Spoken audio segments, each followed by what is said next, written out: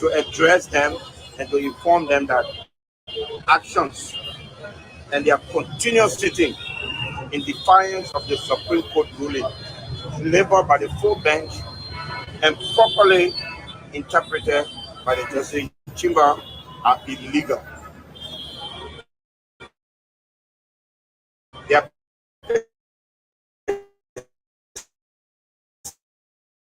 persistent disregard for the highest code of our land and country, it undermines our governance system and threatens both national and international confidence in our institutions. This continued defiance put us at risk and the integrity of our democracy and the stability of our economy and the trust of the Liberian people and our international partners. We call on our colleagues to respect the decision of the Supreme Court and to work with us towards a resolution that is consistent with the rule of law. As of today, we are resolved that we no longer sit under their leadership as the court has declared their actions unlawful. Instead, we will continue to work with Speaker Kofa and convene with him as necessary in accordance with Article 33 of the Constitution, which allows us to meet and adjourn in the absence of a quorum. We will maintain this position until our colleague recognizes the authority of the Supreme Court and until the executive ceases its support for their unconstitutional actions. Further, we call on the Senate to honor and respect the Constitution by ceasing all business with this body that has been declared illegal by the Supreme Court. We also urge the international community, including ECOWAS, the AU, the EU, the United Nations, and the government of the United States to refrain from engaging with them. The ongoing crisis at the House of Representatives is not merely a political dispute. It is a direct challenge to the foundation of what is Supreme Court risks descending into lawlessness and instability. We will not rally as the democratic principles that govern us are disregarded for personal and political gains. We reaffirm our commitment to peace and to upholding the rule of law. We would not be intimidated or we would not surrender to any group seeking to hijack our democracy. The Liberian people deserve better and remain steadfast in ensuring that justice, democracy, and constitution.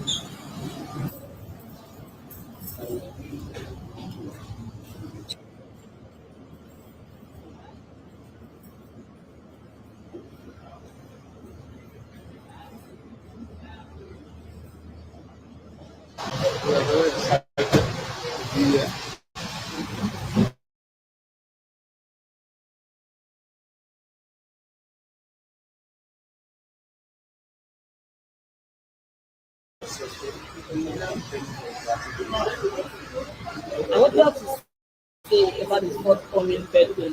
If there could be a shout out to this birthday. What a blessing. Please do enjoy your stay here. Thank you so much.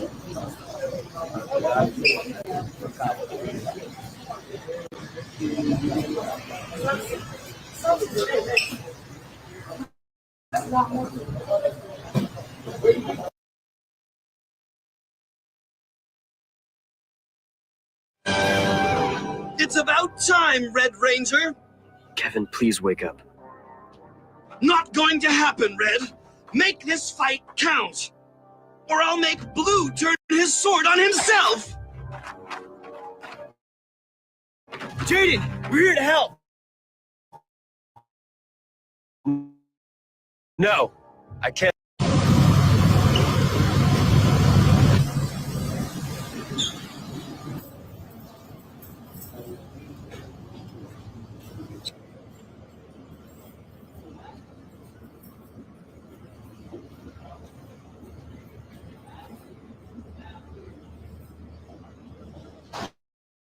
We're very excited to be here.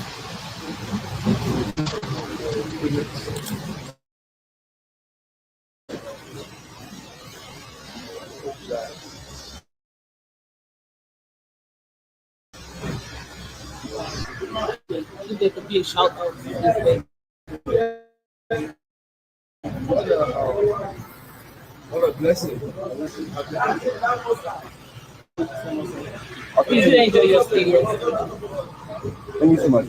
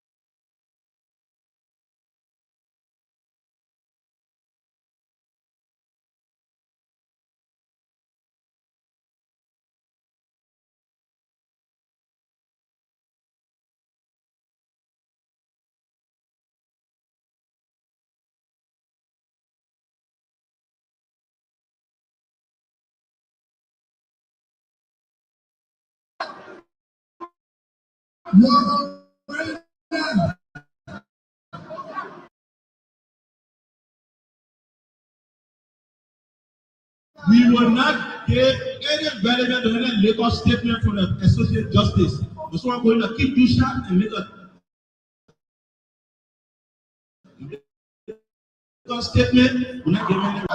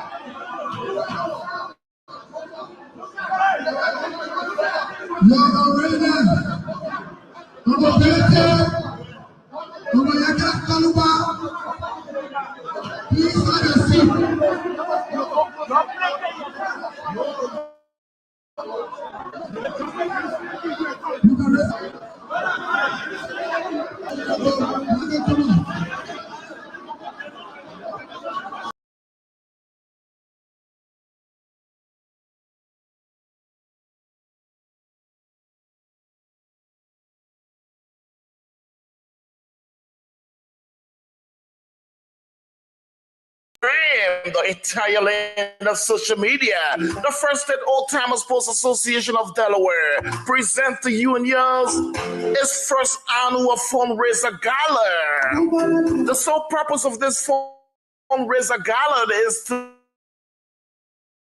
construct a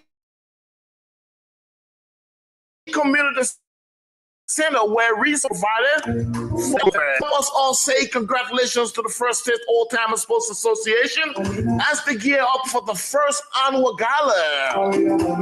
VIPs to be honored will include former team managers and former members of this unique organization, to begin with Gentleman Sam Weeder, Gentleman Jackson T. Seaton, Mr. Moses D. Cindy, Mr. Edwin Z. Cruz,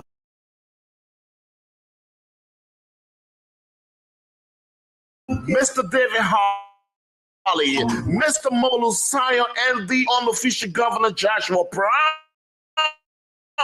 The very elegant night of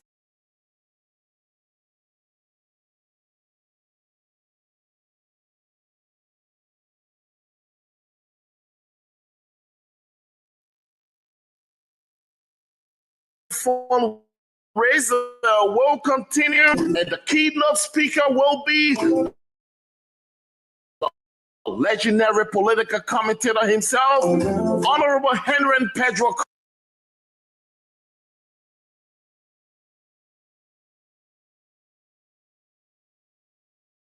Co-star.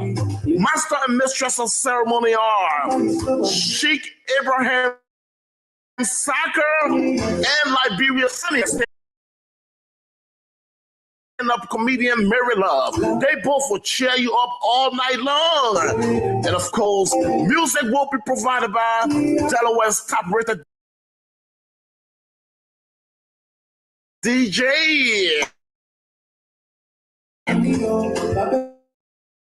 Admission for ordinary is $100 pay only. One teller.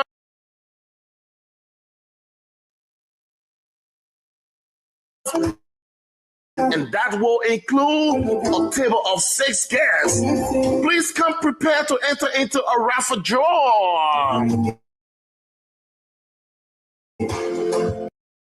Raffle ticket, ladies and gentlemen, you $2.50. The winning ticket will get a round trip ticket to Liberia, West Africa. It's going down on Saturday, February 15. The address is the Shrine Temple Banquet Hall, 198 South DuPont Highway in Newcastle, Delaware. Come and have so much fun as you give back to the First State Old-Timer Sports Association of Delaware.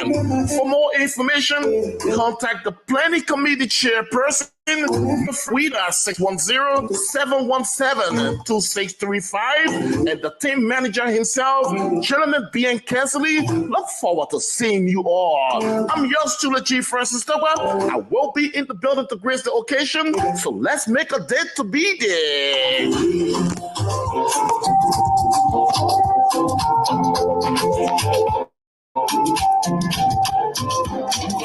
Yeah, all my kids they wanting me for. All of my kids I give it to God. They tell you like you will have all of my money, papi la job. They get like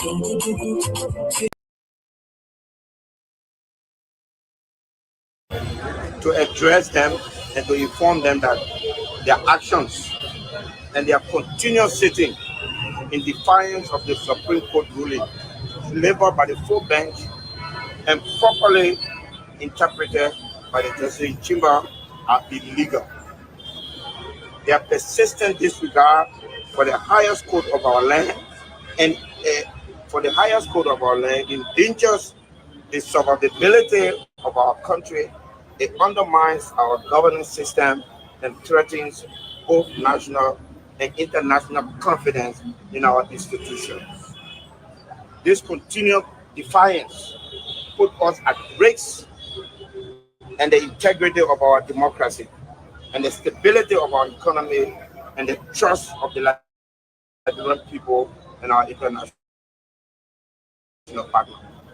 We call our colleagues to respect the decision and to work with us towards a resolution that is consistent with the rule of law. As of today, we are resolved that we no longer sit under their leadership as the court has declared the actions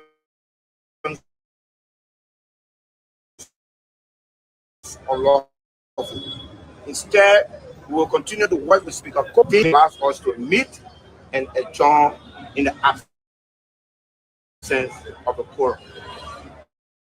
We will maintain this position on recognizes the authority of the Supreme and until the executive ceases its support for their unconstitutional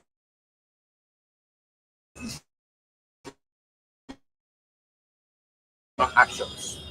Further, we call on the Senate to cease with this body that has been declared illegal by the Supreme Court. We also urge the international community, including ECOWAS, the AU, the EU, the United Nations, and the government of the United States to refrain from engaging with them. The ongoing crisis at the House of Representatives is not merely a political dispute. It is a direct challenge to the foundation of our democracy and the rule of law. A nation that does not respect its Supreme Court risks descending into lawlessness and instability. We will not stand by idly as the democratic principles that govern us are disregarded for personal and political gains. We reaffirm our commitment to peace and to upholding the rule of law. We would not be intimidated or we would not surrender to any group seeking to hijack our democracy. The Liberian people deserve better and will remain steadfast in ensuring that justice, democracy, and constitutional governance prevail. This is a statement of the rule of law. Thank you.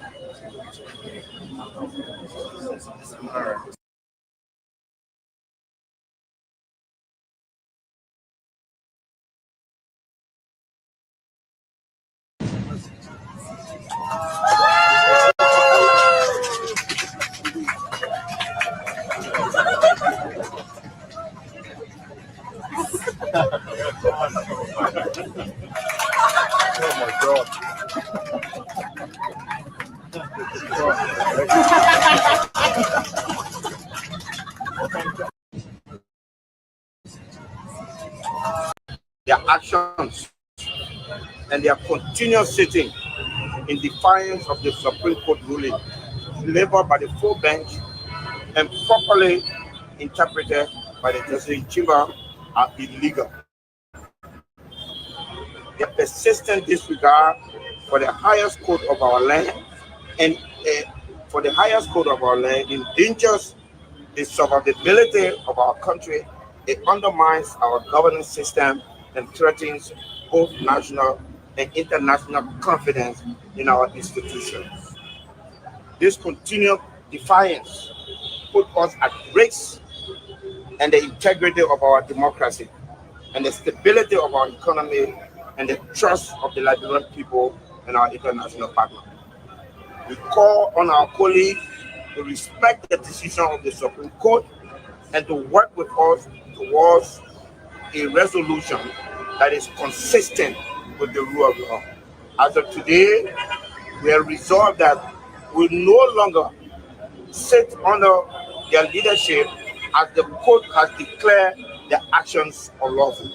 Instead, we will continue to work with Speaker Kofa and convene with him as necessary in accordance with Article 33 of the Constitution, which allows us to meet and adjourn in the absence of a quorum.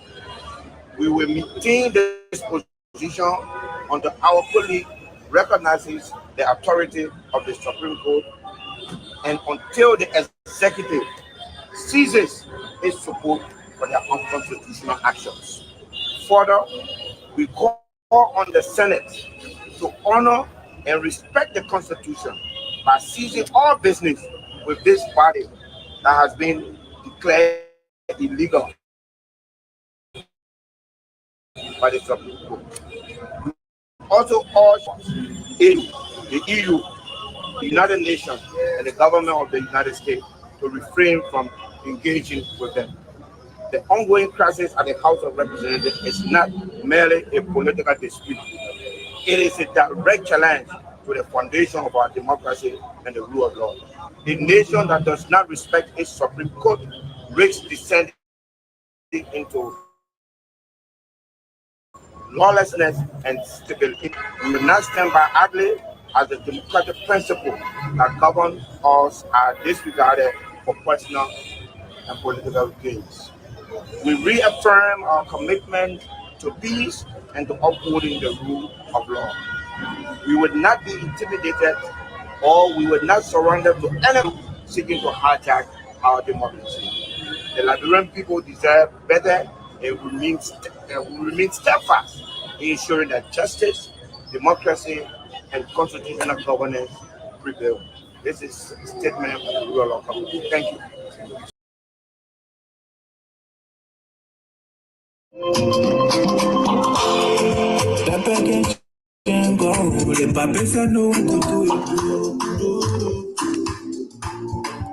Ladies and gentlemen, Facebook, Instagram, the entire land of social media, the First and Old Timers Sports Association of Delaware present to you and yours its first annual fundraiser gala. The sole purpose of this fundraiser gala is to construct a community center where resources will be provided for the children and the elderly of Delaware.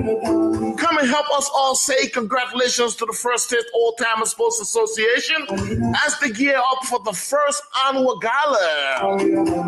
VIPs to be honored will include former team managers and former members of this unique organization, to begin with Gentleman Sam Weeder, Gentleman Jackson T.S. Seaton, Mr. Moses D. Sandy, Mr. Edwin Z. Cry, and Mr. Segway Morris. Others are Mr. George Tor, Mr. David Holly, Mr. Mobilu Sayo, and the unofficial Governor Joshua Brown. The very elegant night of fundraiser will continue, and the keynote speaker will be the legendary political commentator himself, Honorable Henry Pedro Costa. Master and mistress of ceremony are Sheikh Abraham Saka and Liberia's funniest stand-up comedian Mary Love. They both will cheer you up all night long. And of course, music will be provided by Delaware's top-rated DJ. Admission for ordinary is $100 US, as patron guests to pay only $1,000 US, and that will include a table of 6 guests. Please come prepared to enter into a raffle draw. Raffle ticket, ladies and gentlemen, will cost you $2.50, and the winning ticket will get a round-trip ticket to Liberia, West Africa. It's going down on Saturday, February 15. The address is the Shrine Temple Banquet Hall, 198 South DuPont Highway in Newcastle, Delaware. Come and have so much fun as you give back to the First State Old Timer Sports Association of Delaware. For more information, contact the Planning Committee Chairperson, Mr. Frank Weeder, at 610-717-2635, and the team manager himself, Gentleman Myean. Look forward to seeing you all. I'm yours truly, G. Francis Togar. I will be in the building to grace the occasion, so let's make a date to be there.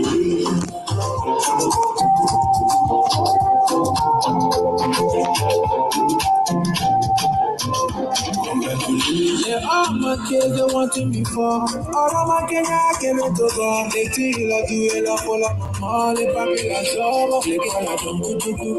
See the thing I do. Tell us to say we not. Robin. Huh.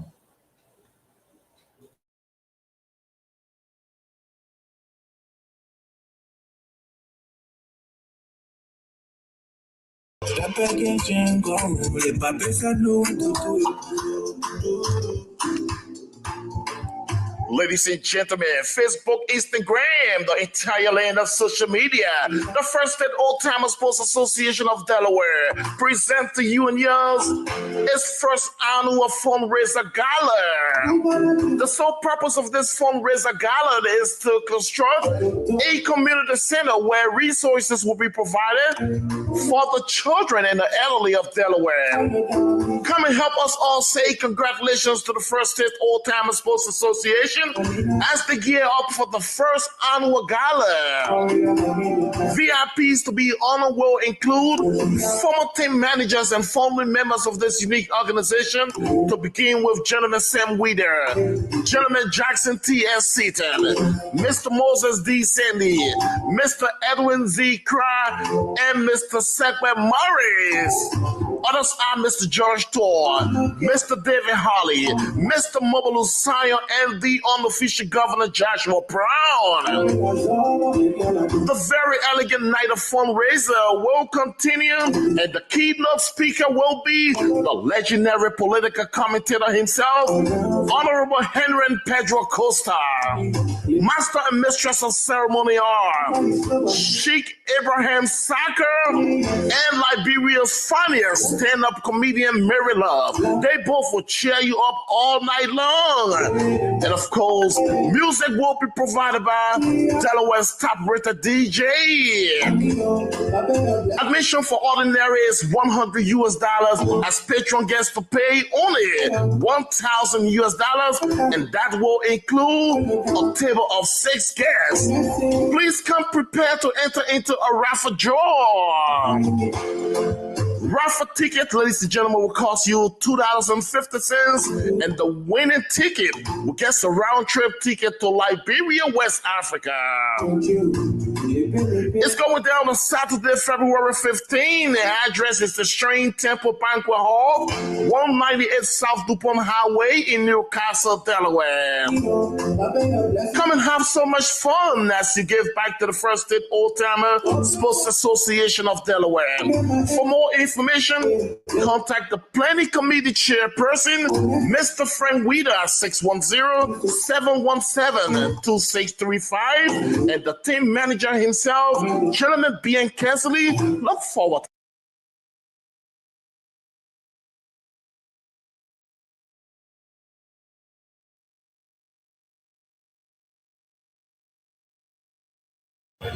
to address them and to inform them that their actions and their continuous sitting in defiance of the Supreme Court ruling delivered by the full bench and properly interpreted by the Justice Chamber are illegal.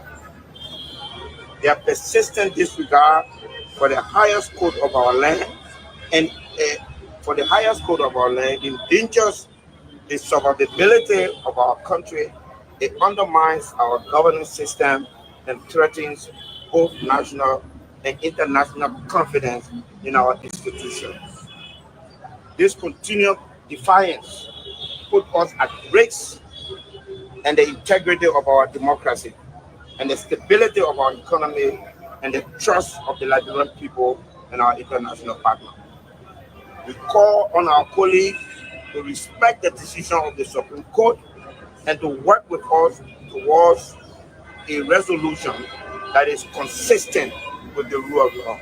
As of today, we are resolved that we no longer sit under their leadership as the court has declared their actions unlawful. Instead, we will continue to work with Speaker Kofa and convene with him as necessary in accordance with Article 33 of the Constitution, which allows us to meet and adjourn in the absence of a quorum. We will maintain this position until our colleague recognizes the authority. Hey, having a problem with my stuff, but everybody, good afternoon, good evening, wherever you are. Welcome again to the closing argument. It's good to be back. Today is Thursday, the 13th of February, 2025, on the eve of Valentine's Day. Melvin Fassima, +2. It's good to be back. Welcome again, everyone. Got lots of news going on tonight. But before, let me just recognize Yumantro Asiru Mensa from Minnesota, Peter White from Minnesota, Aliyo Masale from Maryland, Ruth Roberts Pengba. They let it by. Oh, yeah, I'll give her a trophy. She on every post. She commenting on every post. She's a fighter. What? I give her credit. If you're going next election, you better recruit the woman. She's a fighter. She can fight. She on every post. She don't spare none. Ruth Roberts Pengba. Got Aliyo Men's Masale. Yeah, I said call his name. We got Garguah Toure, Ambassador Timothy Danny Welbeck, Aliyo Kamara, Stephen Gonkanu from Johnsonville, Morovia. That's my era, buddy. Bertha Stewart. And we got the other guy who always put in his talking crap about me, but I ignore him. I don't get for no soup better more than palm butter. Look at his name. Like, how you get kind of fake name and you be attacking people? A very real name, man. But anyway, it's good to be back. Tonight we have one of the senatorial aspirants of that in the upcoming by-election in Nima County for the seat of Senator Johnson, the former county inspector during the CDC-led government of President Weah. There's Mac Blenwan. Blenwan. He'll be our guest tonight. He's in Nima already. He's in Nima. He'll be coming on the show from Nima. It'll be an interesting show tonight. Well, lots going on. First, let me clarify the issue going around about sanction today. We're able to call the OFAC office to confirm it, and they said they're not aware of it. They said when they are ready to do sanction, they don't hide it. They come up. They will put it up. So I know everybody wants sanction to come on people who have on the government officials who are betraying the public trust. But the OFAC office, the number is 202-622-2490, 1-800-540-6322 in Washington, D.C. They said that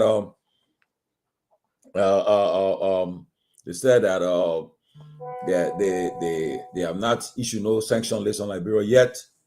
But when they ever do it, it will be public.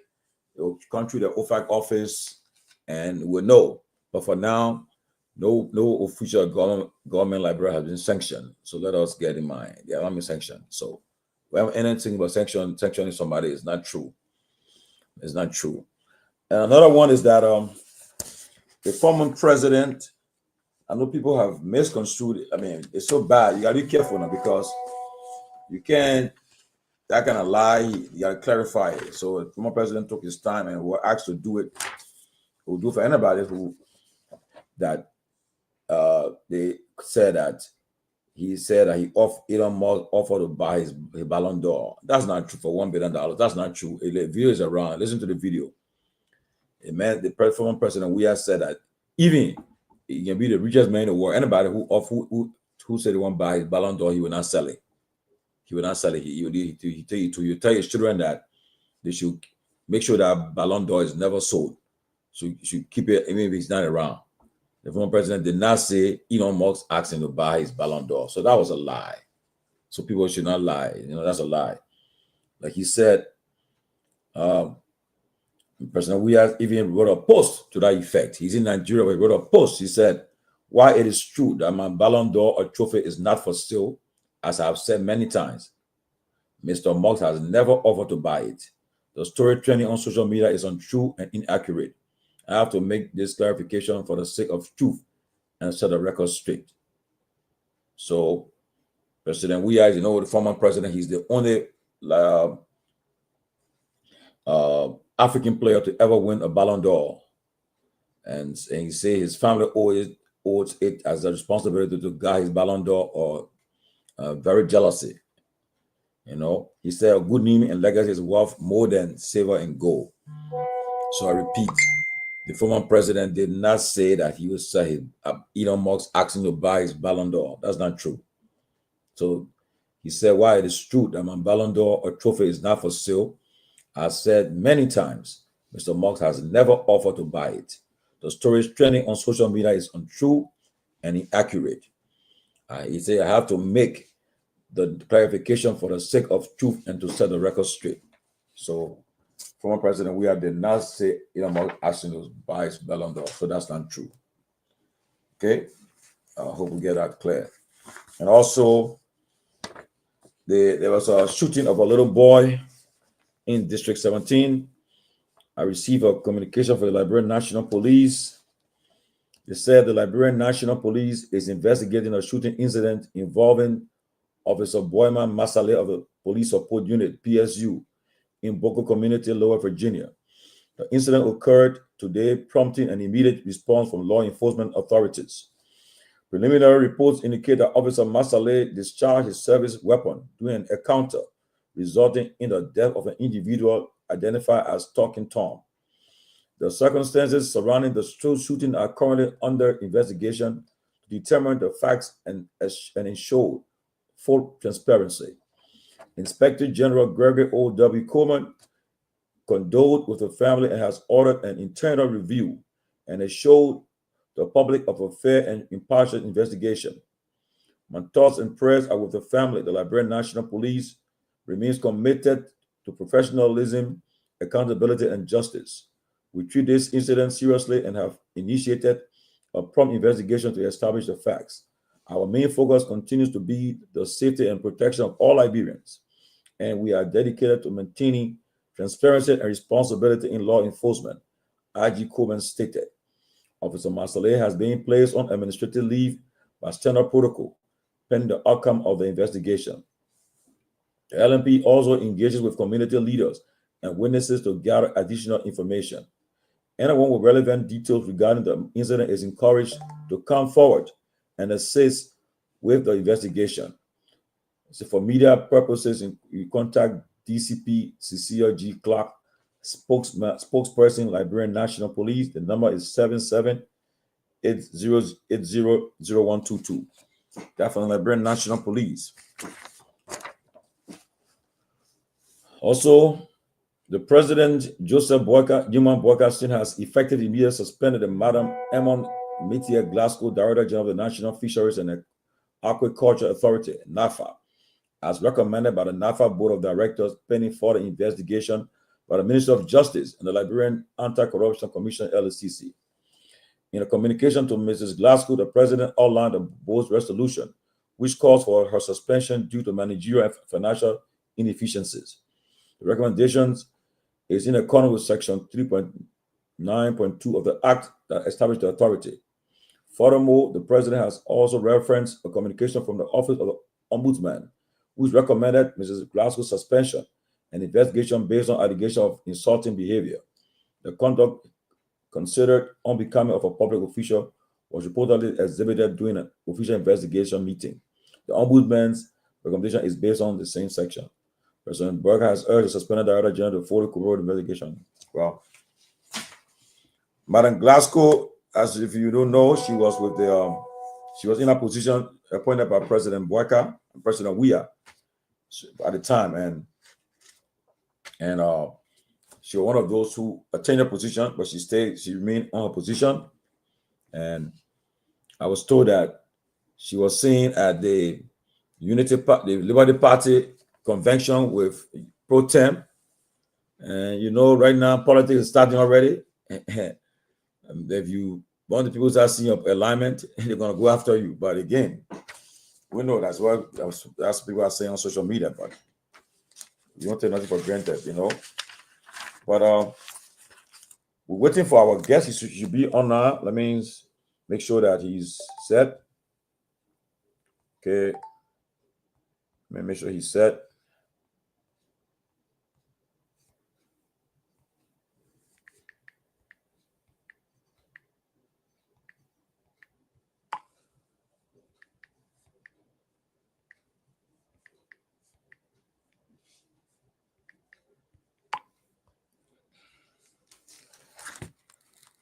Okay, I think he's coming.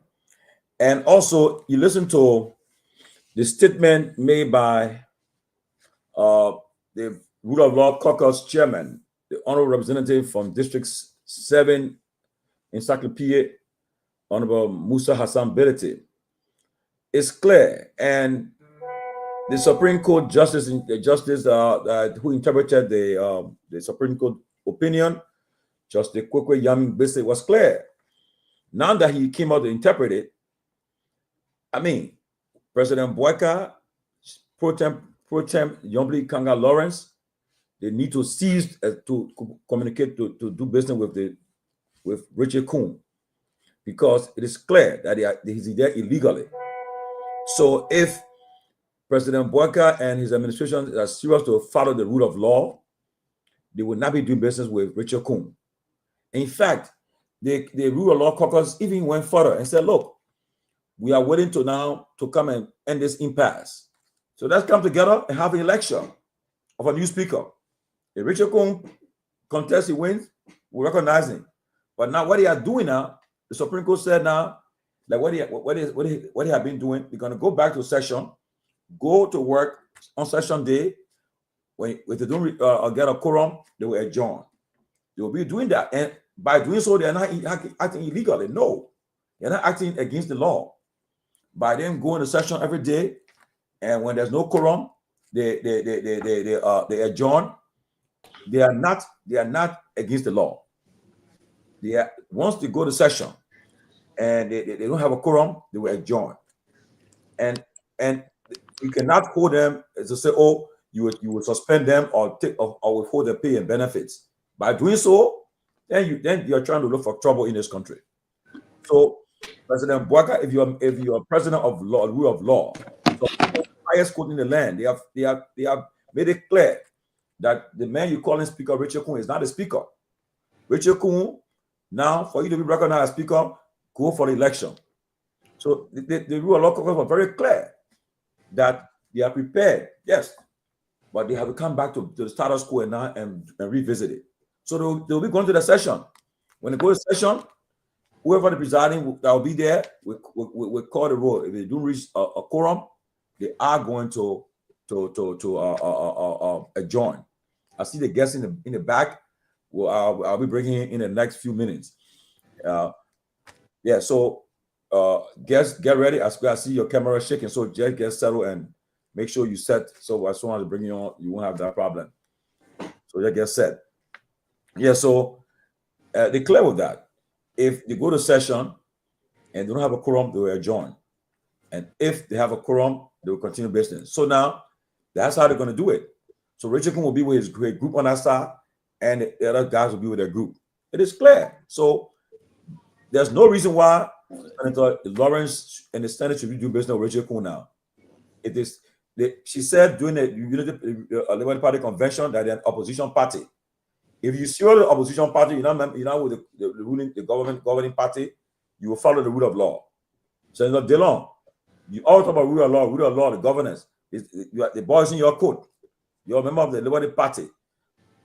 You tell Senator Lawrence, we cannot do business with Richard Kuhn. The Supreme Court has spoken that he's not recognized as speaker. So let him go back to the status quo.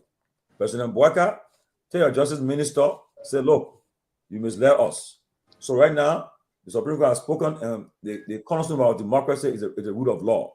So if the highest court has spoken, we cannot come and say we're not honor the decision. So that's the boys in the court.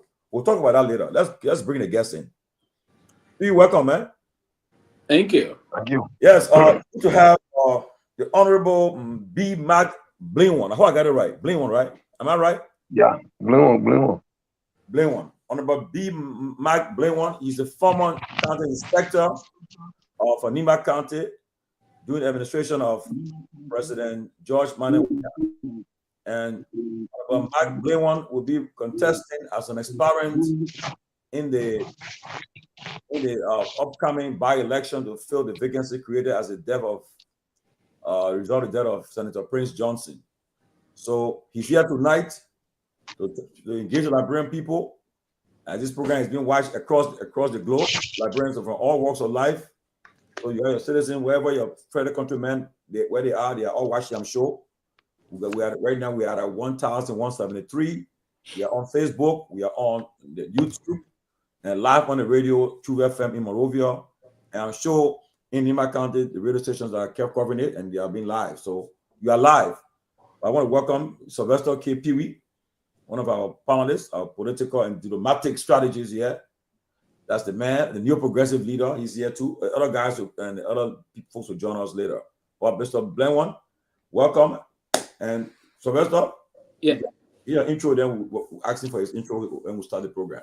Yeah, thank you. A lot of things today. I think we got a lot of things. I don't know if we will really go more deeper while we have our guests here today, but the suspension of Madame Glasgow and other major things unfolding in the country. And it was interesting when you were reading the letter. When I saw the letter today, Timoni, the aspect that's saying it's a rooted instructive behavior, right? From the ombudsman. I didn't know we had an honest ombudsman until Emma Glasgow own process. Got people serving double capacity. At the same time, government officials, party officials, the ombudsman cannot see those people. Listen, we need to be serious in this country, but we'll take some time to go back to that process, because I see that the ombudsman himself seems to be someone that we need to check very well, because he's not balanced here. If you want to be writing the president, informing the president about Emma attitude, but you have other people that are blatantly, knowingly, intentionally violating the very code of conduct that you should be there to be the superintendent of, and then you try to be selective and other things. That's why chaos will always be around in our society, because we don't want to be balanced. But I mean, it's going to be a very good day today. Let me say I think our guest just went somehow MIA, but I think we're going to be back soon. Let me say welcome to him, and I see him very in a very passionate way. I can see his face that he prepared for the campaign process. He's somewhere in Nima County. We hope to ask him the necessary question why he think he can be the best individual to represent the people of Nima County. So I look forward to having a very great interaction. This is going to be a very seriously contested race. It's going to be very close to call, because he's someone that's been the county inspector. We have the former superintendent also. So we have the county inspector, the former county inspector contesting. We have the former superintendent contesting. And we also have a current lawmaker and other individuals. For instance, my own dear friend and brother, T. Wanoke, also is, as I heard, is contemplating doing his declaration of intent to contest. So it's going to be so we look forward to asking him the necessary question, but in a more respectable manner. So it's good to be here on the show this evening. Thank you, Pewee. Let's also welcome Lofa Julius. Lofa, intro, then we'll get to the guest. Good afternoon, good evening, wherever you may be joining us from. Welcome to the closing argument, especially to our listening audience. We appreciate you all for being consistently part of this platform.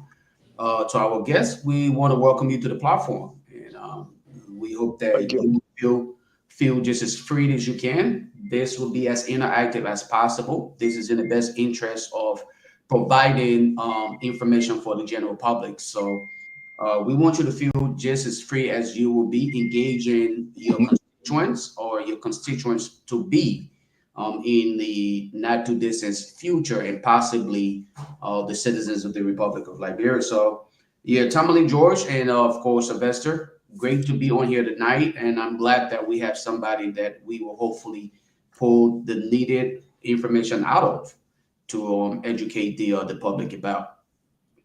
Thank you. Please share the show, please. Share the show. Again, welcome, B. Mac Blingwan. Welcome, and you can give your intro, and then we can start the show right away. Okay, again, I want to say thank you for giving me the opportunity to speak to our people out there. I want to say good evening, and good afternoon, good morning out there to our people who are listening to us on this platform. We can simply say a very big thank you to Mr. Josh for giving me the opportunity to be able to share our deal with our people across the world. Okay, Mr. Blingwan, I hope your family and everybody is doing well at your end. All is well. We'll play this video later on. Once we actually will play it once we're ready. Right. We'll play it. But my first question to you, we'll go straight into the question, but we're running against time. There are sources confirming that you recently held a meeting with Vice President Kuhn, and he asked you to drop out of the race in return for money and job. Whether it is true or not, can you, for the sake of record, say tonight that you are going to be on the ballot for the Nima County by-election? Thank you. Firstly, my name is B. Mike Blingwan. For those of you who don't know me, I'm from Nima, from the town called Lovely, Capital Statutory District, Boequida Administrative District.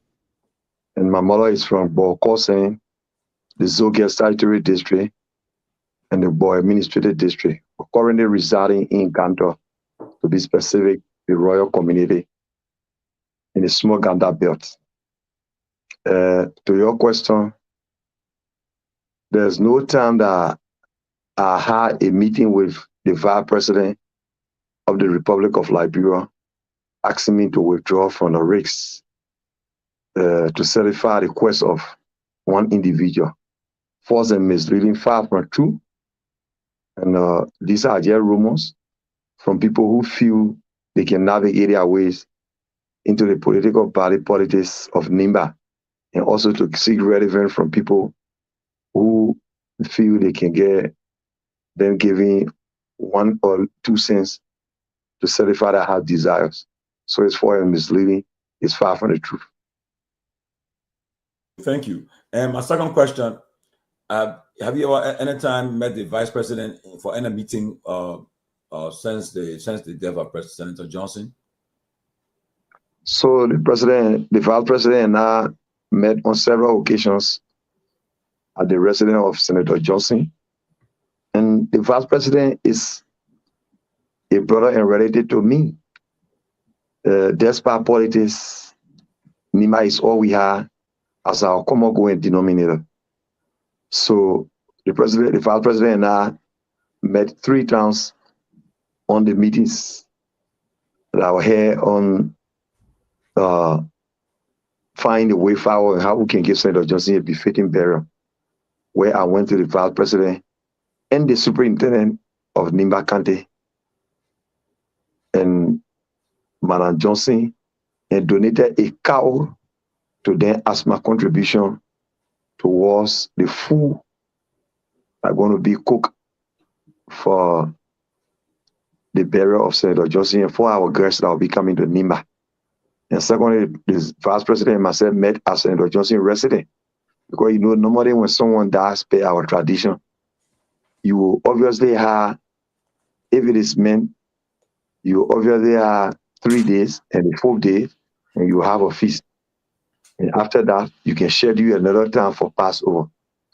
So we met there, and that had been the issue, or that had been those places that we met at the burial ceremony of Senator Johnson and the meeting here at Senator Johnson's residence. Thank you. Pewee?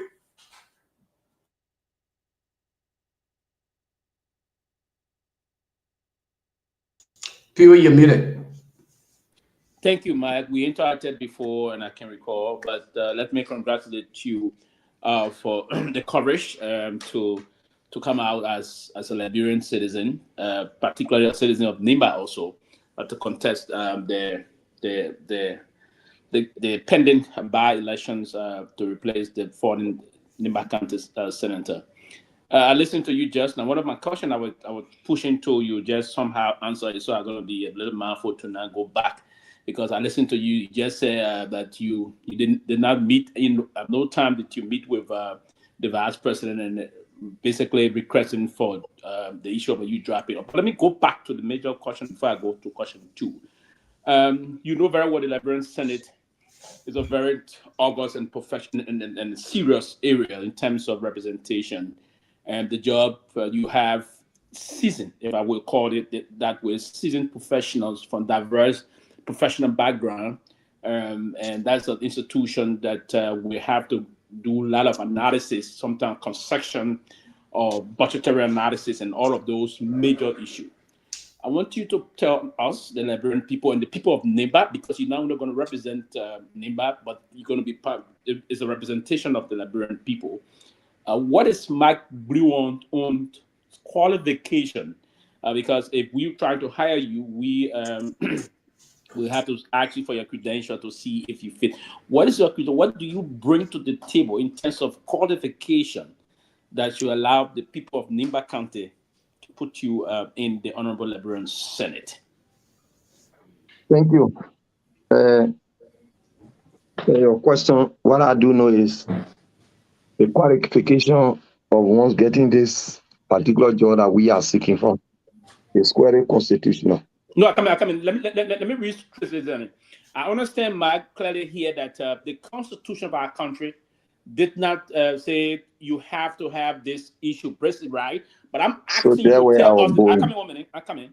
I'm asking you. The Constitution is saying you should be 30 or 35 years old and have an incumbent property, and you may have been resident I'm telling you, that is an institution of a lot of professionals from diverse political professional background. We have lawyers, we have seasoned, we have folks like Amara Cornet, you have folks like the former Pro Tem, you have people with deep credentials. You're going to be locking horn with those people. I'm telling you, for the sake of this conversation, the people of Nimba, what is your own professional competence that you bring to bear? Leave the constitutional aspect of it. What is your professional qualification you bring to bear to the job for the Liberian Senate? Thank you, Pewee. By professional ethics and my portfolio, as someone who studied management and emphasis in economics, and to manage the affairs of Nimba, and also to make Nimba case by knocking homes with those professional men, guardian men that you are talking about, which put me up to the task to do that, to make Nimba case. So I'm a management person, and also, like I said, who are emphasis in economics. Okay, so you got a degree in management. Though I am a graduating student at the Nimba University with profession in management and emphasis in economics. Oh, okay, so you're studying at the Nimba Community College. Nimba University. The Nimba Community College. Yeah, the Nimba University. It's now a university or community college? It's a university. Okay. Okay. No. Okay. Yes. I just want to know. Okay. So you. Okay. Yeah. Somehow that. So that is it. So so my second question basically, and the interaction is basically for the people to know. We have time to help sell you, so people can know who the intent they're going to be voting for. So my second question for you, Chief, is the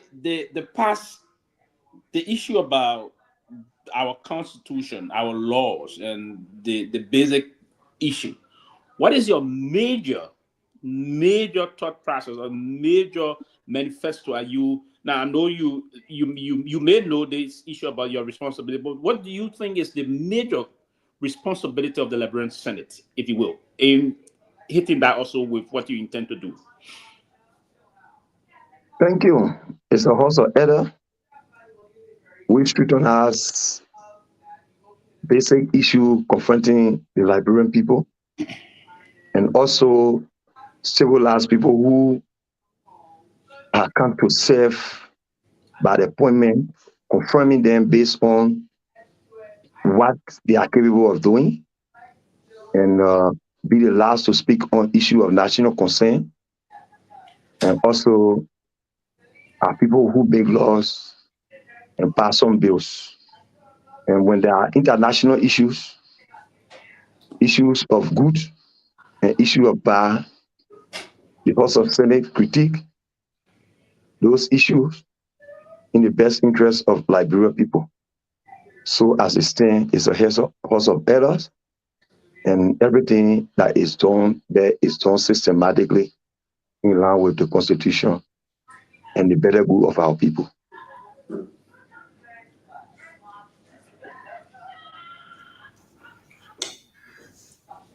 Lofa, go ahead for now. So, Mr. Blinwan, I hope I pronounced the name right. Thank you again for being here. Quickly, I think you spoke a little bit lengthily about the responsibility of the folks who serve in the capacity in which you serve. That just gave me an idea of your documented legislative policy. Well, before I even get into that, how long have you been thinking about running for the Senate? So we have been thinking about that. How long?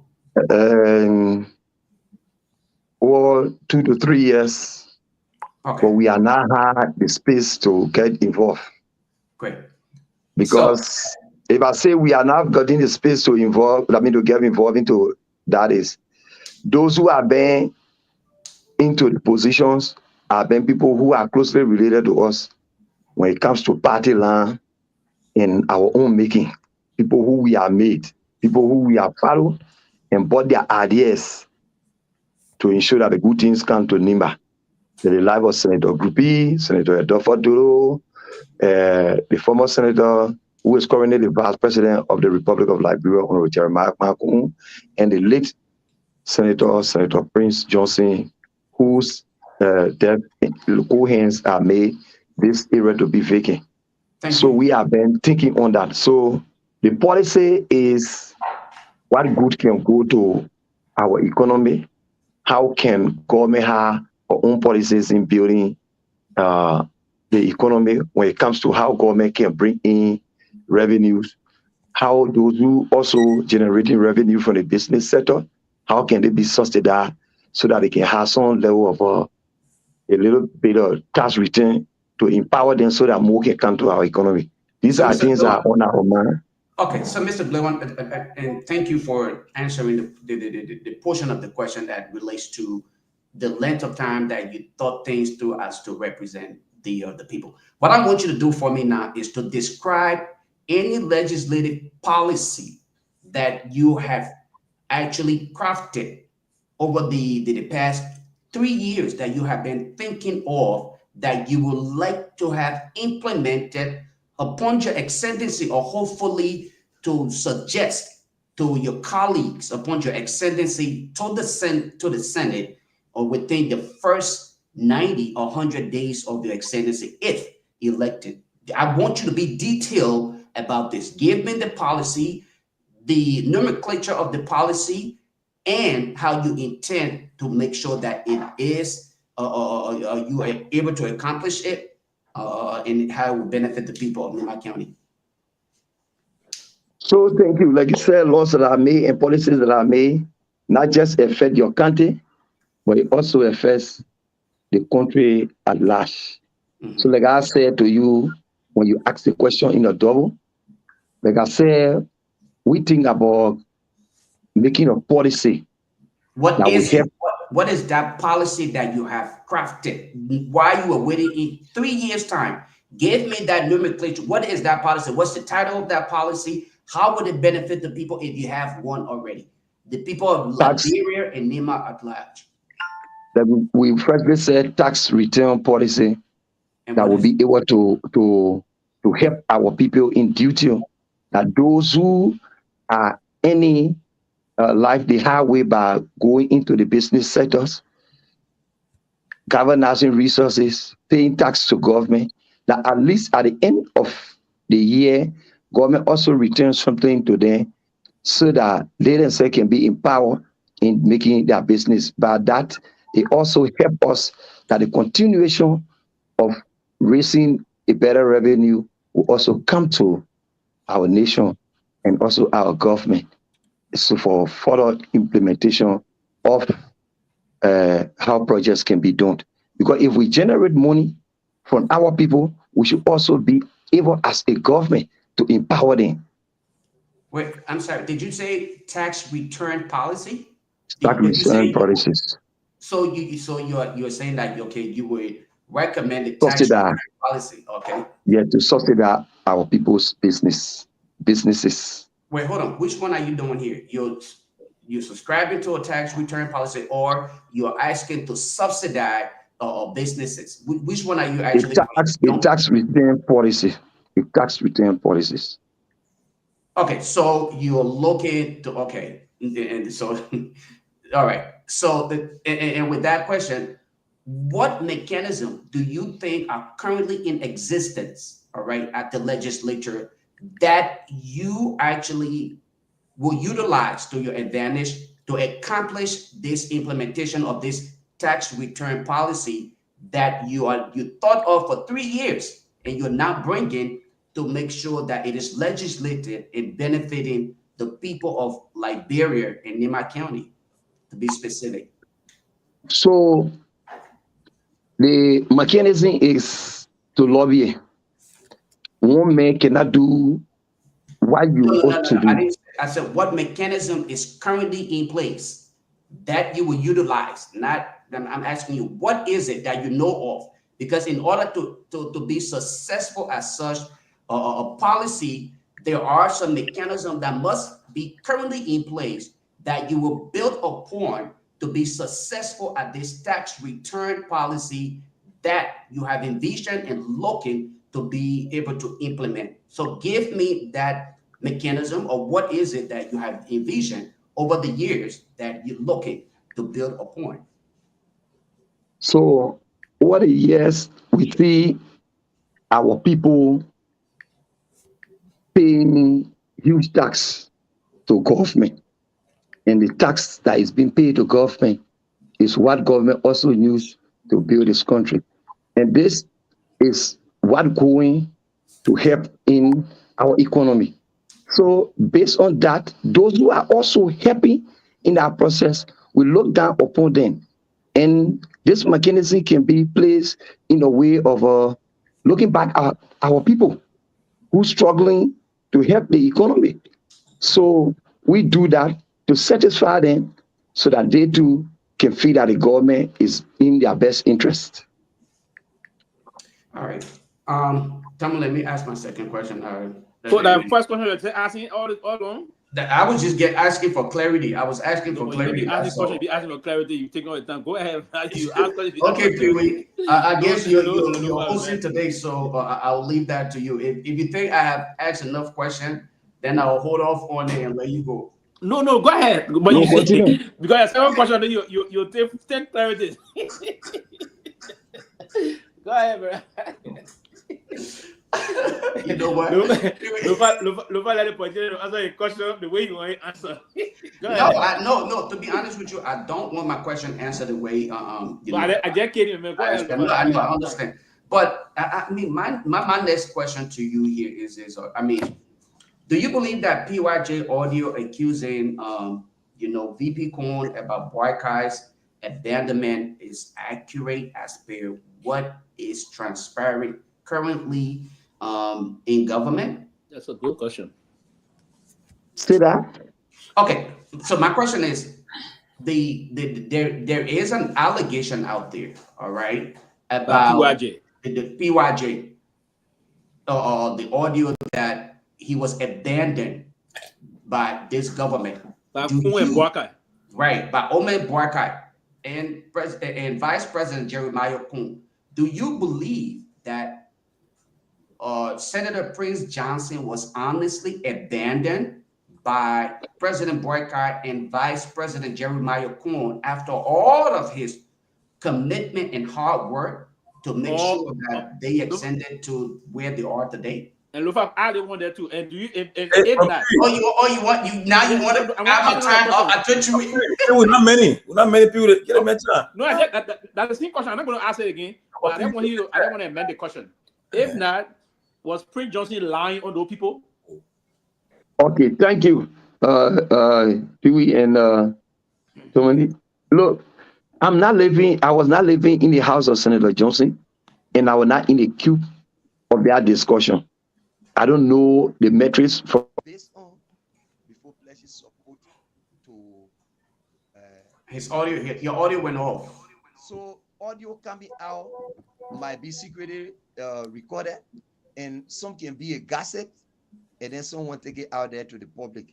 So if Senator Johnson knows that he had issue with Bwaka, and it was like something affecting him, he will come back to the people of Nima to inform them publicly that the support I gave to Bwaka and my son Kun, that have been the reward I'm receiving today. They are abandoned me 7 months, 8 months. They are not coming to my house. Senator Johnson took over, and everyone was, who was given the power was inaugurated by January. And after the induction ceremony, they had 7 months to 8 months to go, and Senator Johnson passed off.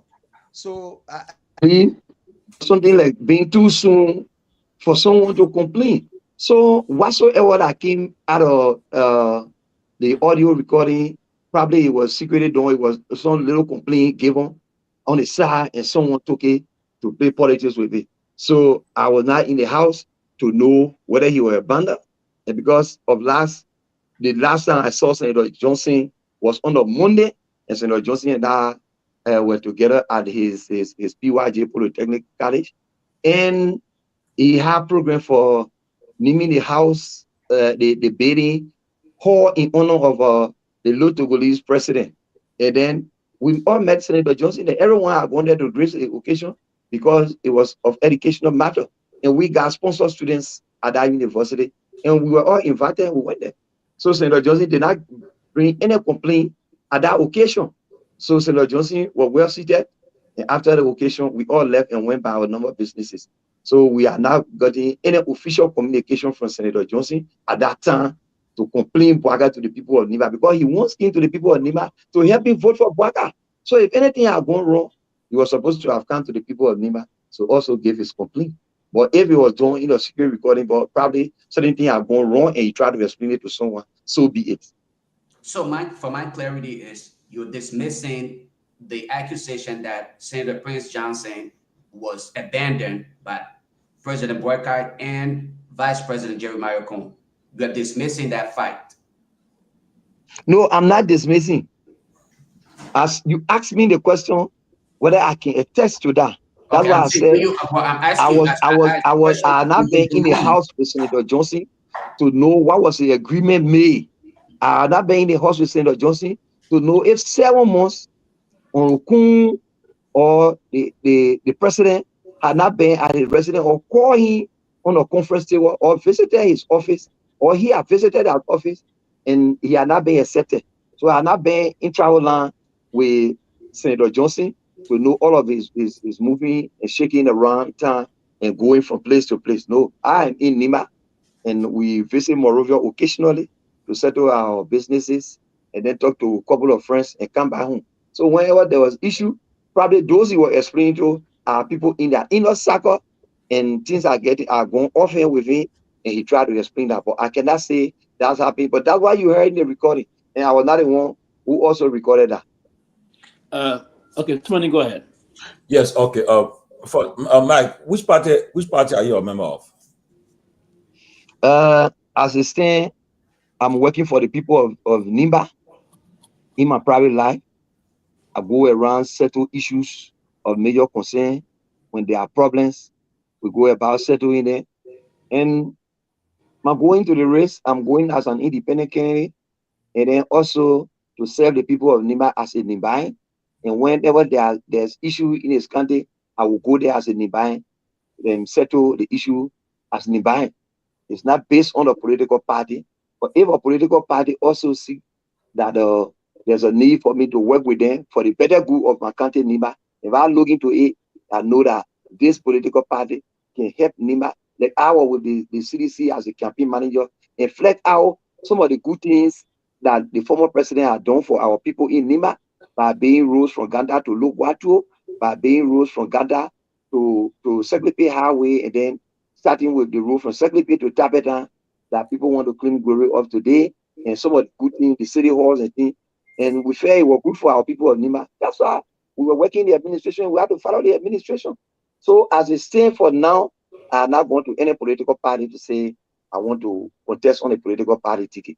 But what I do know is I'm going to work for the people of Nimba. I'm asking the people of Nimba to carry me so that I can serve them diligently, efficiently, and also make my commitment that will motivate young ones to also be able to think in that direction. Okay. Yeah, the road you talk about. Yeah, I drove on that road last year when I went to Ganta and Secretary. The road. Everyone campaign on that road. Everyone campaign on that road. They saw cool down on that road and campaign on the road. Yeah, that road. I like the lights on the road and all. The road is well built. I'll give credit to the CDC. And you increase your volume for me. Yeah, your volume is dropping. You can hear me, right? Yeah, but your volume is dropping. But go ahead. I'll manage it. Okay. My question is, I know you are like you said, like you indicated earlier, you are aligned with the CDC. You are very close to the former president and the CDC. And so I want to find out from you, what's your relationship with the former president and CDC at this moment, at this time? What's your relationship with them? We are good. The good thing is I was recommended by, while it is true, I've been partisan of the CDC from 2005. And I also served as the public relations person for the Coalition for Democratic Change, the campaign manager in 2017, and also the campaign manager in 2023. I work alongside with Honorable Eugene Nangbe as the national campaign chairperson. My relationship with the former president is cordial because he's also a son of Nima from Dobosan, where he constructed a modern clinic today, and our people are high release on those kind of issues of going to resources to go and take treatment. So we are all Nimbans, and election or politics cannot put us back because all we have is Nimba County, and everything we do will be Nimba County. So I have cordial relationship with me as a stand. Okay, so that means I'm sure, because once you have that kind of relationship in politics, I'm sure you need his support. He's a very popular person, and he's popular in all over the country. So have you sought his support, his endorsement for you to contest this race? Have you reached out to him asking for his endorsement? Well, when it is day, when it is night, you go to rest. We are working, consulting people, talking to Nimba County people, because Nimbayans will be the one voting. So let's start from the grassroots up, go to the student community, the marketers in which I have been a part of, and all of those who are associated with. We will go to them later for support. Or as a stand, let us do things not relying on people, but to do it at our own way and feel what our influence can bring to us.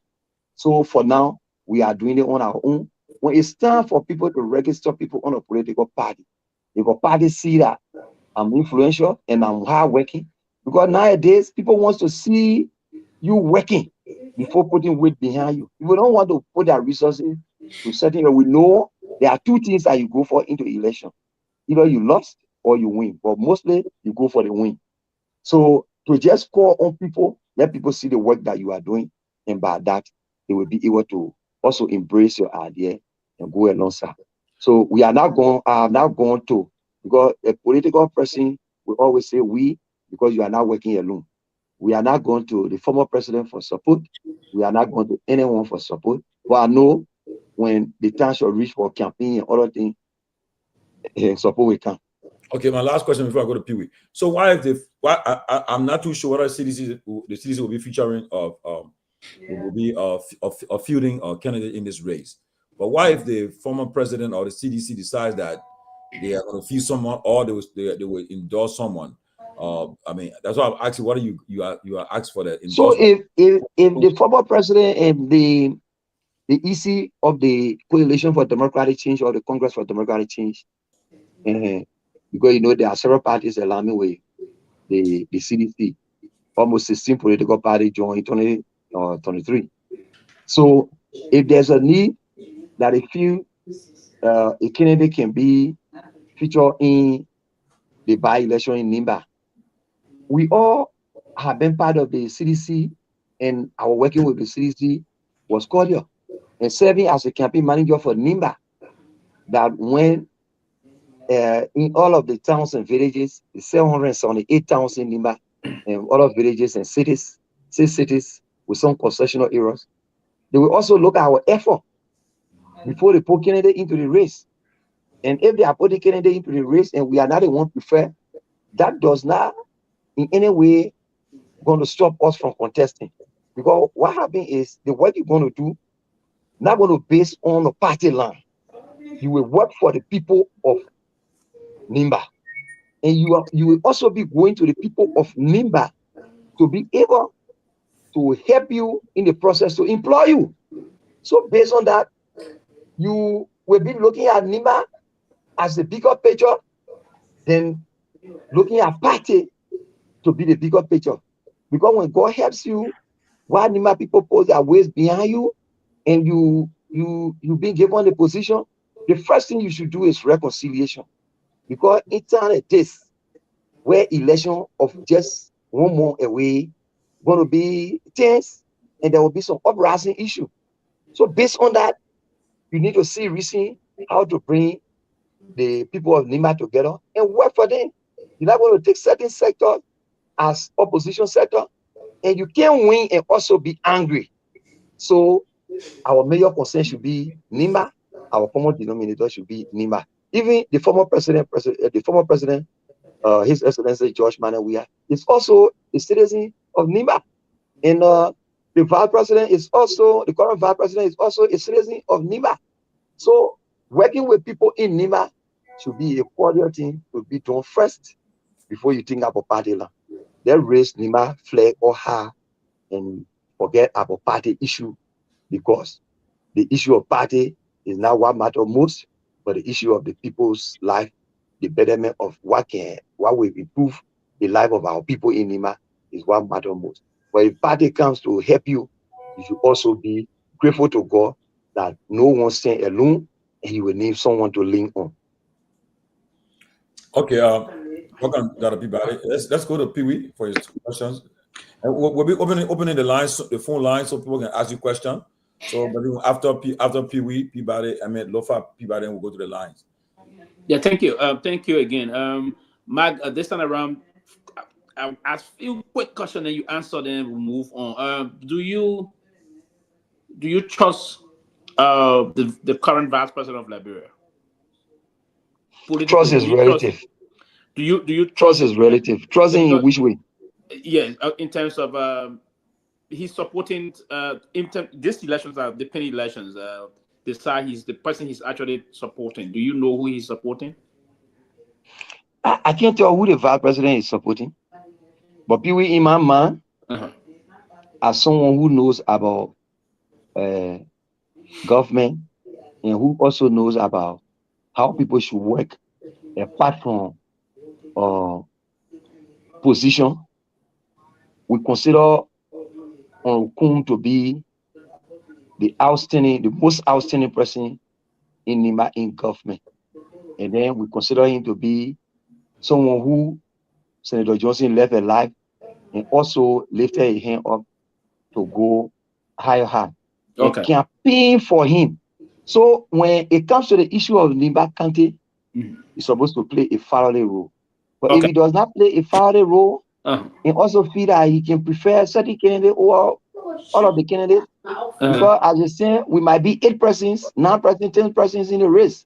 So if taking one person to sponsor the person and campaign for the person and forgetting about the work that government is supposed to do nationally, it means that has a feel.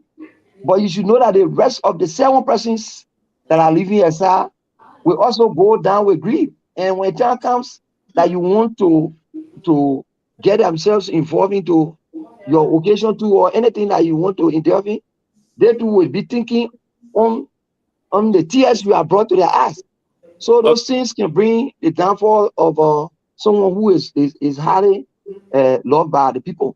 Look at the vote that came from Nimba, 144,000 votes. It came from everywhere, all towns and villages in Nima contributed to the vice president being in a position today. So if some of those places, sons and daughters of those places are coming up, and you say you can set tears in your eye, they will also go with the crowd to their parents.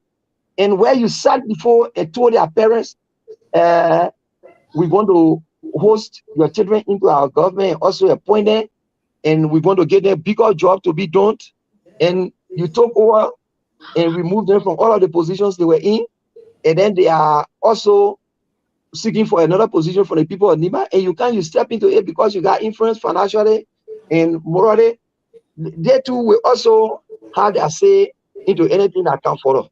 So for me, in my mind, he should play a fatherly role, because every Nibayan will be looking up to him for the better good of Nima County, but not to pull people apart. Okay. Let me say certain thing to you today. We saw the current president bringing the Lofa citizens together Mr. Blue, I don't mean to interrupt and unifying them. But as I said, we have not done reconciliation in Nima.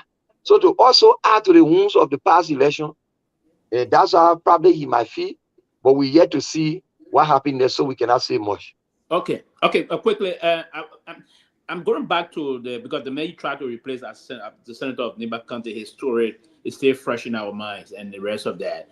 And I listened to one of his supporters from his political party spoke at his funeral, and he got dismissed the next day.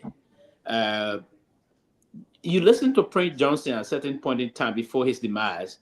He was crying a lot about this war crime code thing. He believed that the Boakai Kun administration actually betrayed him. You listen to that, Mark, and it is perceived of a certain quarter that you are also close to Prince Johnson and you normally interacted with him and all of things. That leave you being close to him. Do you think on the issue of the war crime code thing, and what his party man said, and he re-echoed, do you believe that the Boakai Jeremiah Kun administration really betrayed Prince Johnson? So I cannot speak to the issue of betrayal because, like I said, my closeness to Senator Johnson had not been on the issue of their agreement. I don't know the agreement that was made. No, it's not an issue about you knowing that. Like the secret recordings that are coming out and some grievance we have. It's not secret recording, Mark. You want to be senator of Nimba County, and the Nimba people are listening to you. This is not secret recording. Prince Johnson is on radio saying Jeremiah Kun and Boakai administration tried to prosecute him, and Kun, only thing he could do was to call him and say, "I will give you 5,000 to find a lawyer." Do you believe you want to contest to replace this man that had just been buried? Do you believe that was fair to him? That's not secret recording. So he complains on that and said he was given 5,000 to go and look for a lawyer. And normally the entire world knows that Senator Johnson fear had been war crime code. And those who you talk about first that cry out, or you said it repeated what Senator Johnson has said on the issue of war crime code. In my mind, traditionally, whatsoever that is said at a burial site is a cry voice. It's a public outcry. It's something that people feel disenchanted and they cry upon. It does not require dismissal. It does not require dismissal because traditionally they were crying. But if that was done, that's the entity policy. And by policy and laws, no one can argue it. But in our mind, traditionally, those who cry, they cry in a loud voice. But when it comes to betrayal, he did not expect the issue of war crime code to be highlighted in this government. He once told me on a telephone call that Manaseri saved his space, and the former president, Ambassador George Manneh, we are also saved his space because he supported him. But where he stands, he's surprised that Jara Babu, who threatened him during the case of Garrison Yelu, the former representative of District Number 4, and Honorable Gombu Kagon, the former representative of District Number 4, because they had a case that went in a court. In that process, I was at the NEC office when Jara Babu told, Councilor Jara Babu told Senator Johnson, one day I will prosecute you. So when Councilor Jara Babu was appointed, Senator Johnson placed call to me and said, Mike, can you remember that guy that threatened me at the NEC hearing office at the time in 2018? I said, yeah, he's Jara Babu, Garrison Yelu's lawyer. He said, this man is a man that they appointed. And they may have planned to prosecute him before. And they gave me the war crime code title, I mean, as chairperson, to do prosecution. So I don't see my faith true. So it was his saying. But when it comes to betrayal, I cannot say they're betraying or they're not betraying because the current president said Senator Johnson met them campaigning on the issue of war crime code and he joined the bandwagon. So they did not tell him that they're going to save his space if they are elected. So it was the basis of war crime code that Liberian people voted him massively. So it was part of their plan. It needed to be executed. Okay, quickly before Lofa can you sorry, Lofa, a few seconds. Do you believe, Mark? I complain. Do you believe, Mark, that the representative Samuel Togar have been performing good for his district since he was elected? Do you think he be performing well? Then he be doing well as representative before the Nimba push you electing as senator? So it's left with the journalists to send people in the field to go and inquire from a district. I'm asking you.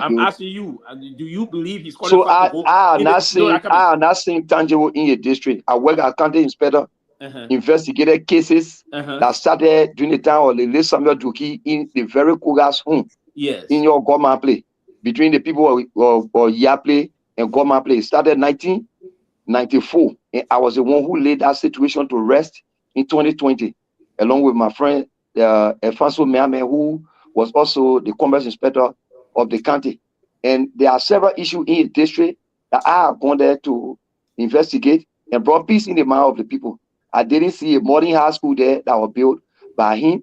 Like the policy that was introduced and from the current vice president at the time, he was even representative for district number 1 that talk about technical and vocational school that the building is ongoing construction today in Canada. These are policies that people want to put on floor. I have not seen a bill introduced over the past 13 years by the current representative of the district, Honorable Samuel Gongloe. So the public could judge that, because if I say anything now, people might count it political, but it's good for the journalists to go in the district and do a background investigation and check on things that he had done. If they are tangible, good. All right. So, Pewee, if I can come in. But I know why it's unfolding there is, even the people of District 5 will feel that this man are marginalized for a period of time. Let us send him over to the people of Nima so he can just go and marginalize and so we can take one function that will be able to help our people. Bridges that are even behind a house have been constructed by one quarter Quaglu who have been fasting to take the position as a representative of the place. The evidences are there and the records are there. All right. So, Mr. Bluon, I listened to you mention a couple projects or hopeful projects that you probably would love to see the representative undertake, considering the building of schools, bridges. Do you sincerely believe those are responsibilities of a lawmaker? So what happened is, listen and listen. If the people are not voting you, they lost 0 cars. The homes you are building today, not going to be there. If you are talking to the government and the government probably not listening to you to carry on good schools, a better network coverage, electricity in your place, you also have to chip in. Because based on all of the promises the politicians made nowadays, I will build you roads, I will empower women, I will give grant to market women. And all of those things are platform that you will carry to the people, and the people will believe in that and vote for you. So Nima have machines. So it's necessary that you take the machine and just fill it and go and build your farm to market roads. And also look in the process of where the education sector is thriving. And if you can talk to a panel, because your job is to go and lobby. You are a beggar, a big beggar. But when they don't want to call you beggar, they say you are a lobbyist. So you just go there and beg other people who are the hand to come and help you. Because that's why you told your people on that basis they should be able to elect you.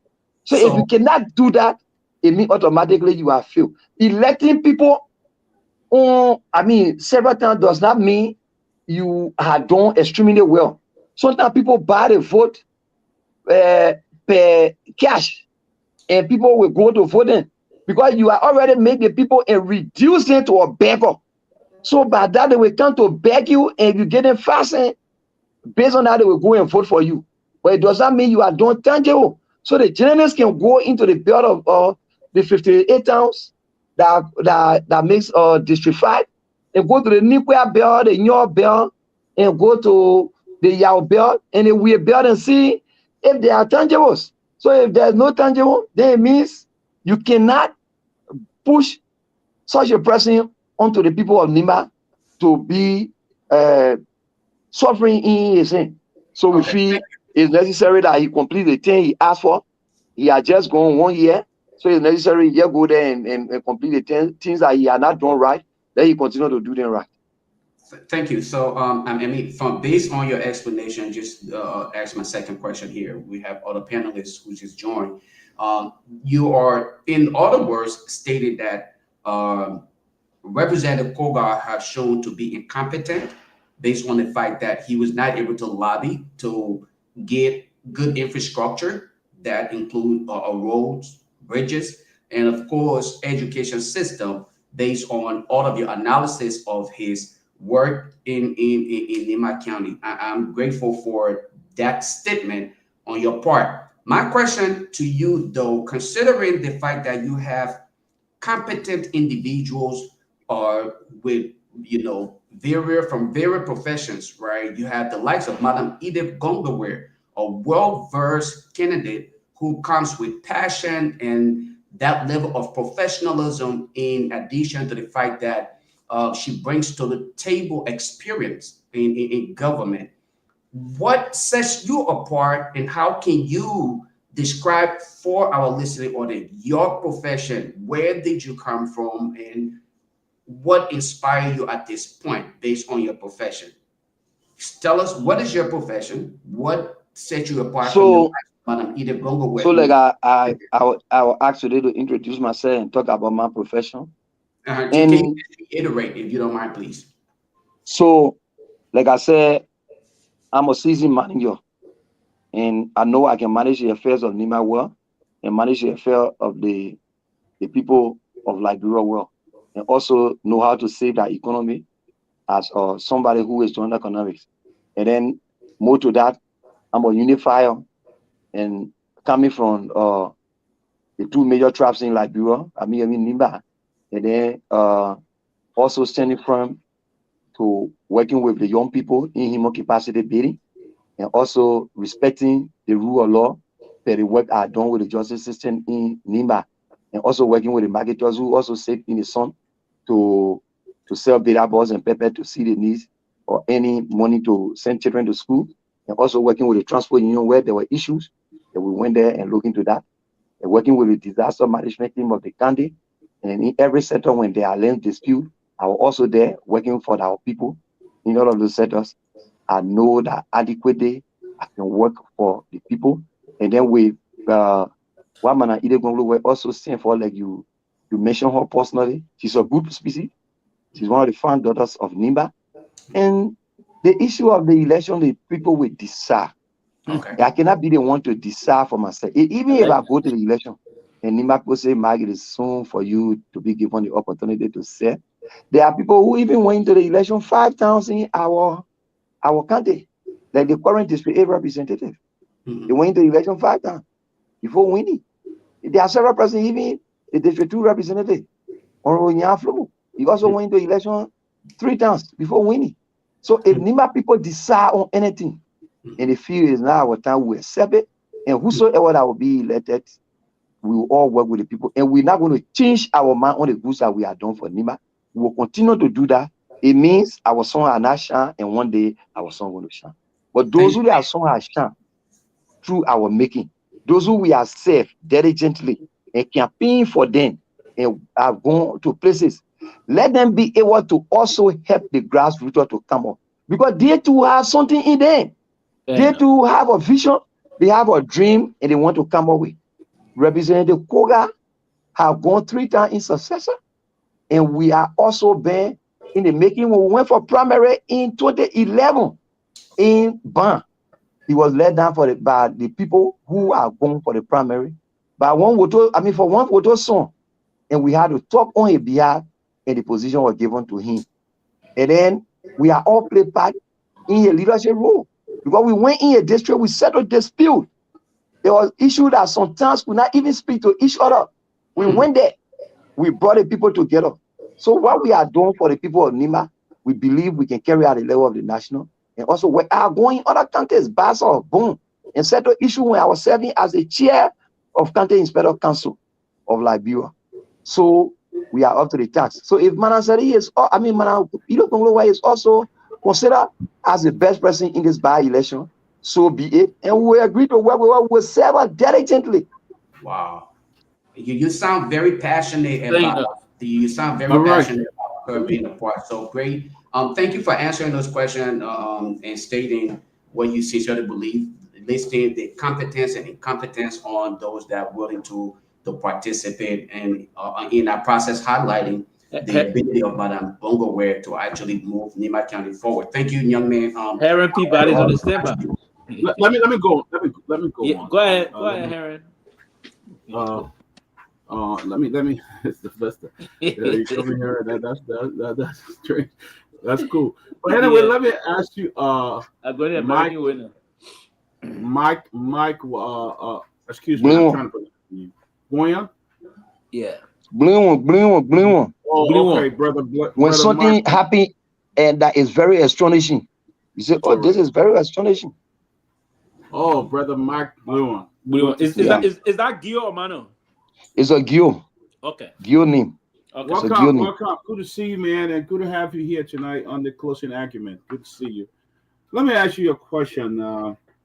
You are running to be the senator in Nima County, and if you win, you probably can be you'll be the next senator.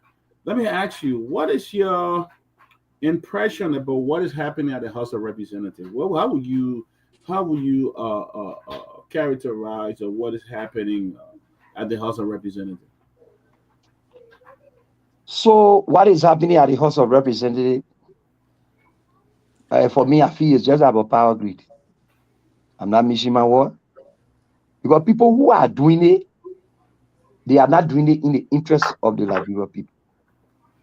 They are doing it for self-gain, and which also helping to stagnate the betterment of our people's life.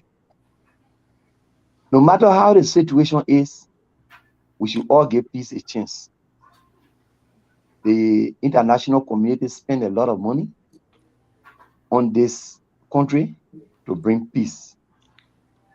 Since we were born, looking at our lawmaker going to the city hall to sit in the conference room, there's no desk that someone could even use the mark that's supposed to be placed on your desk, and our people are standing up, fighting over microphone. It's a disgrace to our society. Fighting in the horse is not just about what comes after the fight.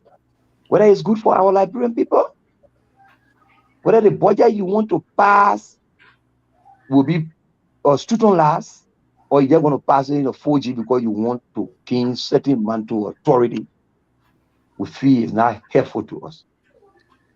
For a coup or for a war, anything that you want to do when it's not playing well, it's not playing at all. So you got to play anything you want to do so that it can affect the lives of the people who sent you to where you have gone. Our paramount concern should be the citizens of Liberia, how development can go about, that we will catch up with countries that are coming from behind us, that are just being independent. Because we are capturing, we are following other countries other countries that just got independent to capture with them, instead of we being ahead.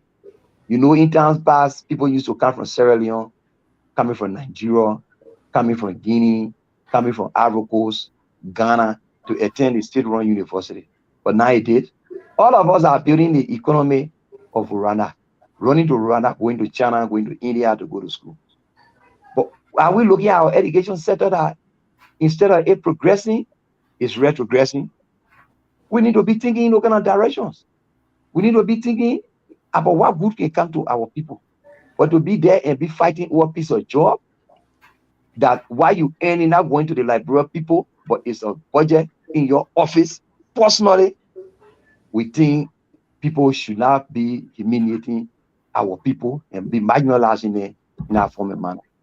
Liberia is a land of peace, and let all of us work together to see how we can enjoy the peace. So we condemn that act that is going on. Every day our lawmakers are fighting. The media is carrying it worldwide. How do you expect other countries to take our country serious? How do you expect international community to take our parliament serious? So we need to desist from that. There's a need that they speak to their consciences and also speak to their minds and know that Liberia is all we have. The time is taking to fight over a position at which time other countries are fostering ahead. I was just in Abidjan in recent days. What I saw in Ivory Coast, I didn't see it at the time I was there in time past in 2004, 2006, and 2008. So I think we are leaving behind, we are retrogressing, while others are progressing. So we need to rethink and take Liberia to be our common denominator. So we condemn those acts that are going on in the house, because anything that is not playing proper is not playing at all. Anything that is not doing better is not doing at all. So you cannot even have lawmaker insulting the assistant, or the associate justice on his opinion on why he knows better, why he explain, why he feel his entitlement is to explain the law to the Liberia people. And if he was quizzed by a journalist or audience and he made input, our lawmaker cannot go and sit down there and insult a relevant person who is highly respected. We condemn those kind of things. It's not good for our coexistence as a people. All right, let me ask you. Thank you for the very lengthy input. Let me ask you this: who, if I go to Nima and ask for Mac Globian, what will people tell me about you? It's also new. You don't even need to reach your Nima. Just stay right there at the crossing point in Bela and ask for the name. People will tell you he's a unifier. Yeah. People will tell you he's human capacity builder. Yeah. Okay. People will tell you he's someone who dies for another person. Wow. Like I said, come from district number 1 to district 9, those who are in current position, including the vice president, those who are come from Nima and taking on the mantle authority, play significant impact in their political sojourn. I love everyone. And anything about anybody is my major concern. I like to see the good of our citizens of Nima. So just stay to Bela and inquire. Don't come to Ganto. Don't even reach to the checkpoint. Just stay right at the bridge and who you will see. Go to Girepa. There's no time in Nima that are not entered to do something good in the life of our people. We know it's politics. When the political times comes, there are so many things that people will want to drill you down so that you can be the choice of the people. But as it stands, Nimbayans know my efforts. Nimbayans know who my Gloon is. Even people that are not from Nima County that honor the sound of my voice. Both our people living in the diaspora. The impact I have made in their life in Nima is physically known. How I made young people to come up. If issue that people need to go to bigger people to reach out to them when there's no way, I fight my way and talk to them. Not me will be doing that other good, but to get to some of our leaders, at least they pass through some of us, and they go there and the good that the person is supposed to do for them, it is done. So I love everyone. And if you enter in Nima, the testimonies are many. Okay, I don't know whether you know this village.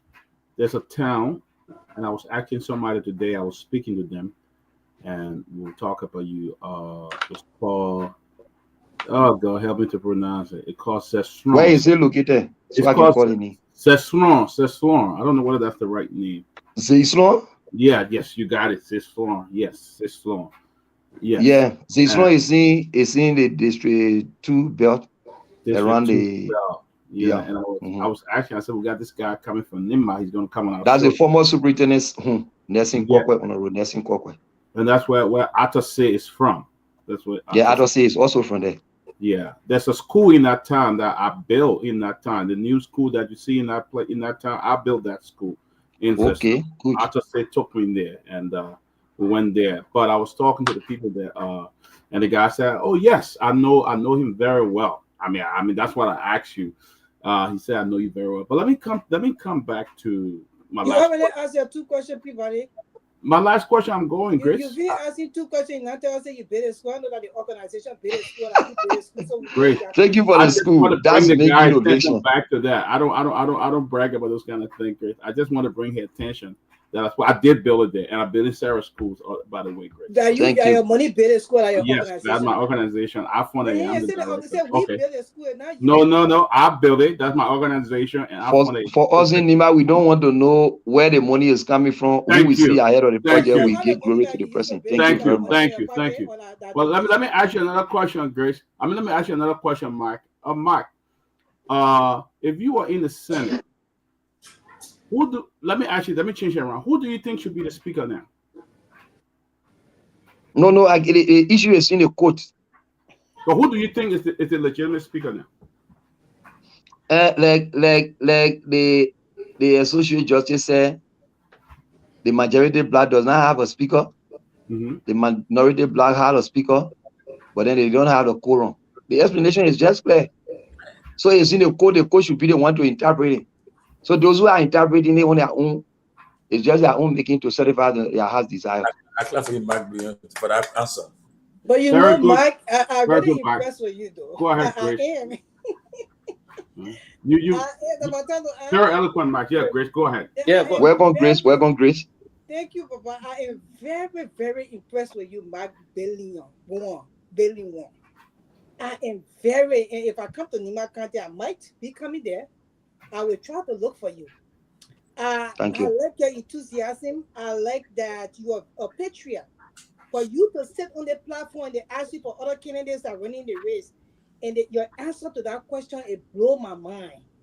Like, because you know, most times, like when people, if they run any race, they will condemn to the fullest the other people, you know, but you say what you have to say, and I respect that.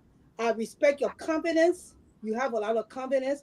If I was in Nima, which party are you running under? Are you going independent or? I'm going independent. Okay. So you but if party sees that Grace, I can build a party up and they come for me, is good. Yeah, and I said for now it's independent, but we've been likely winning over. Of course. Yeah. I am very impressed with you and that people like you know, especially giving your answer, and me, I can feel some sincerity in people. I feel the sincerity in you, and your name is a hustle name. You already told us. As soon as we hit Nima, we ask the people already know who you are. I want to thank you for whatever you are doing in Nima County for the Liberian people. I want to thank you for that. And I also want to tell you that I am impressed that you came and you brave enough to step into the race. A young man, because you look young. If I may ask, how old are you? You don't have to tell me your exact age. You can tell me the range. I will tell you my exact age. I was born March 6, 1977 on Thursday. Wow, and you are Pisces too. Oh my goodness. So all March born, right? I'm March 6. Yeah, we are all March born. Yeah, you have Tomalin, but for me, I'm March born January. But look, I am so impressed with you. But I want to ask you, my first question to you is that now that you are running independent, what is your stance? How do you plan to work across the party lines? You know, with different parties, and you know how people can be so vigilant when it comes to their party. They are so. I don't know how to describe them. They can be so bad off when it comes to policing things. How will you be able to work across party lines if you enter the Senate? We are ready for you to enter the Senate. I'm impressed. I mean, these are the kind of people we are looking for. People. Endorsement? No, it's not so much an endorsement. He's a Liberian, and we're looking for what's best for Liberia. So I'm impressed with Mark. I'm telling you. So I want to ask you how you will be able to, you know, breach the lines, work with these people that are so vicious when it comes to party lines, you know. So I want you to explain that, because you're very, very in a way, and I like your. But with my people, we got some strong people in the race. You should be looking at Mark. You should be looking at him. Go ahead, Mark. So the good thing is, we are all going to beg. You call yourself a lobbyist, but you are a big beggar. And then not taking into consideration that you know everything. Those who you meet there, we are observe people over the period of time to take party thing and where you want for good thing to come to your home. Let's take for instance, I'm elected. By May, I enter the House of Senate. If President Bwaga is bringing 285 yellow machines into this country that I feel it will better the life of our people. Let me forget about a way of leading his government. But the sheriff for Nima, should I be a blockade? Should he not to come because I don't want him to make mark in Nima? No. At the time of the election, the people will decide. There are some small runs that people can capture in your governing system, and they hold on to that and catch up with you in a very long period of time. No matter what you do as a disclaimer, the people will not hear you anymore. If President Bwaga is saying there's a need that we complete the road that the former president we have started on the Secretary to Ban Road, the Secretary to Garguah Road, should I go stay in front of here as a blockade when I know that I need to tour across Nima? And those yellow machines, I should be happy that to even talk to people that based on our population and road size that we have, they should increase our own from 19 to at least 30 so that we can be able to spread it. We find a lubricant and ensure that it goes on. But those who are invited and also liaise with them and give them a high respect, they will also look in my direction and say, yeah, man, we can help you based on your country population. Encouraging them to even kind of make fun in my home. By the time Eddie Snow comes to Nima and make fun, Amarakone comes to Nima and make fun, and we get our chair not passing to go or Grand Crew to just stay right here and make fun, we are all Nimbayans.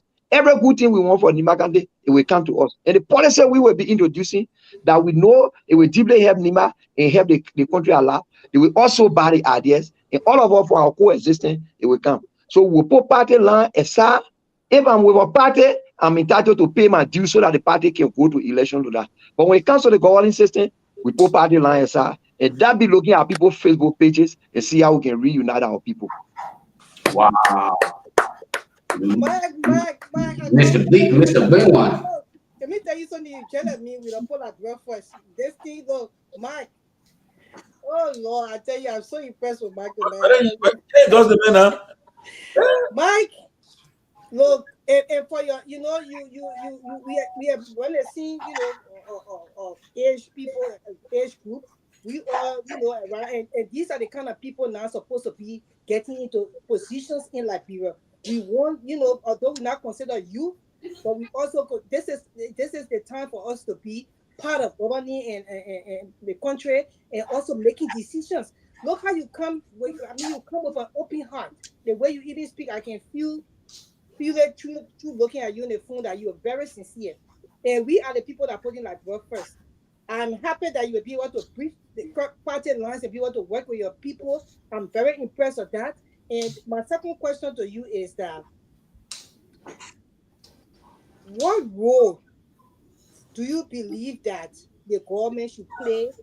Let's just forget about what happened within the government, but we're talking about social issues like poverty, education, healthcare. Do you think they should be more vigilant or they should be more involved since Liberia is just stepping up to plate?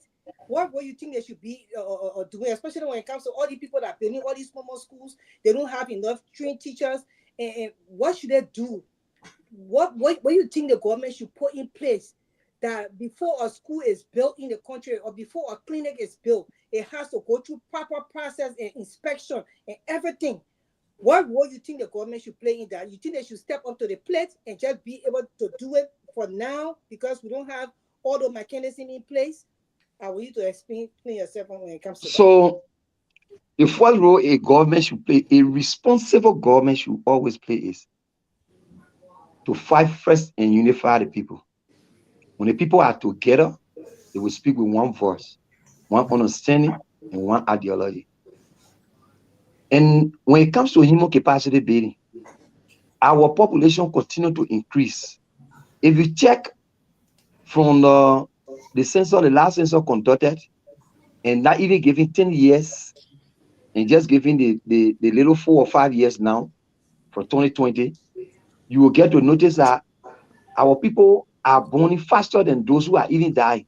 Only that the death news is ugly. That's why you can see it more shocking. So we should be able to liaise with who we sent in the country to work as a superintendent, as the education officer, the county education officer, the district education officer, the county health administrators, the CHO. They want to direct what will be good for our people. Because you don't just get up and go and build school to where you feel the population is less. And you're not putting in more time to send teachers to go and learn. Because teachers should be paid with good money and they too will be satisfied to teach. So if that is not done, all of the structure we will be putting on will just be there for the goat, the sheep, the chicken to find shelter when rain is coming up. So what we can do now is improve on the education system, send more people to school and open more schools, and those who come in and get them work. They prioritize the health sector. They reduce our salaries. They reduce our salaries, prioritize the health sector, the education sector, the agriculture sector, and then build roads. Because those three things, if I don't even have money today and I'm eating this morning and I'm well filled, someone you're looking for your trouble out there are not going to be part of it. Because I know, number one, I don't even have money to go stay in the court. And then I should be home. So when food is available, everyone goes with happiness. And then when we are healthy, we will be cool. When there are education system built up, the men on the farm can work and they get faster and send a child to school.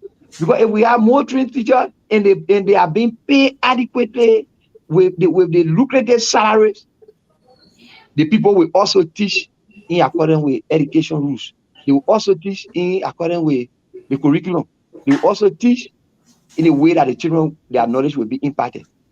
Then the fourth one should be holding the rule of law so that the violence can't be that much in the country or in the country.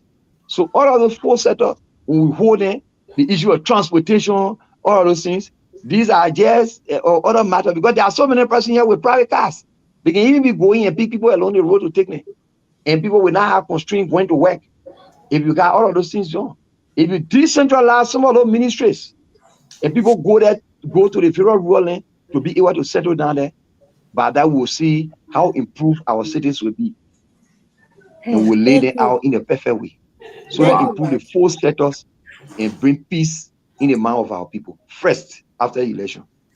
Wow. Thank you. Thank you. It's time for us to give the people, our generation, the chance to be like you. Mark, may God pray you in your endeavors, okay? With this election.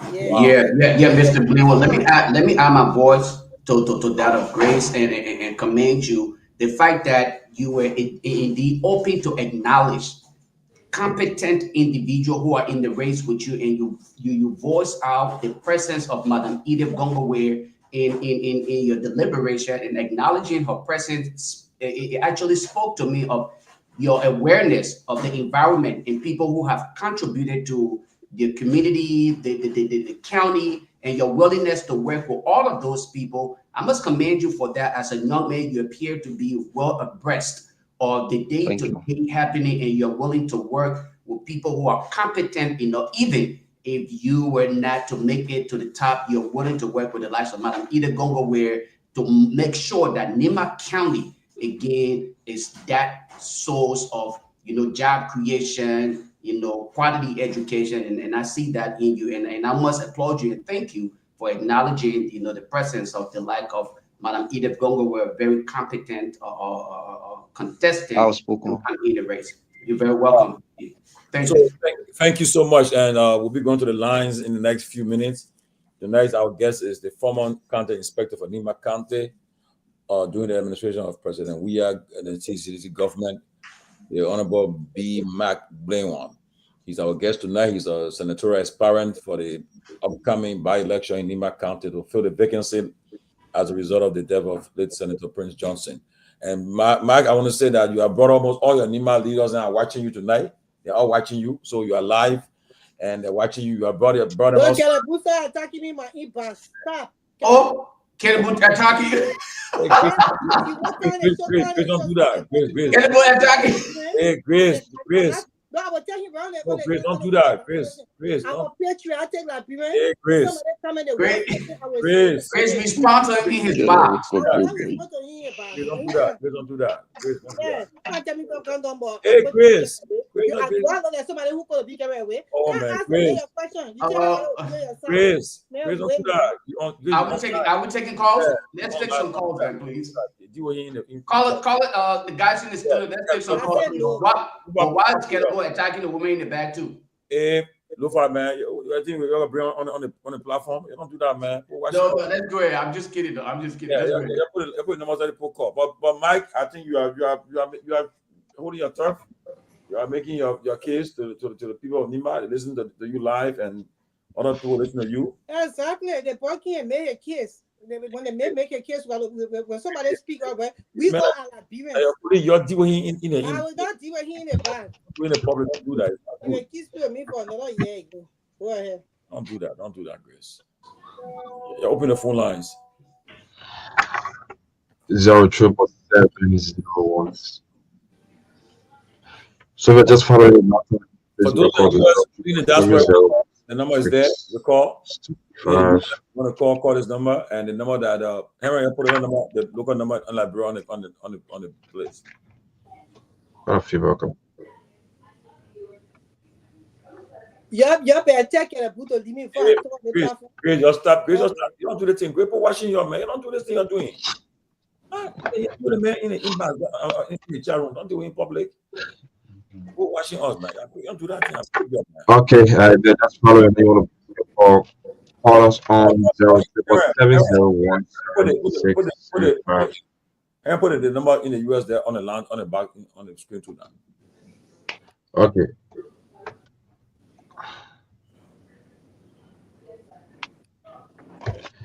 Yeah. 770.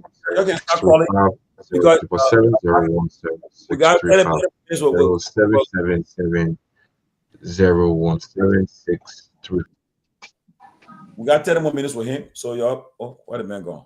At least you get him. FM the man there 96.1. So 077-7017635 is the number. 24 first caller. Your name from where you joining us?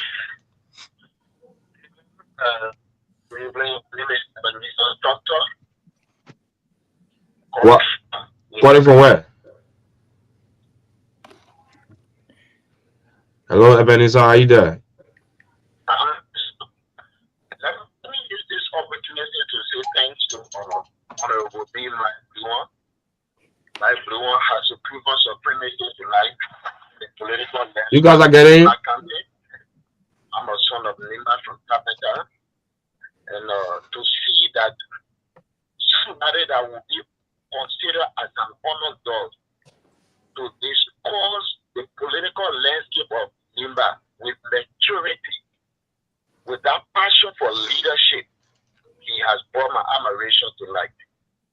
Because often those of us from the academic corner, we are the best in this country.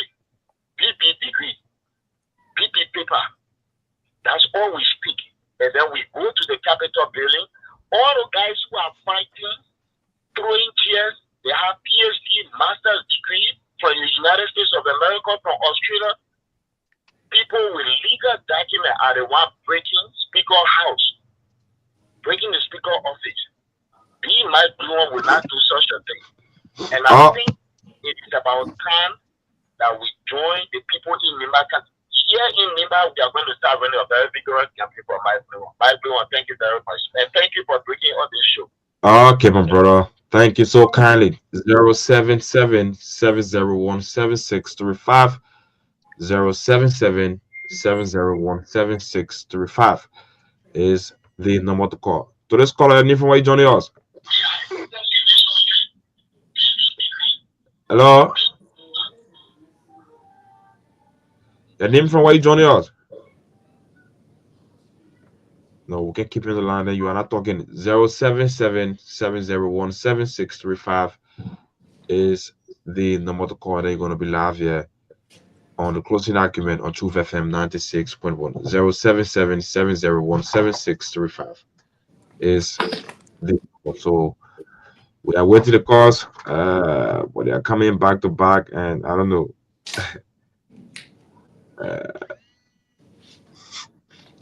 And even why you joining us? Good evening, good evening. Hello, sir. Your name from why you joining us? I call you from district number 1. I'm calling you from district number 1. This is Cyrus Local for district 1. For district 1. Okay, go ahead, Cyrus. Well, it's a pleasure that we're listening to our own son and a patriotic young man from Nimba. I mean, Mike's deliberation, honesty, and these are the kind of characters that I think we should elect to our legislature. If you watch from his introduction, Mike brilliantly proposed 2 policy issues, which of course it is something very intriguing that Liberian businesses need right now. Now he talks about subsidies, and then he talks about tax returns. When we work with government or work with other areas, we don't get tax return in this country. So, and I don't know if there are been proposals on the floors that have highlighted that. So I mean, for him to even think and have suggested it and he's contemplating on it, I think those are key issues that we should be able to give you an applause for. Okay, my brother. I mean, I want to say thank you, Mike. We are here on grounds and we are willing to work with you. Thank you so kindly. 777-017635. 777-017635. To this call, your name from where you joining us? Okay. Your name from where you joining us? Thank you. My name is Raymond Rad. Rad was an appointment to Togar. Okay, go ahead.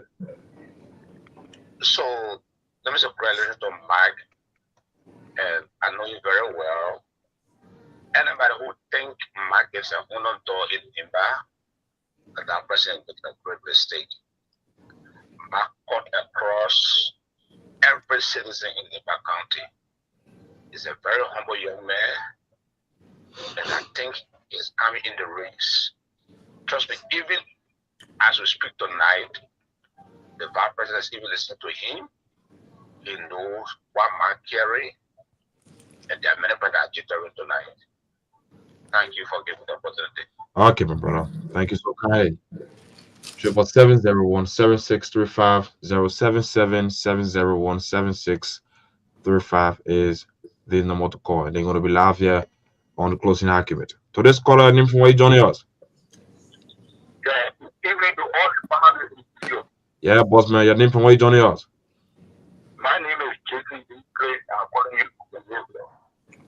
Which part of Monrovia? Right here, we're crying. Okay, from Crown Hill. Go ahead. Listening to you. Make your point. I want to thank Honorable Mike studio.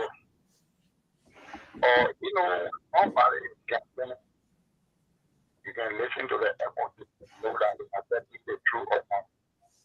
That particular gentleman is very sincere. I think he will mean well for the account. I just so sorry that Channel, but I gave him my blessing. He will be successful. Okay, my Thank brother. you very much. Thank you so kindly. He's going to be successful. Wow. 077 we take 3 more and then we'll go to Lofa Julius to take it there from the dance part. Your name from where you joining us? My name is Emmanuel. Calling from where? Police Academy. From Police Academy. Go ahead. I'm very proud of it. I'm willing to the back day. Wow. One thing made me happy tonight, especially my time on radio. Most especially the time is to hear the time right at the time who building there the and I will let you the guy there was no sit down. You're coming in broken. We're not getting it too clear. Individual but yet to know that there is a person so I want to tell the Okay, my brother. Thank you so kindly. 777-017635. 777-017635 is the number to call. 2 more. Then we'll go back to the team there. If we can get it to Lofa Julius is back to you. You can start taking calls from your end while we are waiting more calls from here. Okay. Let's start with caller number 1. Caller number 1, your name and where you calling from? Wisconsin number. I'm calling from Lima County. All right. Caller, go ahead. Is this 608? This is me. I'm Dr. Elizabeth. Go ahead. Representative Kennedy of District in Lima County. And I know we are discussing Lima County tonight, so it is important that we, the son and daughter of Lima County, come in tonight to discuss this issue. Honorable, how is representative can you partly on the job? At the representative? Go ahead. Go ahead. Mr. Down. Go ahead. Okay, thank you so much, Mike Brewer, I want to say thank you for coming here tonight. I know on the CBC background, but when you were appointed as the country inspector for all... Mr. Don, please get to you. We got a lot of calls coming through. Please get to your question or be very prompt with your comment, please. We have a lot of calls coming through. Please. I'm sorry. We ready? You got a minute. Go ahead. You got a minute. We really don't have time because a lot of calls are coming through. I'm sorry. That's what I'm trying to say. Get to your point. All right. So let me just take a question short directly from here. Mike Brewer, I know that the relationship between you and the current vice president, Honorable Jeremiah Parker. Now you are declared your intention to go into this race. If the vice president of the Republic of Liberia comes to you and tell you to support his candidate in this race, will you do that? That's a good question. So the vice president says what? That's a good question. If the vice president asks him to support his candidate, will he do it? Is that the question, Mr. Don? How was it Friday? How possible can that be that will be a candidate and support a candidate? Okay, thank you. Let's go to the next caller here. Caller from 770. A candidate cannot support a candidate. No, they can buy you out. It does not have a runoff election. Guys, no, you can buy me out. Okay, we have callers on the line. Well, Mike was trying to answer the question. Can you hear me? Let the callers on the line land, and then we'll bring the day he will respond to all of them. That's what I'm saying. 770. Go ahead, caller. Yes, we can hear you. Go ahead. Yes, go ahead. Hello to all of you, and hello to Mike. Mike, let me first of all tell you, thank you for joining the race. I think we need young people to stand out and stand up. I have two questions for you. I would like to know, outside of political position or politics, political process, what was your particular contribution before coming to politics, or what was your background, or what kind of job you done before coming to politics?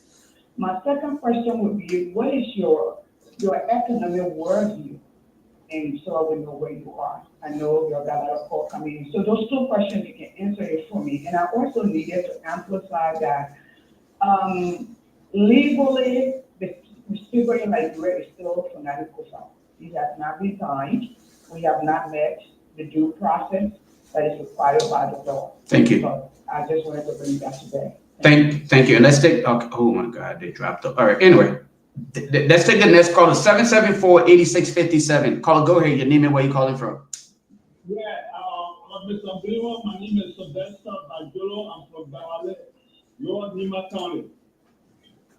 I want to ask you, what you just stated that you're from the two largest tribes in Liberia. What will be your policy towards those minority tribes in Nima County, especially in our block, the Tabata district? I'm from Garguah, and you know Garguah. What are you doing about the roads, the schools? I mean, economic situation in our area. What would be your policy? Thank you. Thank you. All right, guys, for those of you who hung up, again, like I said, I guess we'll go back to Liberia. I'll keep the lines open. The calls, I guess, to kind of change. Lofa, let me suggest, Mark answer these, the first phase of the question. I agree with that. You continue the second phase for you. I agree. Everything. Yeah. So we got first question. Yeah, we got 4 questions. I never had a little good. You will help me out. But with the one from Ambassador Roosevelt now, you know, the people feel when you not in the line of duty with someone, when it comes to guarding system, you should be insultive and rude to a person. I don't go into that kind of politics. I can be contesting, and then the vice president will come to say, can't support my candidate. But every one of us are driving toward progress. The vice president is considered now in my mind as the first citizen now for Nima when it comes to guarding system. So even if he calls me at his office and I go and sit with him, I got my own policy of telling him or rejecting whatsoever he wants to say to me. It should be done in a safer way, because I'm traveling towards the same seat he in today. If I be rude to him and expect other people to be kind to me tomorrow, I know I will not get that kind of blessing. And this man is from Nima. The weight that the people of Nima put behind him is not a small weight. If I be rude to him, me, I don't want the Nima people vote. So, but to disagree with someone on certain things, you should do it in a sincere way. You should do it in a way that will not reflect bad things in the conversation. You can disagree in a polite way. You can even escape from him by telling him, I'm going to come, when you go, you don't come no more. So it can't be something that I will stay rooted and stay in front of him where the country is buying down to him. Then I come from a single horse and stay in front of this man and talk to him. No. And all of us know that in from 2009 up to current, the final election in 2020, I have been in mobilization for the friends of Jeremiah Kun throughout. And if Jeremiah Kun is all of us collective effort of making him to get to the Senate, then it means we should also respect the devil that will dress. But I cannot be a candidate and go withdraw for Onrokun's candidate. That's why I say Onrokun should not even be having a candidate. All of us from Nimba should be Onrokun's candidate. You saw the caucus of Bonkante dividing in Nimba, in Bonkante when Mananjua Otero started taking a side. So we don't want to have another Jua Otero in Nimba County to be called Onro Jeremiah Makun.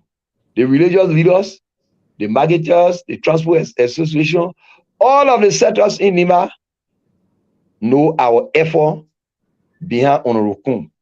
If Senator Johnson can lift the hand of Onrokun from grass to grace, from a tablet setup to be a vice president, where he wanted to reach, he not reached up, but he yet escorted Onrokun to go and reach that far. It means Onrokun should be able to lift another grass with your hands up to go there, but not to marginal ladder, to have one person in a public glare in a space where he cannot even put for a bill.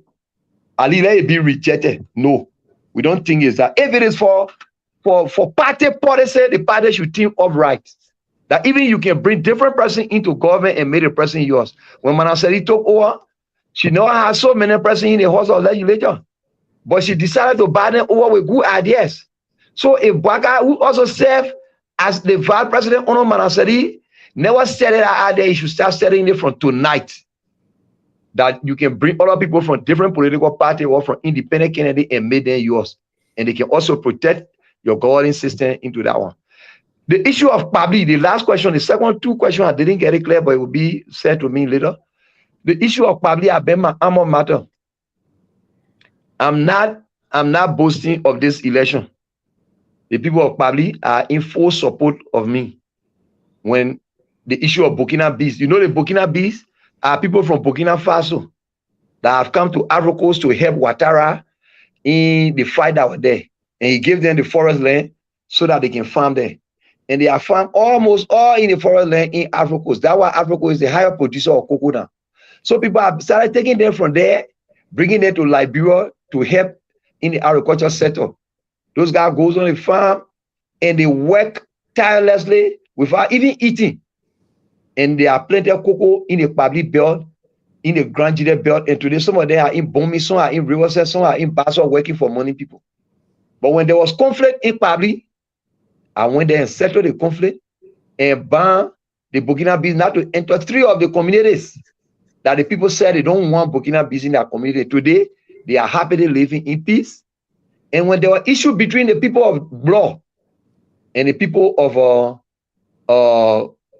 Peabody, there were lives lost in the process. I went there and settled that issue with the help of Honorable Kun as senator at the time, and the help of Honorable Maggie when he was Minister of State. They all contributed along with the Justice Minister after 1 year, 16 days, we were able to lay that body to rest and they pay all of the expenses. So today, the society can judge all of us for the effort we apply for the people of Peabody. To have roles going to Peabody today, I've been our advocate. From the time we were part of the concern in Myean, when the people of Peabody wanted to cross to Ivory Coast, when they were crying that they wanted to go to Ivory Coast, when the people of Guar and Doru were crying to go to River, we went there with our crew, we sat with them, and today, the PNC, headed by the former chairman, Peterson Walker, also opened the roads from Tabeta to Guar and Doru, and today the people are enjoying that road.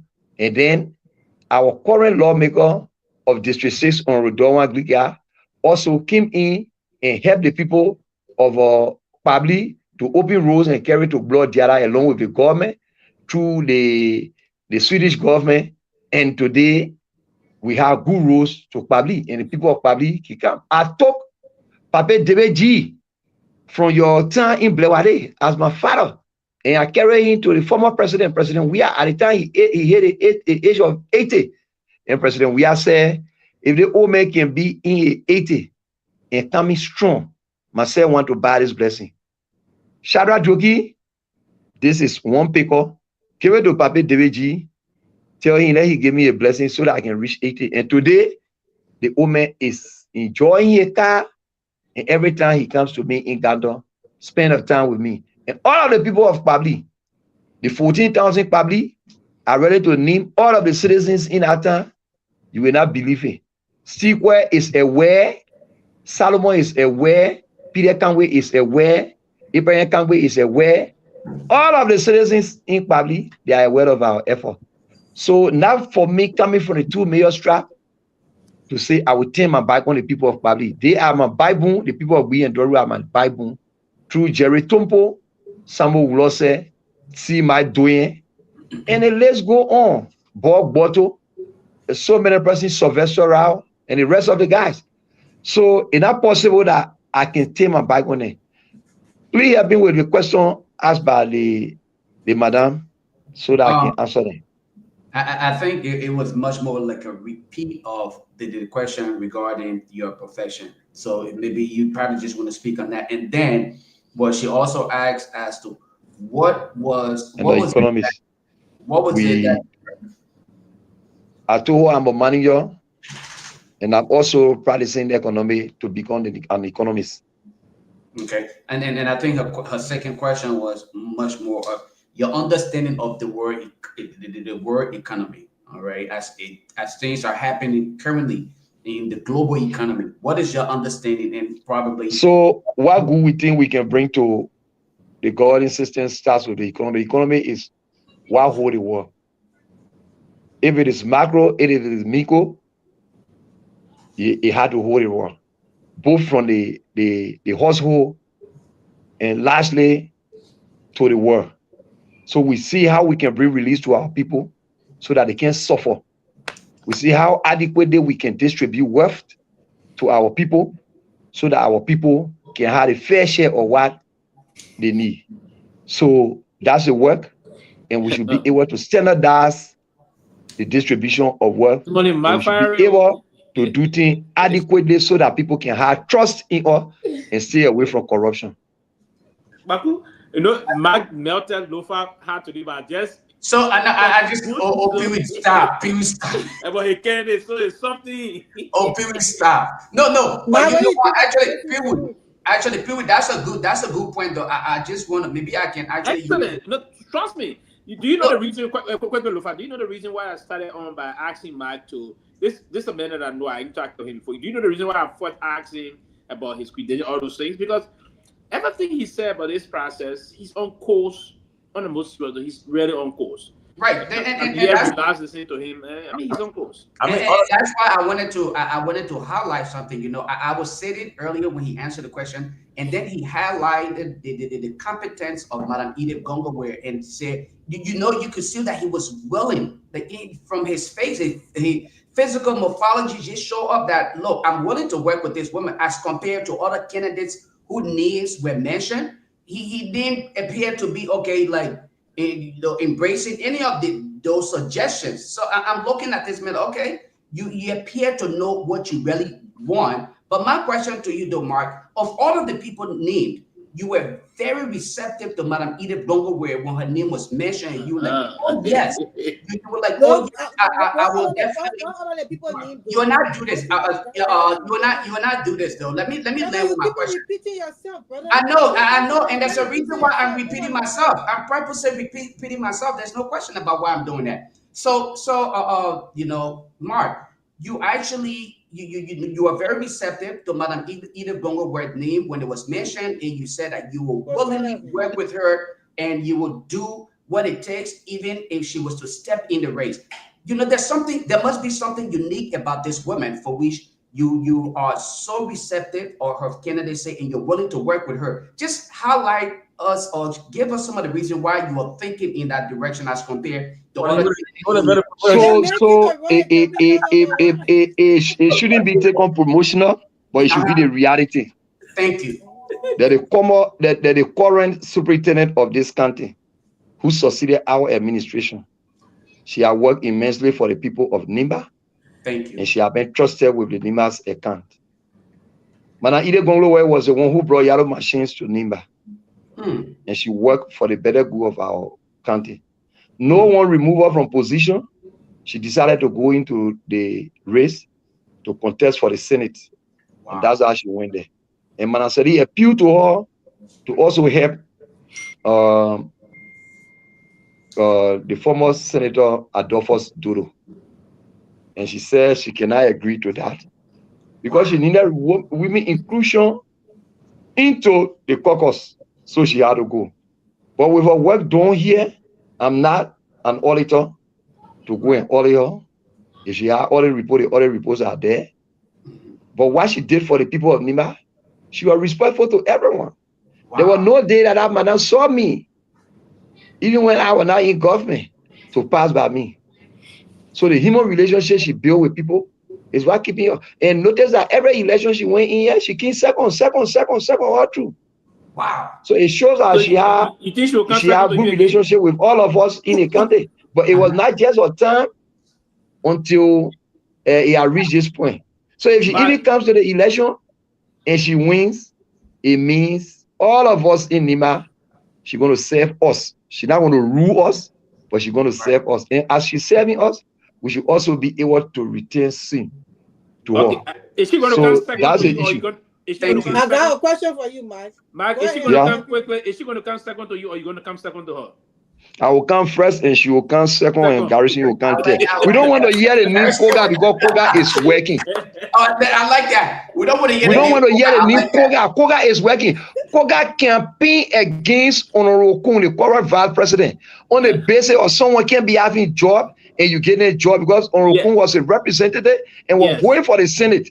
Koga whipped people, broke down radio stations in his district for that. And we don't want to know. We actually want to know during the time of the debate.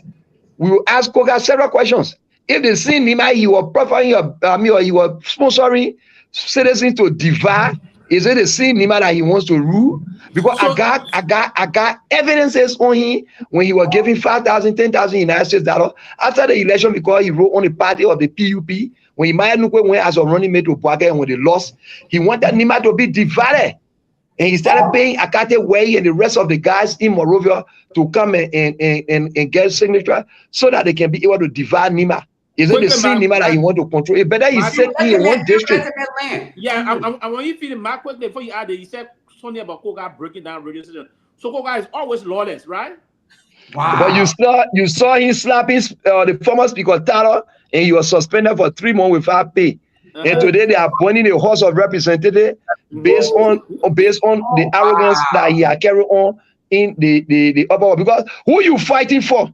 I cannot fight for different person to become speaker.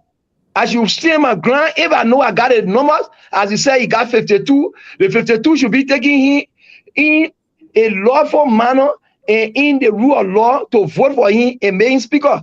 But you cannot fight other people for different person to become speaker. And you said right there, you go for deputy speaker, you abstain from the process. You go for the one, you abstain from the process, but you dare to be the only person that will bring bad stigma to Nimba, to also stay in the front view of people to fight. Those who you're fighting for, they are not throwing hands, but you are the one throwing hands. Look at the result today with our capital building being burned.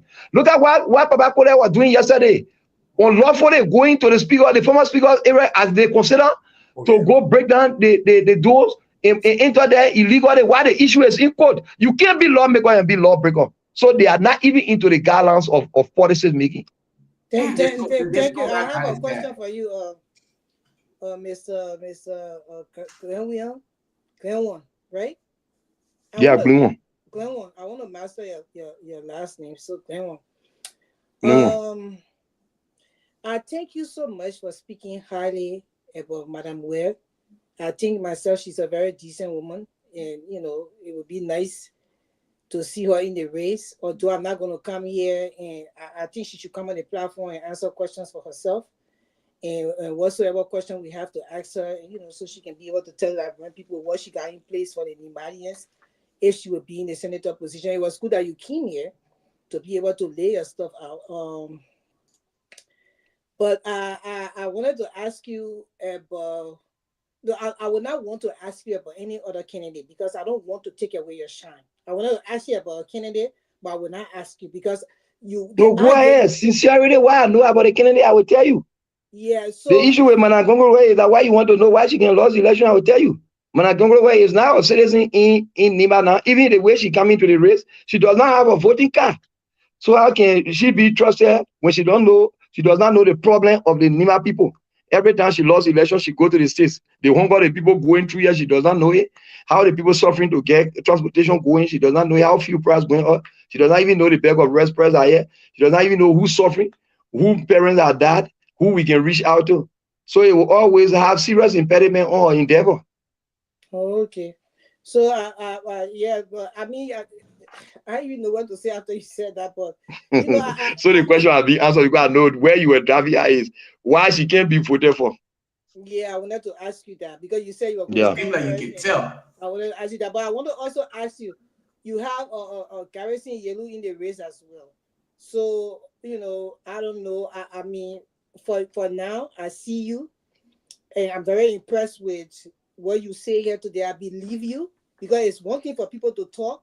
When you listen to them, it's another thing if you can feel it's authentic, and I feel your delivery, your words you put out tonight. I want to say in a way for everybody to understand the way you're speaking is very authentic, and I can see that, I can feel that. So I wish you the best. I don't want to ask for any other candidate. I will just let it be. Go into the race. The confidence that in you. We hope everything works fine for you. For me, from the closing argument. Thank you. Okay, we got somebody line. Of course, somebody line for you. Mike, go ahead. Yeah, so somebody want to ask you a question. Yeah, go ahead. You live. Okay, Mike. This is Chairman Ben Sanvee. I must say I'm really, really impressed with you. And let me state for the record, I'm a voter in Nimba. Okay. Thank you. I know you. Voter in Nimba. This is Chairman Ben Sanvee. Mike. We worked together before. I know you very well. I know you personally. You are a very sharp young man. And let me say this to you. And I want to say this to you publicly. This is not an endorsement, but I want to say this to you publicly. Been a politician there. As a endorsement, you say go ahead anyway.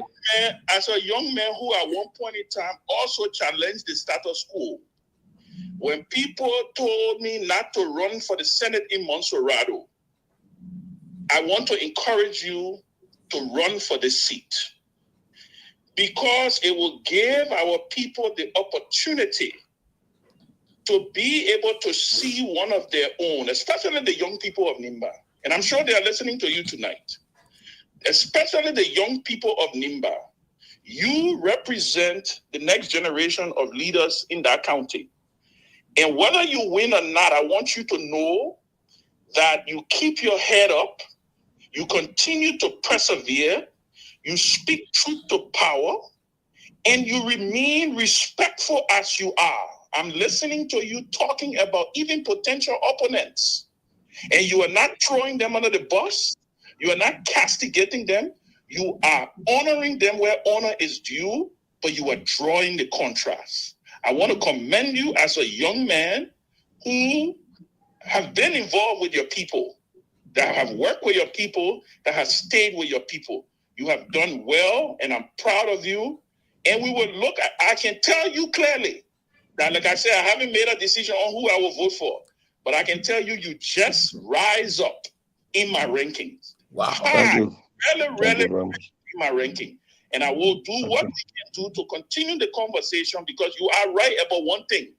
We do not want Togar to win that seat. We do not want Togar to win that seat. That one, you were right about it. We are committed to making sure that that don't happen. So you stay the course. You continue to rally the young people. And I just want you to know that I'm extremely proud of you, and keep your head up, and don't let nobody you or push you out of this process, because your voice needs to be heard through the young people. I want to thank you. That's the voice of Honorable of Chairman Benjamin's. Let me. Chairman of Liberty Party and former chairman of the Advisory Council of Liberty Party. Mark, let me.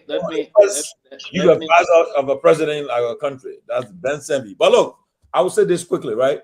Honorable Blue, I'm getting my phone been buzzing.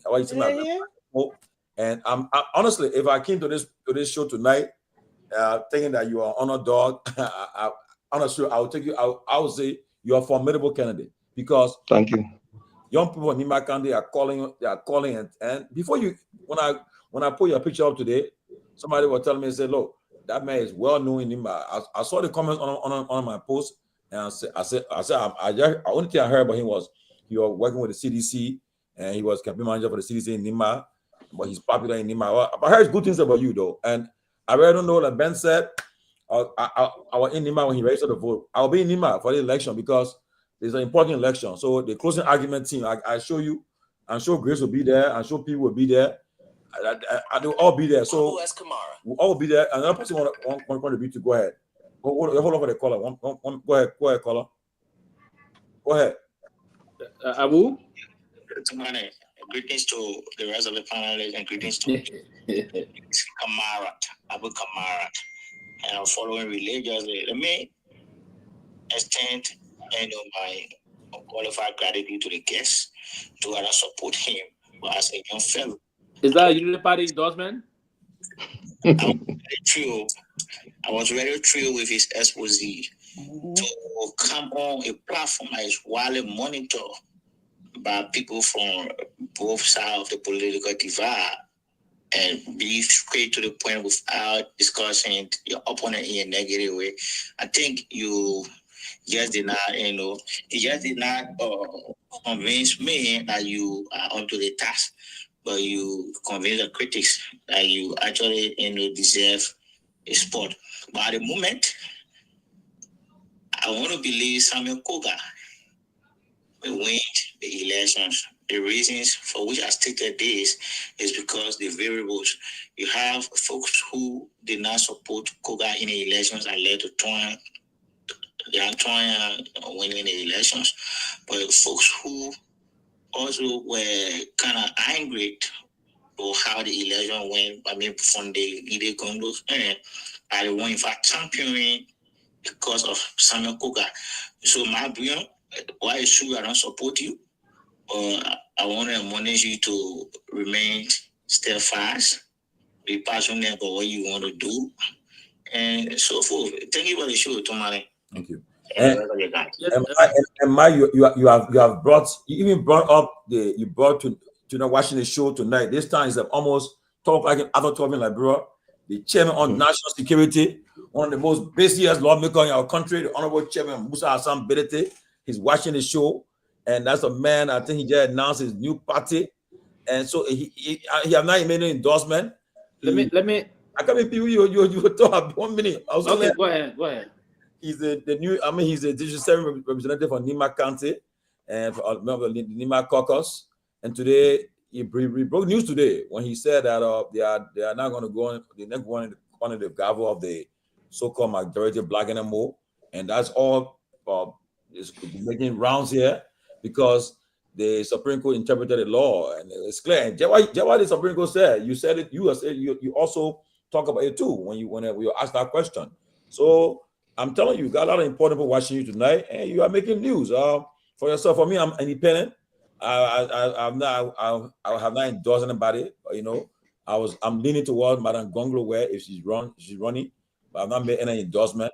Yes, I'm leaning towards her. I will tell you that, but I haven't made no endorsement yet. But I can tell you, you have made yourself known tonight, and you have made your case to convincing case. People are talking about you right now. Our phones are all just buzzing. But like Ben said, I wish you the best, and don't give up. Yeah, Mark. Let me briefly interact with you just for 1 minute or 1.5 minutes. That about you announced the issue about you contesting as an independent candidate. Is that sealed now, or the door is open? The door is open. Okay. But why the door is open? Let me continue from there. Then you come up. I'm just saying this sort of something. What if we were to have a group of political leaders or political pundits or individuals from behind the scene just came to you tomorrow morning or next week and say, "Oh, this is the political party we intend for you to contest on this party ticket," and you believe and you see some of those people that you know you're familiar with them, will you accept that to contest on their party ticket? So thank you. Like we said to you today, we started eyeing a senatorial seat a few years back, and it's now one man making. We are groupings. The first thing, let's look at the track record of the political party that want to come for us. Okay. You involve into development. Because if God helps us and Nima people having to take us through, our major focus will be on development. Or you just want to have a party. Like you see the rule of law chairman. He's turning to developmental hero in Nimba, opening roads, building bridges right behind Togar's house. What is his name? The rule of law chairman is Musa Hassan Bealded. Oh, okay. So you got people who are developing, and you got even the vice president is also carrying on the same development in the country. And you don't just go on political party ticket because you want to link on somebody. Go on a political party ticket so that I can have a handmark. Because the people are the downtrodden masses. What they want is who can lift them up to make them to be who you feel they want to be. Like Madam Grace was trying to ask me on the issue of Garrison. Garrison is a good person. But the fact that you will go to serve as a lawyer for people who pointing our country, they mean you don't mean well for the country. Because to be a lawyer for majority bloc, they mean you don't mean well for the country. Still to who you are, even if we don't have money, they have life. I work for the government. The salary of the county inspector is $285 with 11,000 LD. Since they took us from position, we sitting down. Let's maintain our character. We don't want to die. If the ends are passing on the ground can find food to eat, it means we'll find food to eat. But to look at people who putting smoke into our country, to look at people who breaking down doors, people who are changing the venue of lawmakers to go serve as a lawyer for them, they mean you don't mean well for the country. So we should maintain ourselves. If anybody wants to come and pick me up to go on a party ticket, I need to dissect your platform and know what you're doing and know what you stand to do. You might be a new party that you are not doing anything, but we can know what you're doing. If God help all of us, we put hands together and build a party and pay our dues and ensure that the platform you brought to us adequately being executed, and we live up to the promise that we made to our people and be up to the tax so that the people can believe us. Let me end quickly. Lofa, a few seconds. Let me finish up. You just called it in. I'm going to take the nomenclature you just used. The development hero, as you refer to him. If he were to come to you and say, "I got a party, I want you to join my party," will you budge to that? It's a feature thing. It's a feature thing. Like I said to you, I came from the background of a political party. I don't just jump from party to party. That's the issue some people will be having with me. Why it is true that our party has decided probably not to put Kennedy in the pending by-election. We also need to maintain ourselves in what we do. We also need to seek some pieces of advice from our governing council before we take any stand, because we know the government of the Republic of Liberia will be bringing a Kennedy. And what they say in our own line is they want to do anything, circle that war, anything, and go and define it, that they want to do anything to ensure that Kogas who have done nothing for his district, who we come and win. And I know probably it's just about paying back to him for winning our capital building, paying back to him for sending our decks to slab speaker, and it's so on so good. Being a commerce as head of commerce in his country, and we now see the commerce ministry living up to the task for a government function. So if they want to pay back to him, then it means they should just tell us no election. But when there is election, we'll protect our vote. If it causes us to do everything, that our citizens will come outside to protect the vote, and what was done for Dara Dillon in Morovia, we also want to do that in Nima. And we can tell them, if anybody want to make Nima to be chaotic, they are in a ruling establishment. They must be careful on what they do. We're standing tall for that, and let it lead the election. Let the election be free and fair. Anyone who wins, we want to congratulate the person. Wow. We want to say thank you so much to Mac Blee1. Mac, honestly, when you came on this show tonight, those who had their minds set differently, you have changed many minds. I'll tell you the truth. I won't call name, but you're gonna get a big endorsement. I know somebody get a big endorsement will come to you. Just from watching tonight, somebody give you a big endorsement. But he told me to keep it quiet. It will make a big endorsement. I'm telling you, you will be a formidable force in the election. And because what's happening, they're my prediction though.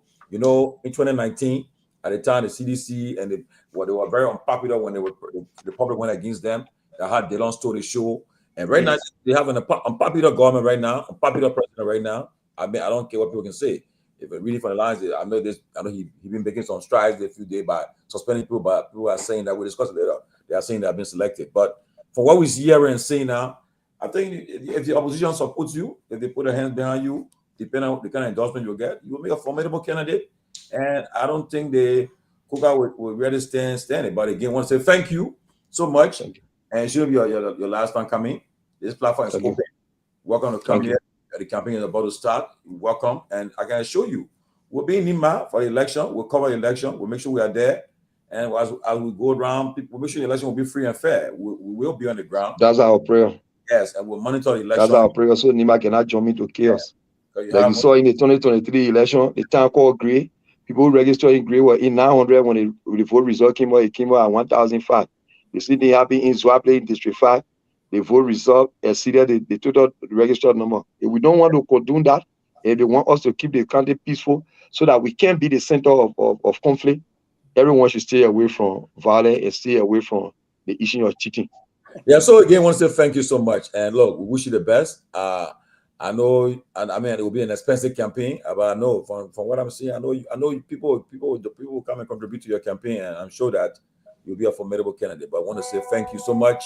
And this platform, tonight, my brother. As a young man, I must commend you for your resilience. I think you will represent the young people, but remain as focused as you are and remain sincere to the issue like you did earlier tonight, highlighting the fact that you actually appreciate other people who have contributed to Nima County or campaign and elections and other things, and the governance of Nima County. And you are not like the typical Liberian politician who would ignore the reality on ground. So you gave Madam Kehleboe Gongloe her flower when she deserved it. So thank you. And don't fall for the typical Liberian politics. Don't get drawn by I want you on my party because I can afford. No, don't do that. Be the man you are and stand for what you sincerely believe in. And, hopefully you get at the finish line. But I can say to you that the future looks really bright for you. And I must commend you for being real when it comes to what is deserved. Nima County remains for all of us, regardless of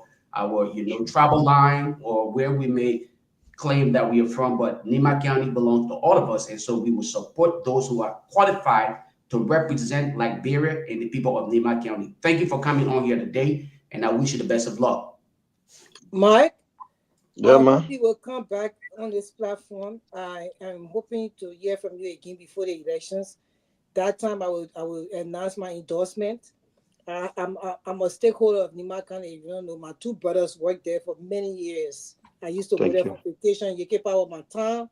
So, you know, people there know me as well. So I will make my announcement, my endorsement, but I want to see you back here so you can be a part of the news when I'm ready to make my endorsement. I wish you the best, brother. Yeah, you're very sound.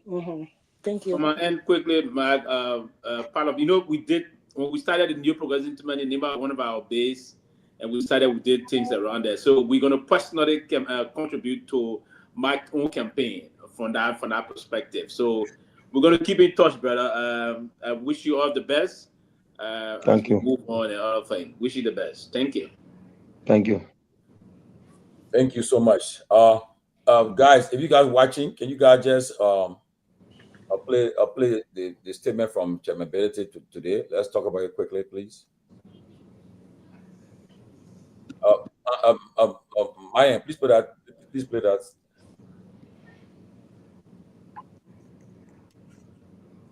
I don't think Myean is in studio. I think is Henry.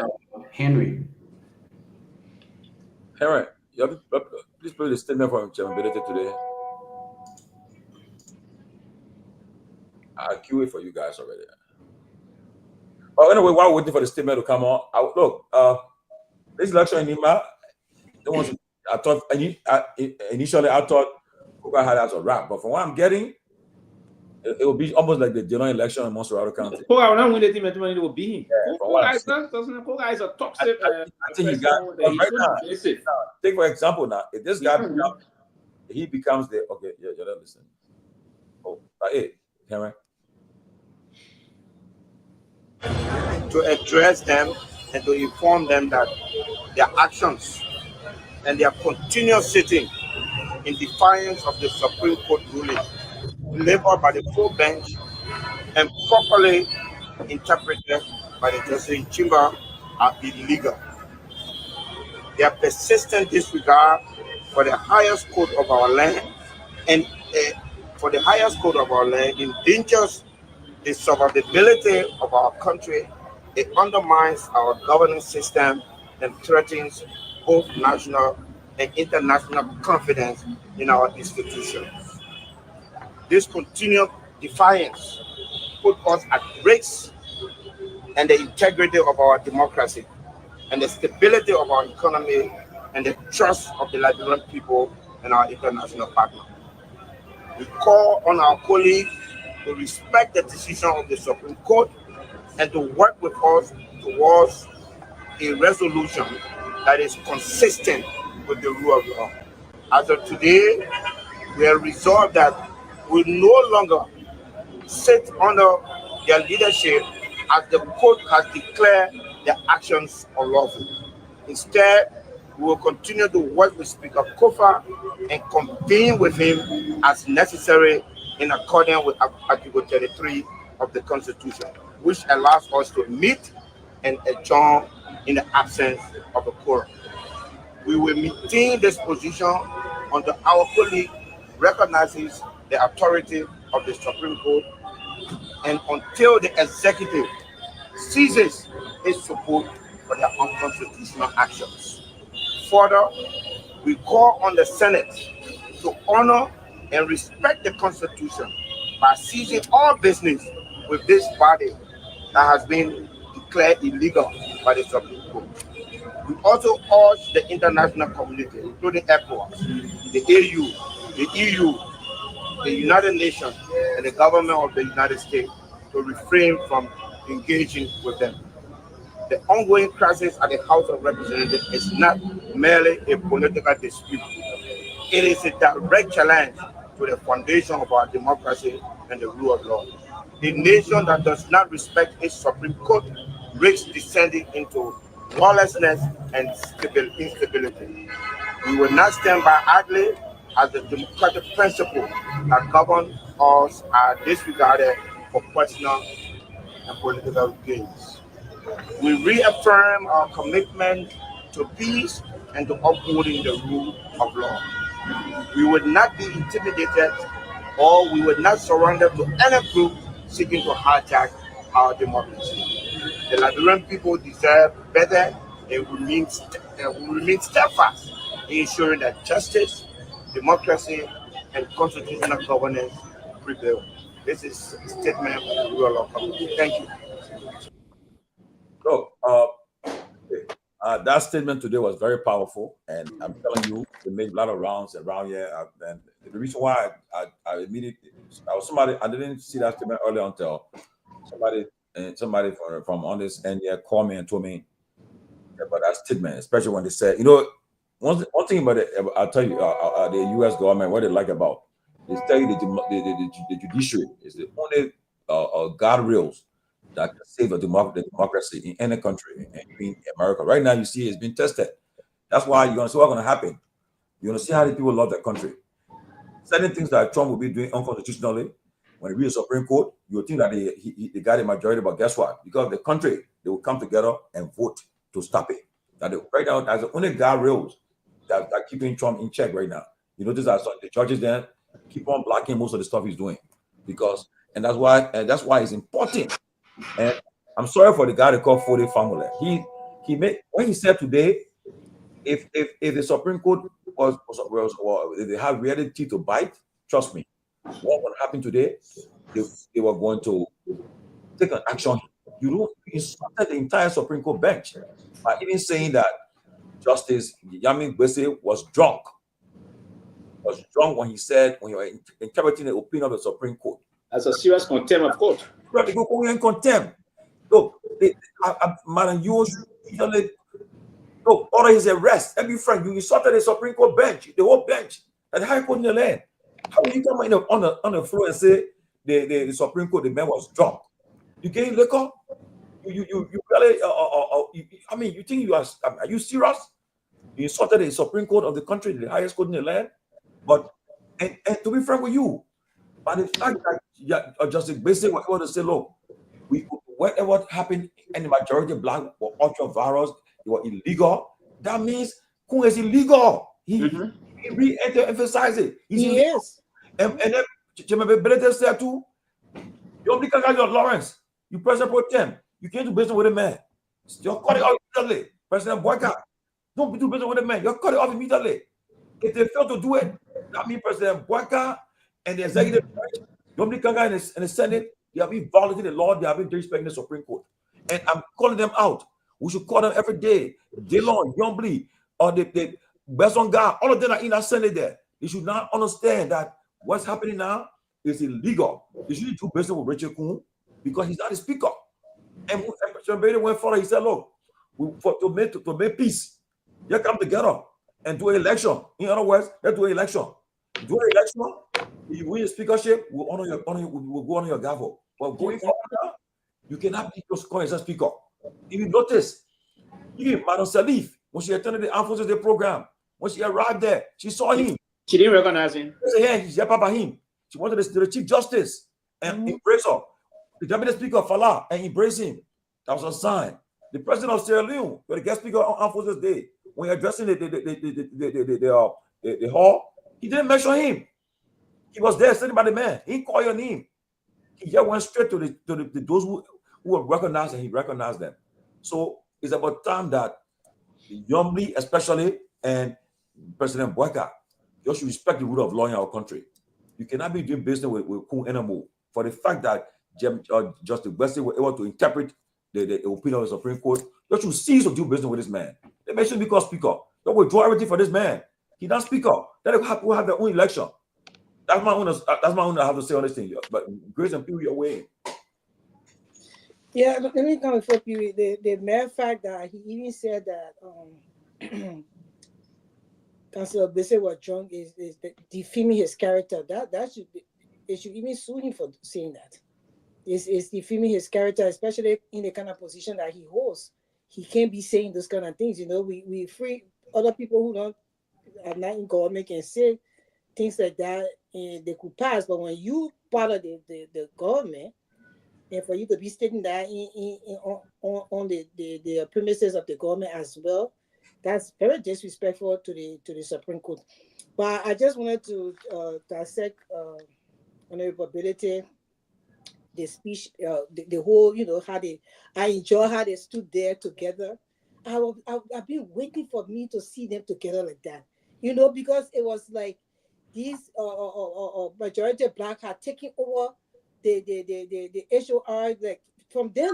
They were not showing up together, and I wanted them to be showing up together, and even referencing the deputy speaker instead of referencing the man that was put there illegally. So I was happy to see them standing up together. I know Yeke was very happy because he had been fighting like a single guy for a minute. Although the rule of law caucus have been sending up a lot of messages, and they will send a lot of statements, and they had conferences for the press and stuff like that. But I just wanted to see them as a whole, and I like that. And also I like what Honorable Bealded said, that the majority black is illegal, and he was firm saying that, and the rest of the country, most majority of Liberian people knows very well that they are illegal. So that one was, he made that clear. The message was very strong in its entirety. The entire message was a very strong message, and I like the part where they stress on that they will not subject themselves. We as a Liberian people, we are not going to subject ourselves to hijacking. They will not hijack our country. The rule of law will stand. Follow the process and let the speaker be voted in position the right way. That's all we are just saying. We want our country to be seen seriously. So you are not going to hijack our country from us. You will go and follow the process for the speaker who is voted in legally will be put in that position, and that's all we ask. Thank you.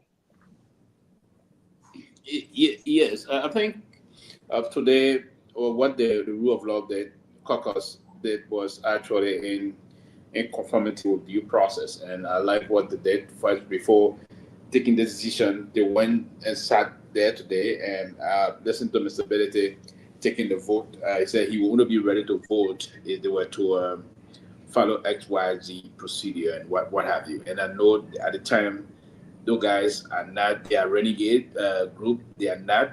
And the rule of law caucus is now trying to recuse themselves from this process. Those act, and their action is very productive.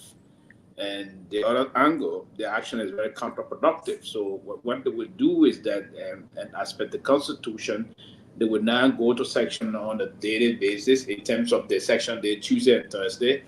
If they don't have the quorum, they will adjourn and put in the proper mechanism that will compare those absentee members to a peer. So in terms of the best practice in keeping with the Constitution, that's what they're going to do. So it is very important. And the collective nature today they exhibited was firm.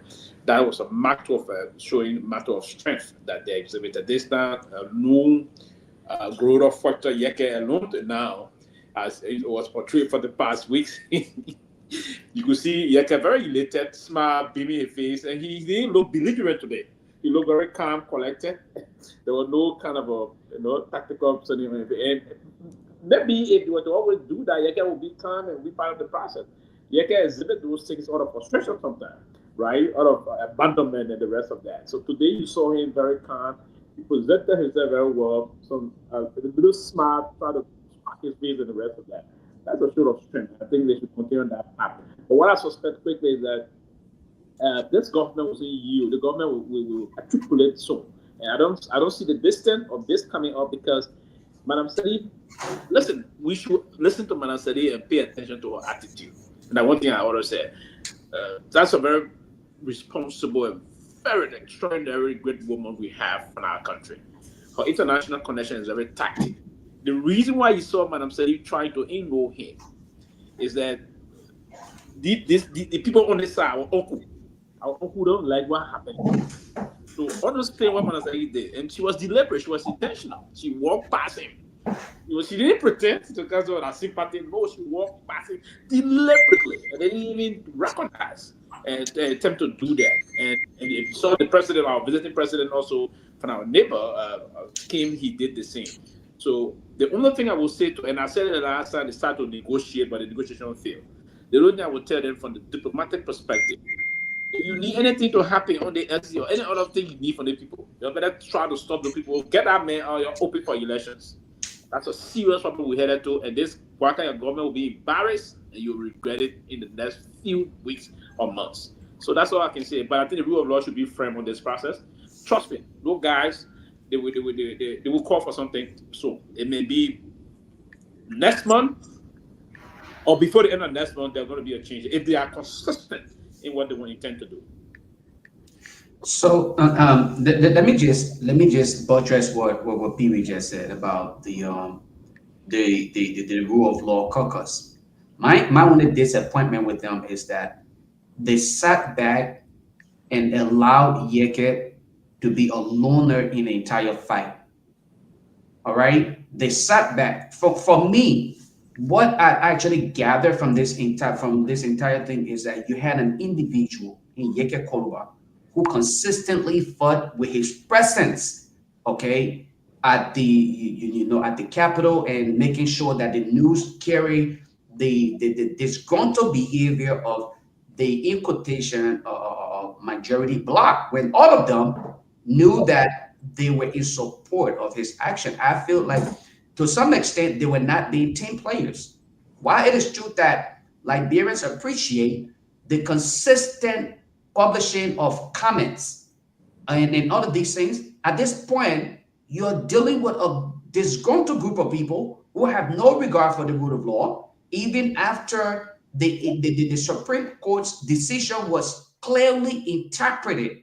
They purposely chose to not do certain things, but Yeket Kehleboe alone was standing up. So for me, I felt like they kind of let him down. They were not really supporting him, but the decision today, hopefully they can see reason to be consistent with it. I heard people who were saying some of the individuals who appeared today from the rule of law caucus were threatened with suspension. Had they not shown up, they would have been suspended. So that was part of the reason why they show up the session today. Why should you wait to that point? Why should you wait to that point if you sincerely believe in what you're fighting for? You're trying to play the politics so safe to the extent where you are extending your hands. So when I heard people say these things today, I'm like, okay, you know what? I'm left with no alternative but to again buy into this statement when people say, yes, the reason why the likes of Representative Musa Hassan Bealded and other people show up is because they were threatened with the possibility of being suspended. And I'm like, okay, well, all along, they have not been showing up. Yeket alone been showing up. I don't think that was a good strategy. But going forward, I hope that they can work in unity. All of them work together. Secondly, I'm a little confused as to the decision. Initially, they chose not to be a part of the session that was with the majority bloc. All right. People said, we'll see how it ended up. They then came back and reconsidered. They decided, okay, we will go back and sit in session, but we will not acknowledge. But they did not show up for session. And now they're saying again, they would no longer sit in session. So I'm confused. Have they made up their mind? Are they inconsistent? Liberians want something. We want somebody who is consistent with their position. What are they doing? Are they sincere about the true transformation they want, the fight that they are about taking to the people, or they just trying to make it seem as though they just want to win some kind of political game here? And if that is the case, then let them take it out with the majority bloc, because they appear to be ahead of them, even though they are very disgruntled. They are not law abiding, and nobody in Liberia will regard them as the people. But I think those who are, projecting themselves as the rule of law caucus, if they decide to do it, they should unite. They should support each other. When folks are going against one person, they should all stand together so that the force can be a little bit more than just one person in Yeket Kehleboe having to maintain the momentum. And once in a while you hear from Representative Musa Hassan Bealded, who will write a statement, post it on his Facebook page, and then people say, yeah, the rule of law caucus. But I think that 28, 26, 24 of them, I don't know whatever the number is, but I think they should do better than what they're doing right now. That means they should unite and fight against those who don't believe in the law. But let me say this though, I think there are a lot of strategies that can be used in the fight. I think they had a strategy, and I think, and at the end of the day today, they had a strategy. I should have had a strategy, because they were trying to break the impasse by even going there. The Supreme Court came out with the opinion. It was a little bit confusing, and then when they formally decided to interpret the constitution, the opinion clearly now, everybody understanding now what they have done today. They have put Senator Nyenwolo Conga Lawrence in a box. Oh yes, Conga is in a box. That's smart thing. And number two, I was even informed by somebody that as a lawmaker, you can even, I think you have up to 6 months to go to answer a roll call if you want to go there. You can even give, I think you can give reason why you're not appearing. Yeah, you have to give excuse. But I think for 6 months, I think at the 6 month mark, you can go there and answer the clerk for that roll call. So I think they none of them were threatened. But I think they had a strategy. But I can tell you this though, what has happened, because right now, if the president, why do you think they're being asked, the guys being President Boaga and other people being forcing, trying to pressure Kofa to resign? Because they know that it would have been an escape route around for them if he had resigned. But because he has been holding on to it now, it's like Richard Koo knows that he's not comfortable, like he's not in a comfortable position at all. You see right now, the former president not recognizing you, the two former presidents have not recognized you, the other people not recognizing you. You just trying to maybe act as speaker. And at the end of the day now, because they will ask Boaga this question: you saw a rule of law, your Supreme Court issue of a ruling, opinion, and you're not respecting it. You recognize the saying that this man who you calling speaker is illegal. Then your justice minister who should have known better, because he's a dean of the Supreme Court bar. He's a dean of the Supreme Court bar. He sat down there and misinterpreted the people ruling opinion, and the meaning and why he did when he misinterpreted the opinion, Nyenwolo and Boaga ran away quick because they were looking at the escape route already. The minute he said, I think the speaker and ran, it's they may have given you some guidance. Who's wrong? Maybe I was even playing Tomalin. Maybe they told you to even say it. And also to know better. He should. A respectable lawyer. But what he did in the case, people is questioning him now. What motive? I heard last month somebody very, very reliable. He won't be Chief Justice when I want to expire next year. But how will you be Chief Justice under the kind of condition? So, but that's the problem. Right now, in a battle, President Boaga and Nyenwolo can have the toughest thing right now to make a decision now. If you respect the rule of law, respect the Supreme Court opinion that they came down with. That means you should not be considered speaker. Don't do business with them. You should not concur with anything that comes from there. And lastly, what Professor Larry said right there, you be careful. Any concession with Richard Koo man you're doing is illegal. They'll come out to buy you. Somebody will say we honor it because you're an illegal man acting as speaker. And more importantly, the basis they set for endorsing of trying to respect or consider Richard Koo the speaker from the Senate at the time, they said because the funny Attorney General analysis at the time, that was the Senate justification. Now that you heard from the bench itself, I mean, it's just prudent that you come and recorrect course and go back to the status quo by respecting the rule of law. So it's just simple. I want to believe the fact that Nyenwolo announced recently that they disengaged, although returning to the order, the first agreement have now been canceled. I will hope that they will behave as opposition political party, not an auxiliary. Because I said it, and someone and were trying to discount this. Ben himself he was refuting what I said. He was trying to rebuff my statement. But I think just keep calling his name. I think they actually if they don't do this, it will be a clear justification they are an auxiliary to the ruling establishment, because you don't do this kind of a thing and wanting to be respected if you don't want to respect the rule of law. Is that clear? Come and take the decision, have a behind the scene discussion with the president. Say, Mr. President, this is embarrassing the country, embarrassing all of us being embarrassed. So the best way we can handle this process is by calling on this man to step down, calling on those people to respect. First and foremost, you still have to respect the legitimacy of Speaker Kofa. And then I want to believe Speaker Kofa is now willing to leave, but he wants to have this thing done the right way. So if you respect his legitimacy and then you move on his gabble, you present the he will recuse himself. And then when he recuses himself, the even that he's going to resign. Then it will open the process for a new, fresh speaker election. You can still reintroduce your Koo. And then you go to the elections. Yeah, that's it. That's the best way to do it. Reintroduce him. Go to the elections. Who also the rule of law will push? You guys go and lock horn in the elections. It's just going to take a few hours and we're going to have brand new speaker that will be respected for us. Yeah. Then we move on. The brand new speaker that will be that I bring people, everybody will be satisfied with. It will be done legally. You're trying to do the right thing in the country. This thing, you're not going to get away with it. As we can see, it's not going to be swept under the rug. So you need to come up, because the way you ran with justice 12 deliberation of the law, it was too quick. That they say you already had a meeting and he was just so kind of say it, and then you ran with, just ran with it. That moment where you're looking for some, a text situation, you're looking for some hold it, just some with it, just some hold it, jump. What happened to them? Yeah, just ran with it. It was not fair. This thing is hope. The man I said, all right, so when Juman Jala come on, man. Juman Jala, I went for 40 family. I went for him. Okay, let me clarify. But what he said today when our flow was wrong. And I agree, Magnus, I agree with you that, they can't act on him because he was in session. He have immunity. Yeah, I agree with that. Also, because he was in session, he has immunity. Magnus said, he has the immunity because he was on the first floor. It's true. The only argument the court may have is that the session is illegal. That's true. I agree, Magnus. The Constitution protects him for whatever he says on that floor.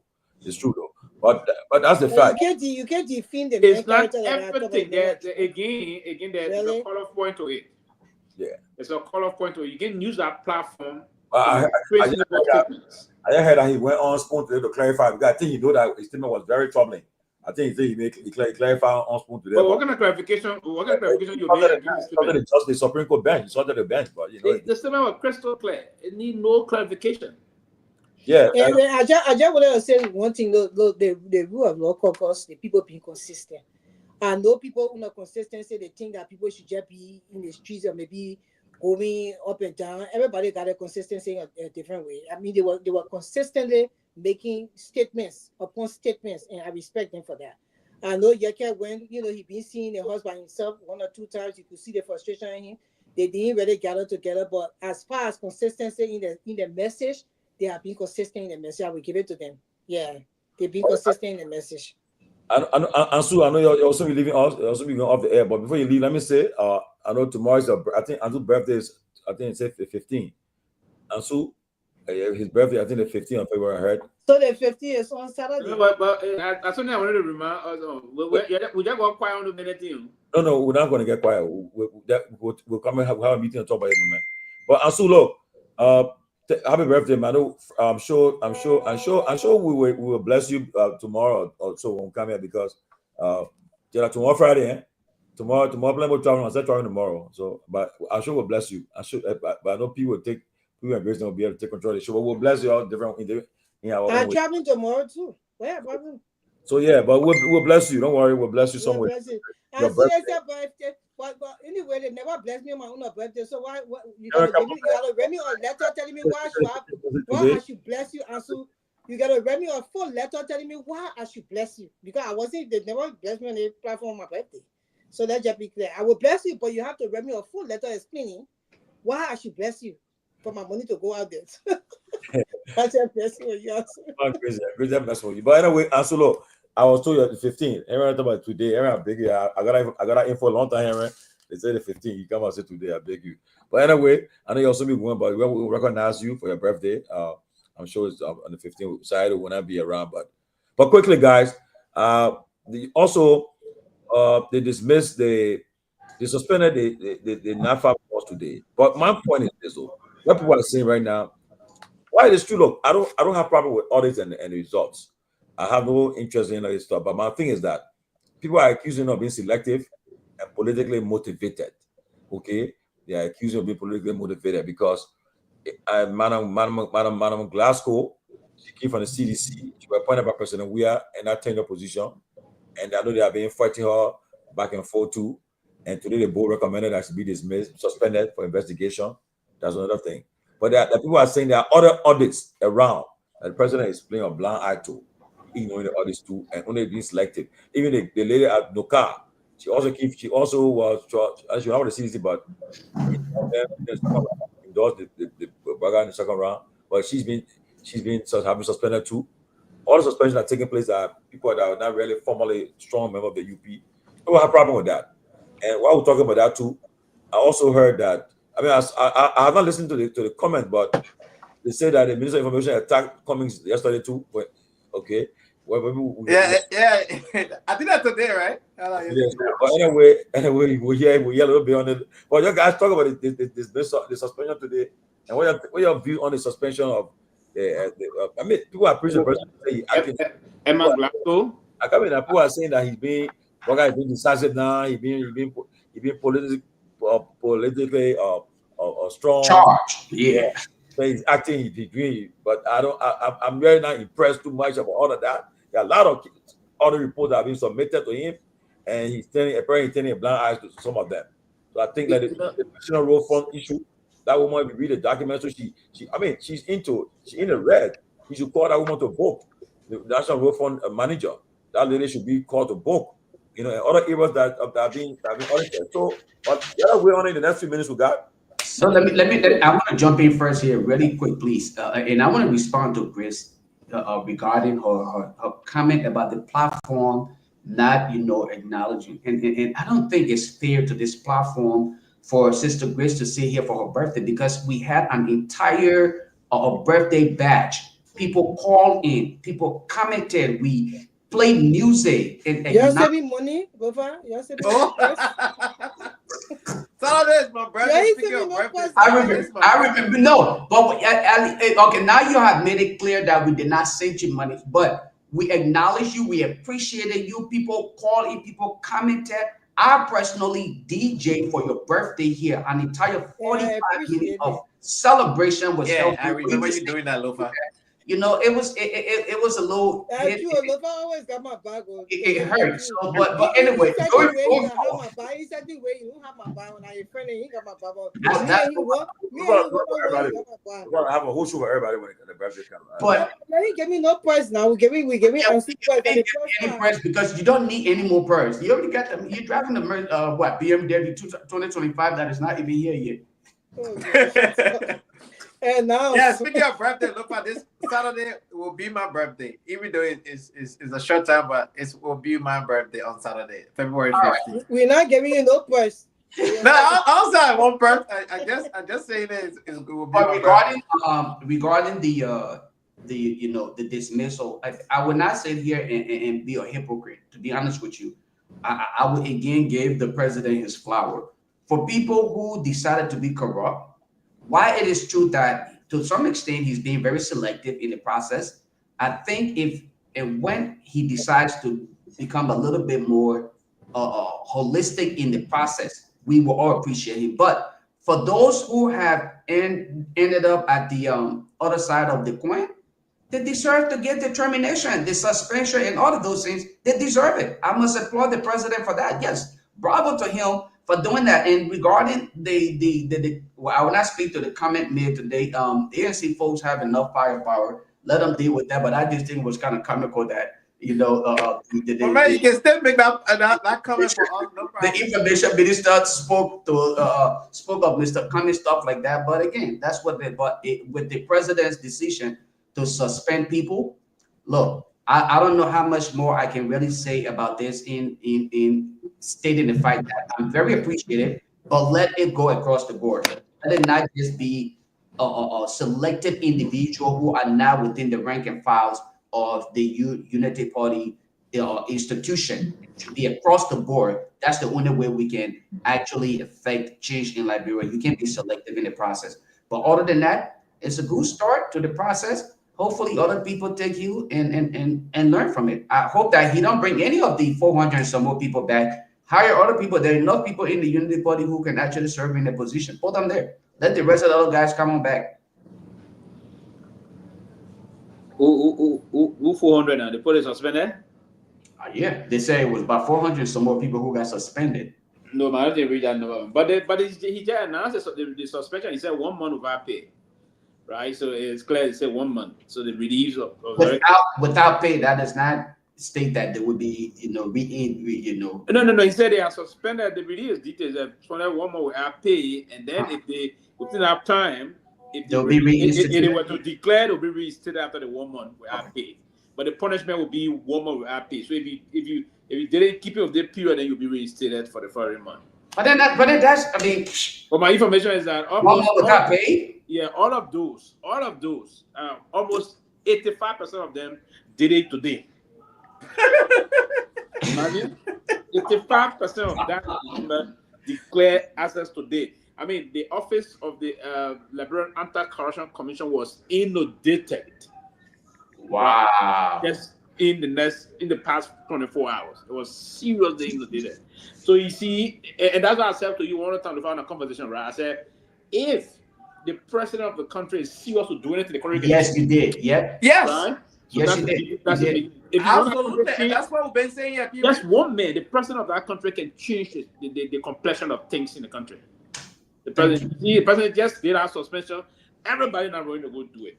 And that's what the president was to tell the police director, say, Mr. Police Director, the day any of my minister do reckless driving in the traffic, impound that vehicle, and I will suspend that minister for 1 month. You'll see nobody will ever do it. Yeah. Nobody would do it. But if it's not coming from the president, other people will want to do it. And that's why I want to think Taylor said. Taylor said, if the president of the country is not strong, because the people will follow their leader. If the leader says something and stand by it, you'll see some changes. But again, let me just speak to this one on the floor already. For me, the suspension of Emma Glasgow, I mean, they said for financial malfeasance. If it is true, they should do investigation. I'm not here to defend any government officials that will allegedly be linked to any malpractices, if you will.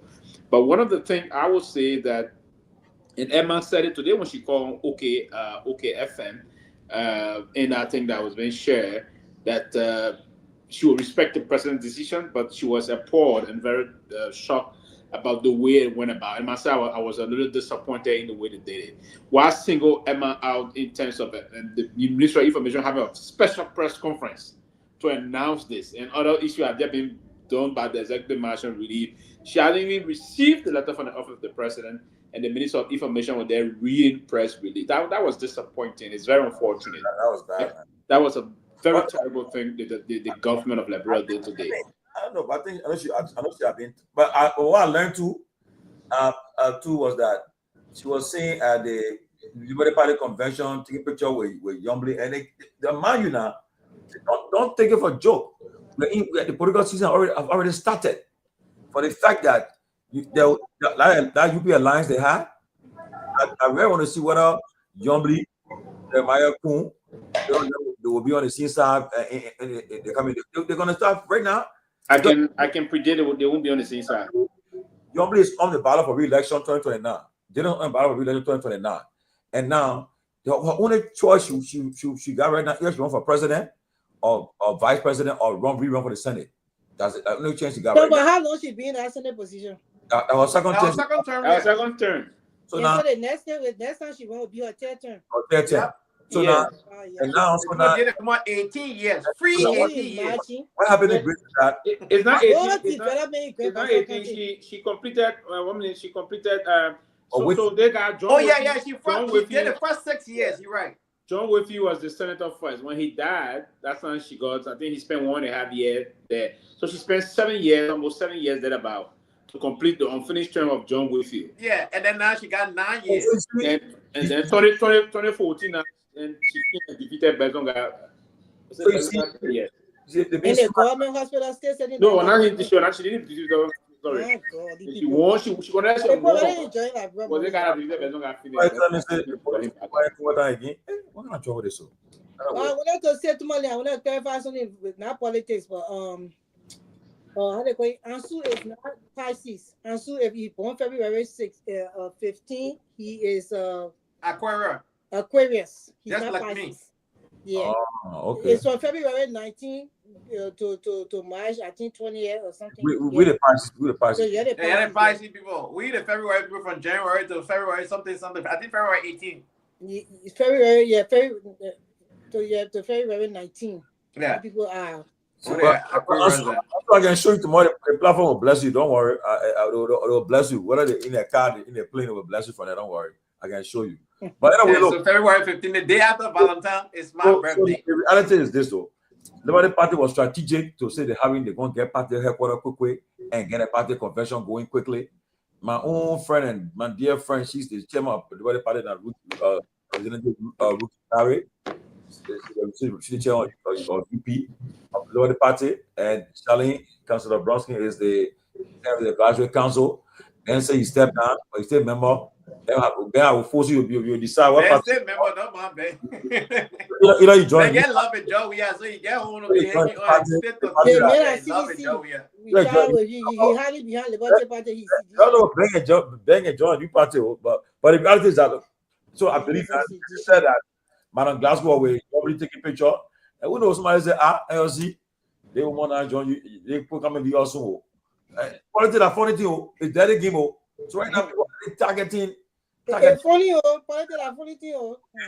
And like I said, I'm one of those who thought that I believe that President Baka he may run 2029, but from what I see, maybe he may not. The man will not wait to us for the picker. He will not run that 2029 or so. But again, let's see what happened. But the party already started. Make no mistake.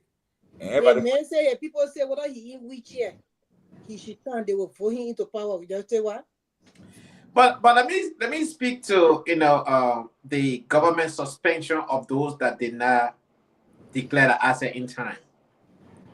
First and foremost, that's a bad leadership style. You can't wait. I don't know how many people now, what are the 100 or 100, 200, 300 people or 400 people, the number out there, I'm not too sure of the number. But here's the thing. In a government that already having trouble like this, you don't want 50% to be out or 100% to be out, even 20% to be out. You don't want that to happen.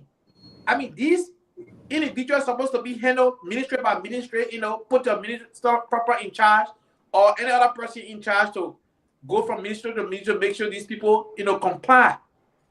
But to suspend that amount of people in one time, it is not good for our nation. Imagine if this was a company that does production. You just killed your monthly article quota right there. You will not be able to meet your quota within that period. These amount of people out of work. Yeah, much as it is a good thing to set an example, like we've been saying here, the president has the power to set the tone of the nation, especially with our form of government. Liberia is a unitary state, and many of our people look up to the president. George, we didn't go around campaigning for people to wear purple suit in Liberia. Yes, it was there, but it was not as popular as it is now today until we started wearing it. And a lot of people started wearing it. He didn't campaign to say, wear the suit. But because they look up to that leader, and the purple suit became a thing in Liberia. Many people have it today. So that it goes to tell you that the president has a power in Liberia. Look at what Pewee said today. The amount of people that show up to go, declare the asset. Will you wait at the last minute when you get suspended first before? There are a lot of good laws on the books in Liberia. It's because they are not implemented or they are not enforced. That's the reason why they're not doing what they're supposed to do. But there are good laws on the books in Liberia. But people get away with impunity. They do things, they get away with it. So that's the reason why they're doing what they're doing. The lady, they suspended her. At least they should give her, they should investigate. This whole suspension thing in Liberia now is like a cliche, right? When you get suspended, it's like indirectly you fired. Because I've not seen anybody getting out of, being suspended and coming back and regaining a job. Is this a new term now in Liberia that when they fire you, they get you are suspended? But the immigration boss, he was suspended for 3 months. He came out of work today. Zago. Oh, yeah. Okay. I didn't know that Zago came back. I was going to speak about that. Out of work today. Yeah. Zago, the former senator, right? Steve Zago. Immigration boss. He started work today. Yeah. So thanks for letting me know. I didn't know he went back to work today. But again, so that's a one-off circumstances. But many people who got suspended never went back to work. So I don't think suspension should be automatic termination.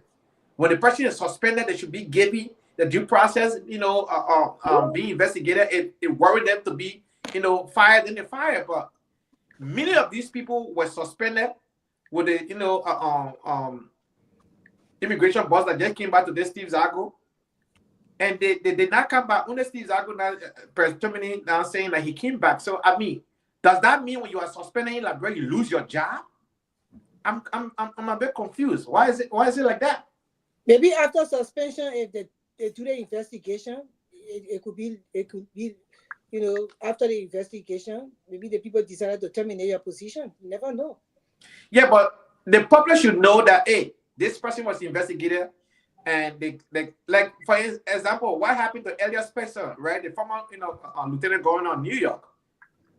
He got suspended. He got terminated later on because it was clear that he was using the credit card of the state, doing other stuff that was not government related, that was not job related. And that's the communication part when it comes to the Liberian government. And, it's not unique to this government, the last government. I mean, it's not unique to this government, but the Liberian people deserve to know what's happening to this kind of thing, so that the government can gain the credibility that it deserves. I mean, suspending people, that's a good step, but at least we should know. It's just like saying investigation, nobody's held accountable, right? All of these investigations, nobody have gone to jail, nobody have been prosecuted, people just being investigated and let go and all of that stuff. So, like we were saying yesterday, Amin Muda, situation, he bought a car, he suspended, he voluntarily resigned, but if you steal and you get caught and you brought the thing you stole, does that mean the crime was not committed? I mean, the crime was committed there, so you should be, held accountable. I don't think we should be having a country where people would just say, "Oh, I resign," or "Oh, you were suspended," so that's it, end of the game. I think we have good laws on the book to look at, for people to follow the proper process. So let Liberia function like a real country for once. I mean, we've been in this thing for too long now, so hopefully this government will muster the courage like the president has done so far, and other government officials will recognize that they are not above the law, and I hope they can bring an end to the whole speakership thing in Liberia. Quickly, it's so embarrassing. Quickly. Let me. I was asked to do this. Let me make this. I know yesterday the former president spoke about his Ballon d'Or, and people took it misconstrued what he said, and he clarified today. He's in Nigeria now, but he's in Nigeria. He had to come on Facebook to clarify it.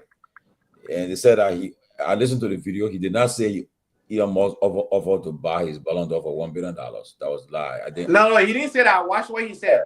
He didn't say any billionaire that have money. Or he said in a response today to address it, he said, "While it is true that my Ballon d'Or trophy is not for sale, as I have said many times, Mr. Musk has never offered to buy it. The story trending on social media is untrue and inaccurate. I have to make this clarification for the sake of truth and set the record straight." So I know people will run away and say, "Oh, Joe, we are saying it's not fair to him." People should not take those statements and misconstrue. And right now you want, especially so they're doing it in a way that to say, I'm sure you're trying to say, "Oh, more than man say you have you want buy and he told you no." All that kind of stuff. I don't think it's right. So a good idea to come from others a meeting in Nigeria to come and clarify on Facebook, and I want to say he did not say so.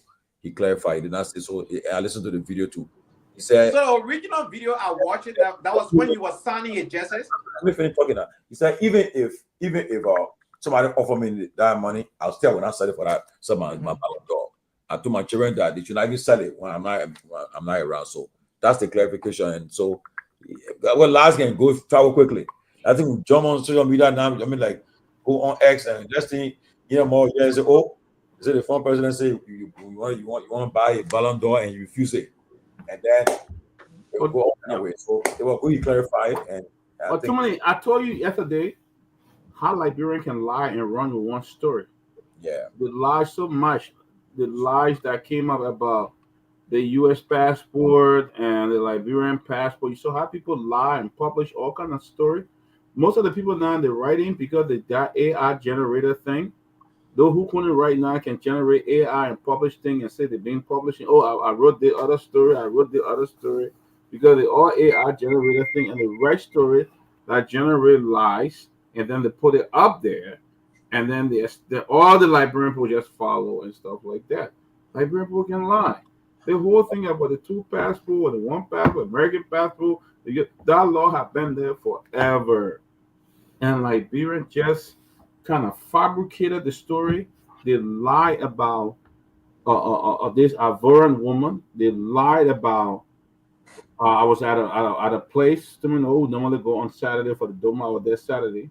They lie about one guy was sitting there and swearing to God that it deported some Ghanaian because they had dual citizenship. Ghanaians have had dual citizenship more than 20 years before even Liberia came into that. Most time when I live in Ghana, I see the Ghanaian traveling with 2 passports. I used to wonder why, And then when I try to engage him and ask him, could you show me the link where you read this that Ghanaian was deported because they were dual citizenship? He kept jumping around. He said, "Oh, that's true." I said, "But show me the link." Then he switched the topic. Then I brought him back after 20 minutes. I asked him, I said, "What's the link?" And he couldn't say the link. And I told him, I said, "You see how people lie? You're lying right here." I told him. But how we fabricate lies and things like that, because the president was very clear. President Weah was very clear when he said that. He said he warned his children that even he's going to jail tomorrow, his children shouldn't even do nothing with his balance. He said he was very clear about it. Liberian took it out of turn and carry it differently. Oh, Joe, yeah, but and stuff like that. We lie so much in that country, and now you got social media. Then you got AI generators. So the people who wouldn't write a 15 line, now they can go to AI and tell AI write the whole story for them, and say they become publisher and things like that. So the thing is, he was very clear. I heard exactly what President Weah said. He was very, very clear about his statement and stuff like that. He was very clear. So I was doing the signing of his jersey. Akam went to Liberia, signing the jersey. He's clear. The time George Weah won the Ballon d'Or, if anybody know how racist it was in Europe for George Weah to win that Ballon d'Or, they will really appreciate George Weah for winning that Ballon d'Or. That was the time when African player was not even respected in Europe. Not now where African players are respected. George Weah went through a lot to win that Ballon d'Or. You may disagree with Weah on the line of politics, but I had a pleasure for Weah to sign my AC Milan jersey in Abidjan, and that day I cried because I had just bought a jersey for Sokose. I didn't even know that Weah was in town, and somebody said, "Oh, Weah in Marco Rio." Just got it on the bus street. I went, and I was fortunate that day. Weah was there, and I showed my jersey, and he signed it. For me, that was one of the greatest days for me as a Liberian to see Ivorian fighting just to touch George Weah hand. Foreign national fighting to just see Weah. The way they get you Weah in Liberia, if you see how other citizens of other nations can fight, don't say that they love him, Liberia. You can see what the man what is it? They love him. No, I'm talking about some of the things they can say about George Weah. Look, the main president, they love him. No. Forget about the main president love him, but they adore him, Liberia. Hold on, Pewee. Do people understand what George Weah means to the soccer world from Africa? BBC this. Understand what they made him president. That because of hold on now. They gave him the highest office in the forget about the highest office. Watch this. Everybody will disagree with you on that one. Liberia really love him. I didn't say no. Hold on now, Pewee. That is what I'm saying. He said we don't honor him like they do in other countries. No, yes, they don't. No, they don't because the biggest said this. What are you saying then?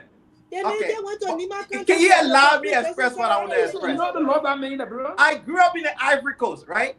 I grew up in a country that is 4 times, bigger than Liberia in population and in size, right? I can tell you, when we are enter Ivory Coast, the streets, the way they approach it's not the same way in Liberia. That's not true. But when you talk about that's not true, you go there to say that. Listen. Many president for Ivory Coast. When you talk about the population, I agree the Iberian population. Look, in Ivory Coast. That's what he's saying. Sylvester, I agree with what Anthony is saying.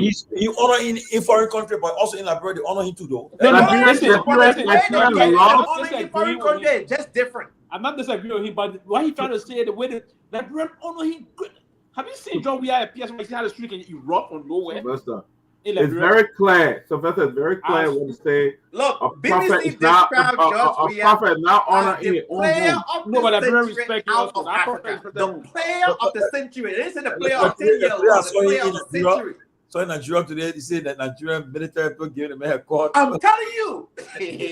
But man, I don't care how people see Judge Weah was epic, man. Yeah, listen, I don't care how people see Judge Weah. I've had agreement with Judge Weah, but that boy is blessed. He's well respected around the world. Let me tell you a story. When I went to school in Georgia, at Mercer University in Georgia, in Macon, Georgia, I was at a soccer game. Our university was playing a soccer game. We had this team that have come from Brazil. They were traveling around and wanted to play our university soccer. I was standing there, and I went to meet the guys that came from Brazil to take picture of them. And I said, "Oh, I'm from Africa." I said, "Well, Liberia." Everybody stood and said, "George Weah, George Weah, George Weah, George Weah." All the Brazilians that have come. Even the coach for our soccer team. He said, "You sure you know George Weah?" Because I had a picture that I took with George Weah in Togo. And the coach said, "Are you serious?" He said, "Is this?" I said, "How? This is George Weah." The guy couldn't be, and George gave me the opportunity to take a picture with him in Togo. That was during the war when Lone Star were playing the game out of the country. And I showed that picture. And the coach couldn't believe it. Even people who play on the team couldn't believe it. I had a picture with George Weah, just a photo.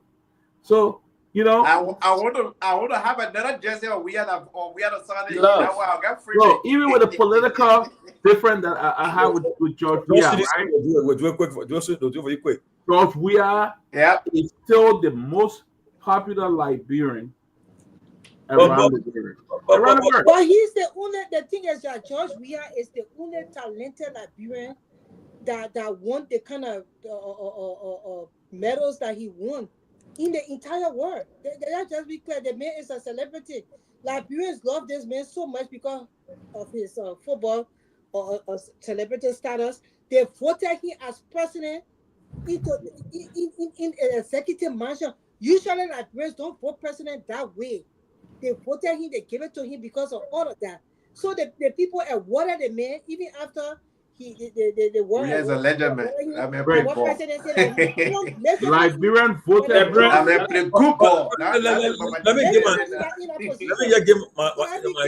me give the experience with Weah, right? That is true. I remember we're in Florida, I think in 2004. When I think that was his wife's birthday, I think in March. She was born March too.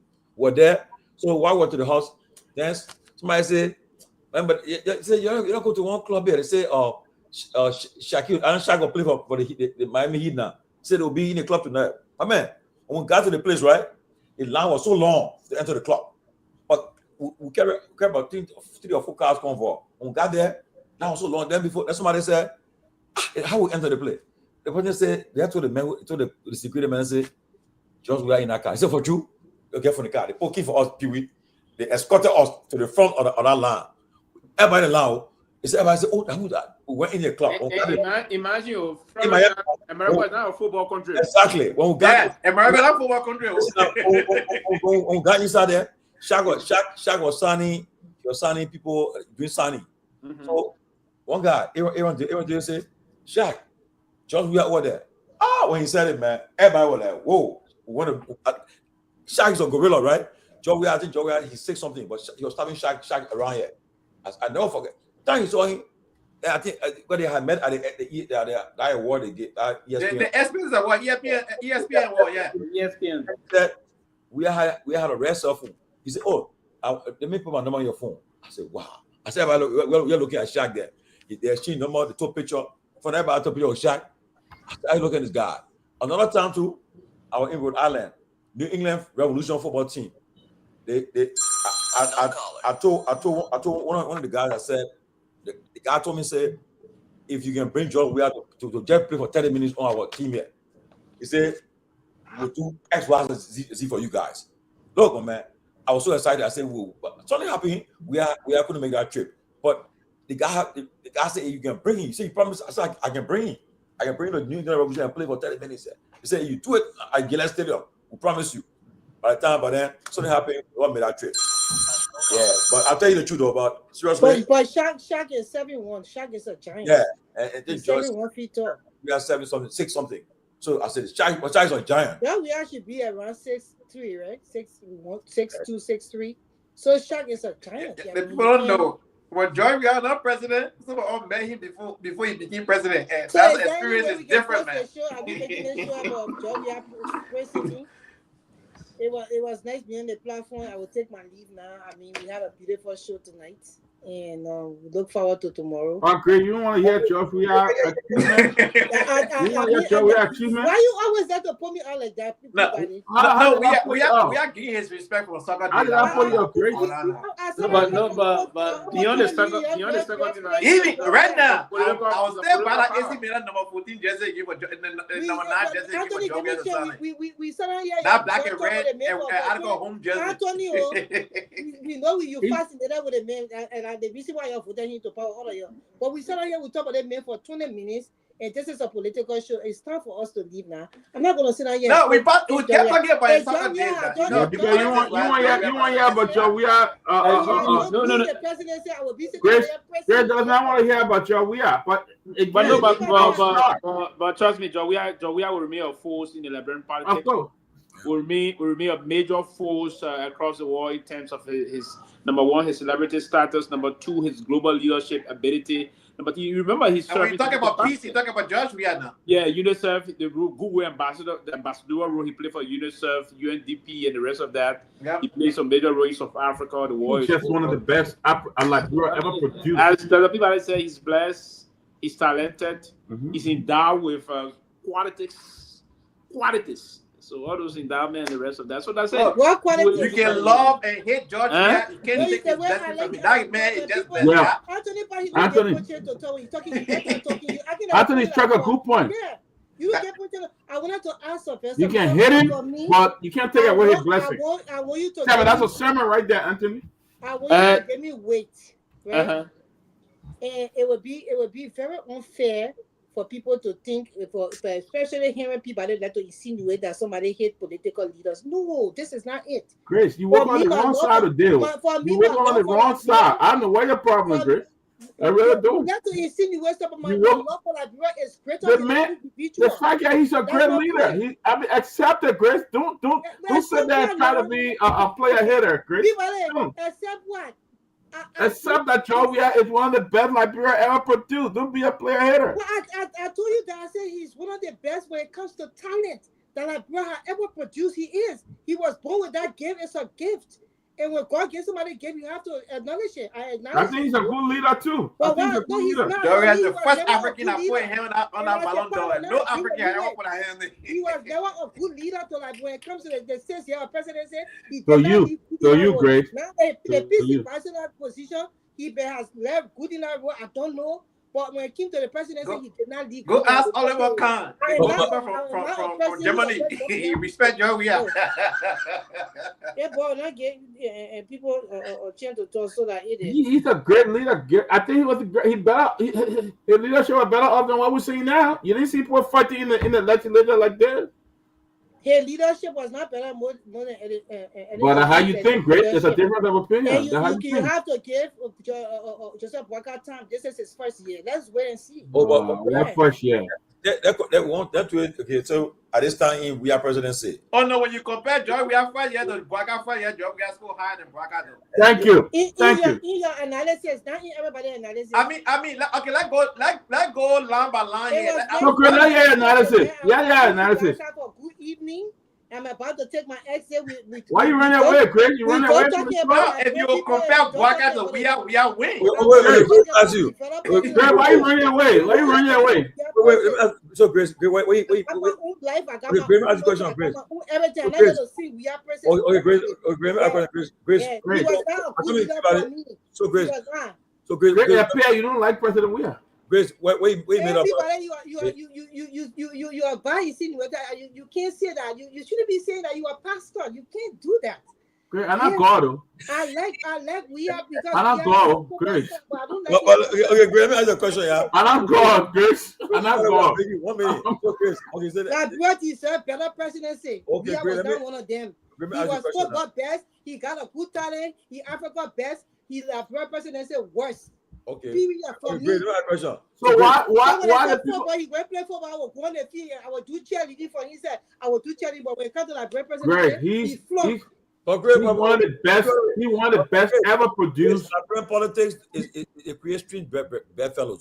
Be surprised that at the end of the day, the person you support 2029 we are they will be on the same team. So that was be on a team. Yes. So Grace, if we are endorsed money by tomorrow, you're not like it.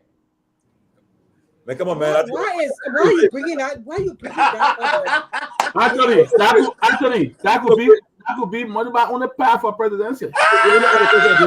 Well, how sure are you? I will be even on money back team. You don't know because I haven't chosen any team. Hey, now she gotta be technical now. Why you being technical now? Grace, so what you made of the comment today made by the Minister of Information and Games? The comment. What you say about it? What did he say? I didn't follow that. Who listened to it? I didn't follow what he said. Oh, he's talking about, he spoke about, the fact that Liberia is trying to get at that now, resident seat on the United Nations. A non-permanent seat that mean on the United Nations. That's why coming is coming out now to speak. You think fair comment? You think, Grace? If he doesn't have any receipt concerning that, I don't think it was fair to Mr. Cummings. I don't think so. You have to have proof. You can't just come out and say stuff. You have to have proof for what you say. And I just wanted to clarify that if I'm on in 2029, if we are happens to be on my team, if we happen to land to the same team, I will support that. But for me, if we on the team and we are is the head of that ticket, I will not support that ticket. We are 6 years, well now 6 years good for me. As a Liberian, I think we have made him mad. I think he should step aside and put somebody here on. Now if he put somebody here on and that person is good enough, and I think they can carry the mantra and they can carry the vision is clear, I will jump behind that team where we will be behind the same person. Yeah, but listen, no, Grace. You can't say that.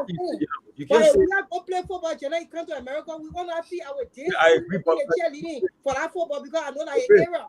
Well, his football now, he has become one of the number one contender in Liberian politics. Based in politics, you can say that thing. We can say if one is a team heading that team, I will not support that team because you have worked so hard for that team. You work so hard. You have made a lot of trips to Liberia. You have campaign everything, and then they say. And then when he lay his agenda on and his vision, and he be clear on what he wants to do and how he wants to carry it out. I will call him to the, and for me personally, I will to the fire for it. But right now, I don't see it, and he has to be able to speak to the Liberian because the last thing they get to him free. We're not talking, he needs to sit and debate the other candidates. All those things have to happen. That's what I'm trying to say to you. It has to happen.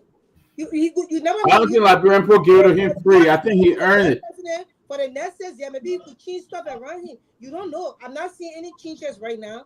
I'm not seeing anything. So right now, for me, for the last 6 years, it wasn't clear for me when it came to his leadership. It's still not clear for me. So let's see what happens. Well, that's a difference of opinion here, okay? And how the guys say, who can change?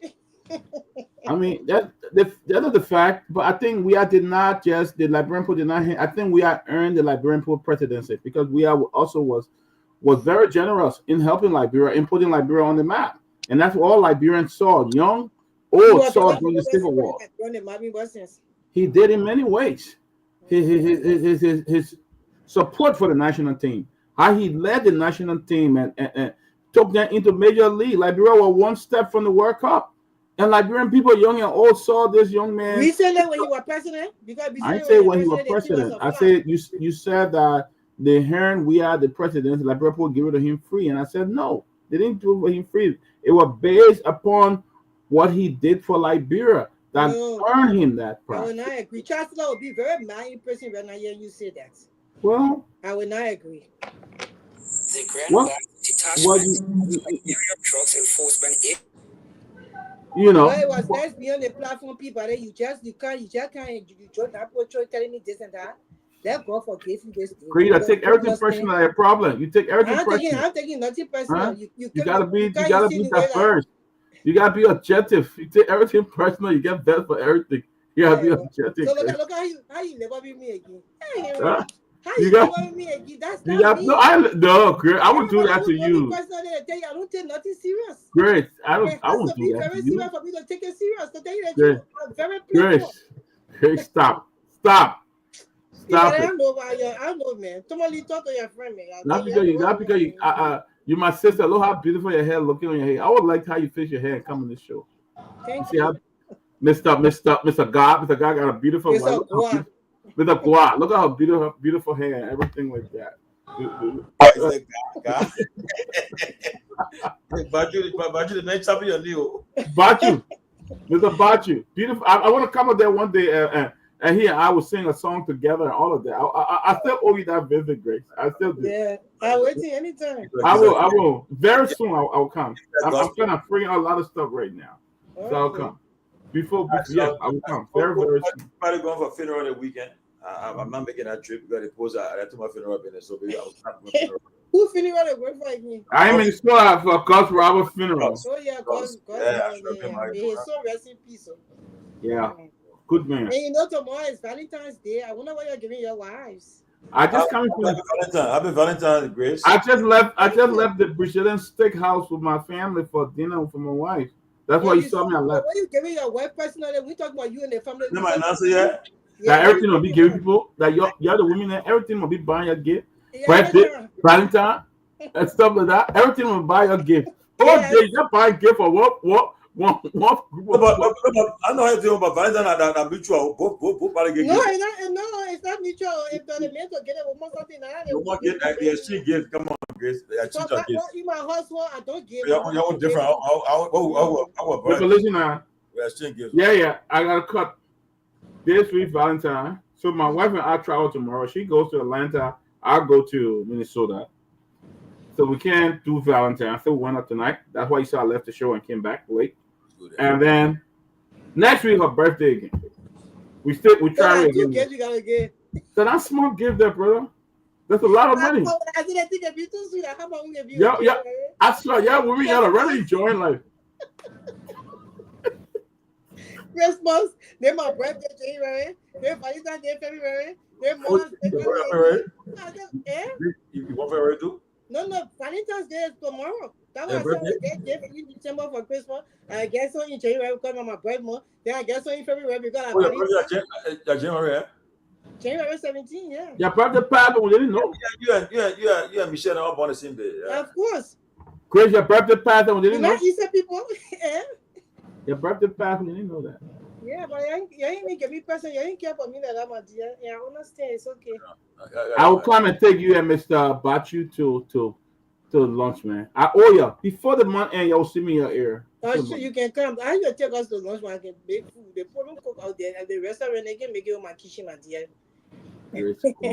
Grace Guar. Come on, you explain yourself. Trouble. I said trouble that hurt you so. Grace Guar. Hala, that it's not near yet. Then I'm a cheering her.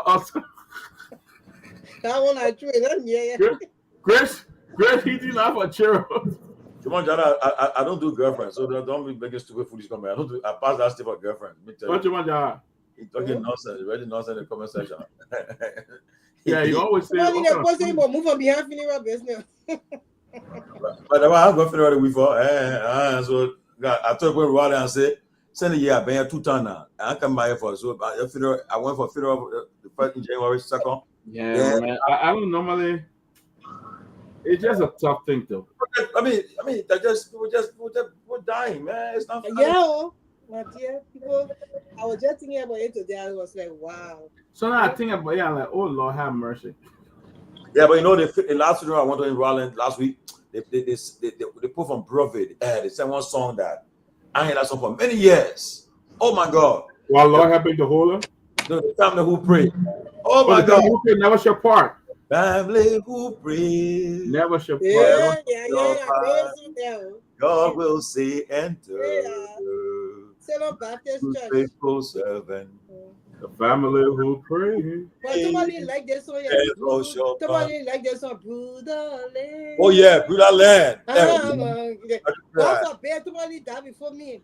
But Chris, why you can't sing? Why you can't sing like your husband? Your husband can really sing, Chris. Yeah, he can sing. I sing like him. Everybody got a talent. He can teach you. See, I can talk. But you can teach you. But you can really sing. I admire his music. He wanna go do a recording. I said, let me do Paco in a singing. He put me now. I will just on the internet see the tele recording for me to do Paco. So for them to test me money. I admire his music too. I admire his music ministry. Yeah, he's a great singer. He's a brilliant singer. I admire him. The thing is that the American people appreciate his singing more than like people. Okay, that come out of what was saying about Joey. Yeah, you see what was saying? The American people. Oh wait, hey man, that person where how do you call it? Keith Lancaster, the guy who made acapella. They made fun of that person with Keith Lancaster. Yeah, I want to. I mean, sorry to train about. He's a great singer. I admire his ministry. President of Singapore, the man got on a commercial flight. The passenger was so surprised. They clapped for his straight. You saw that video? The president of Singapore, he was traveling to some summit. And he got on a commercial flight. When he got on the flight, everyone was like, the people on the flight were like, oh, what's that coming from the man? Yeah. Singapore do well. If I put Joe Bag on commercial flight, he pass up. Ethiopian Airline tonight. Yeah, because the distance shot and Ethiopian Airline going there. That's what they did. But my question to you, Henry, the Papa was riding commercial flight. The time Henry Costa used to carry him around, he faint. That now because he president and he will faint. But then why he riding flight? And he to drive to Lofa when you're not president. Why he flying in private jet right now to Lofa? But I think he was to one program last week. I think people, but I want you to get a description on it. But for me, I thought that I think he thought it. I mean, I think that the protocol person confusing. He was going to the car. He was go to the podium and the coin. But some people say, "Oh no, the now protocol confusing. Probably just forgot." So no, but they said I heard they say you were not confused either because they said that usually he would use another podium because most other people use that one for sanitation reasons. So he was trying to go on the others. He was trying to use the same podium everybody used, but he put him on the other side. They forgot. Don't mind people lying to you, Grace. They probably forgot. If you about to say no, Listen, no, everybody. He didn't forget. What happened? They had two of them. Two man. People are table. Do you know me, friend? People are going to the car. No, you're not going to the car. Listen, Professor. They had to put out why the video they didn't show it. Listen. The last speaker spoke from the other podium that was a little distant from him. And they had one immediately in his front, right? So when they called him, he thought that, and I mean, that's what I said. They handled the protocol officers. They didn't do well to the president also. They should have told him that, Mr. President, this podium ahead of you here with the seal of the executive marshal, there were you speaking from. No, but there were two. I come in. The last speaker before they called the president spoke, and immediately after that they called him. So the president felt that he was speaking from that podium. So that's why he was walking to the direction of that one. So they left. Don't let the people put you under that impression. No, I saw it. You can lie. When the president is speaking, they have the seal of the country on the pulpit. I would say the president of Liberia when the president to a program. Yeah, there were two. They had two. He watched the video. I think, let me frank, he was confused. Because, no, he was not confused. Yeah, man, because when they should have laughing. They should have laughing. Confused. Why the 80 cam security had a time? It still happens. Yeah, because when I hear to speak from that, it was playing. So he didn't know. They didn't tell him. So how about the one at Arizona? What happened there? What happened to Florida? We brute him off at that level, right? What I suspect, it's just like again, Hitler need to take some time. They know very well he's a woman. They need to take some time. The woman need to take some water to just lubricate his esophagus, right? You know to clear the quest. I'm not talking that long, yeah. People just and they thought he was going to do nothing. Yeah, right. But let me tell you something that's fun. I would defend Boga for I would defend him for that one, okay? But that one, the opposite they own. Yeah, so to me, they gay a friend. I don't know, or they get her eye right or left, right? Who? Okay, I'm a class school. I can't talk about your for a minute. You already. Somebody will So I see why Emma showed her, the party, the fish were begging Yumli for the to that's true. But then Yumli space and so I could go to because she recommends No, Yumli did not recommend Swago. You think Yumli coming up for saying any kind of now Yumli recommend Swago. You said the party what I play. I'm telling you, Yumli did not recommend Swago. Who recommend all that? Huh? I don't have to call the person name. I tell you, don't this man. I know you recommended by Yumli there. Tomalin, I came on to play that video of the Singapore president flying commercial flight, people celebrating. I really want that video because our president. People will say it's okay. What you want proof? What I want to prove is important. Look at the job. I will not do it. I will still record it. See, that's the problem. That's the problem, though. I'll be clear. If I become a lawmaker, I'll be clear. I'll say, look, my people, if I'm traveling to any country, I will run my business class. I'll pay for it. That's a different thing. I pretend I say I can't. If you are in government, you got to enjoy government bureaucracy. Period. Oh, I mean, you got big government. You see, it was surprised. You should have made a proclamation of the men. Yeah. Hold on. Let me show you. Yeah. Look at our president. Yeah. No. They're not clapping for him. You see, without understanding the video, they're not clapping for him because he ran commercial flight. Why? Yes, what? They clapping the people, the Singaporeans and the Asians. They adore their leaders. They respect their leaders. They cheer for their leader whenever they so they're clapping and doing that because they never fight on the flag. Because the men in their president about doing that. They're not because that is not true. That's it. Because they're surprised to see the man on that kind of fly with them too. That'd be fun. They're not surprised. They know the kind of leader he is. How long he did it for? And I didn't ask the question. He's still doing it though. He always doing it. But you haven't seen the man Ryan Bassako making rap Bassako in the street of. He's still doing it. Right? No. Yeah, Bassako move around. He's in Norway, Denmark, their leader Rob motorcycle bicycle. I think. In those countries, it's just people centered leader. That's why he's low. In those countries, Norway, even in Holland, the head drive. But very rich. So the problem. Well, it was a nice show. It was nice to hear with you guys. I have to go. Yes, I got mother duty to do. Tell you coming. It's okay. We'll go. Not 30, Chris. Not 30 will go. Yeah. Why you rushing? You can sit on your friend. But you should waste money, eh? Yeah. He got a whole night. It's all right. Hey, shut up, man, people. But on a serious note, right? The manager they put, and I do lead up in it. The people are surprised to see the man at all. That be friend, man. No, that's the reality. I'm telling you. I'm gonna go pick over the private jet. But I think I know how to behave around the leaders. I know how to behave around the leader. That's it.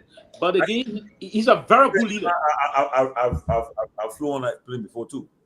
But you know that the war, you know that their country airline is the best commercial airline in the world. Ethiopian airline? No, not Ethiopian. I'm talking about the Singapore airline. For true, eh? They can fly to America? Of course. They have a flight. They have a lot of flight. They have a flight from Singapore. It's a direct in 3 destinations in the US here. They got a flight from Hong Kong here. They got a flight. But they got one of the cleanest. They got one of the cleanest country right now. If you flew, I haven't got on the business class or first class, but if you flew the business or first class, Jesus, you. But I think the Liberia government should engage in my platform. I play quickly. Tony, but at the first point I brought a commercial team where you. Well, how many students? How many people you got to fly? Where you can take by and house and the whole living room. They fly beautiful. Yeah. I see why people can fly business class.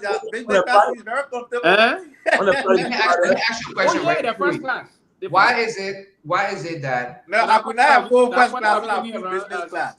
Why is it that? No, you can afford it, brother. It's cheap. Why when we are discussing our leader, we talk about business class international is awesome.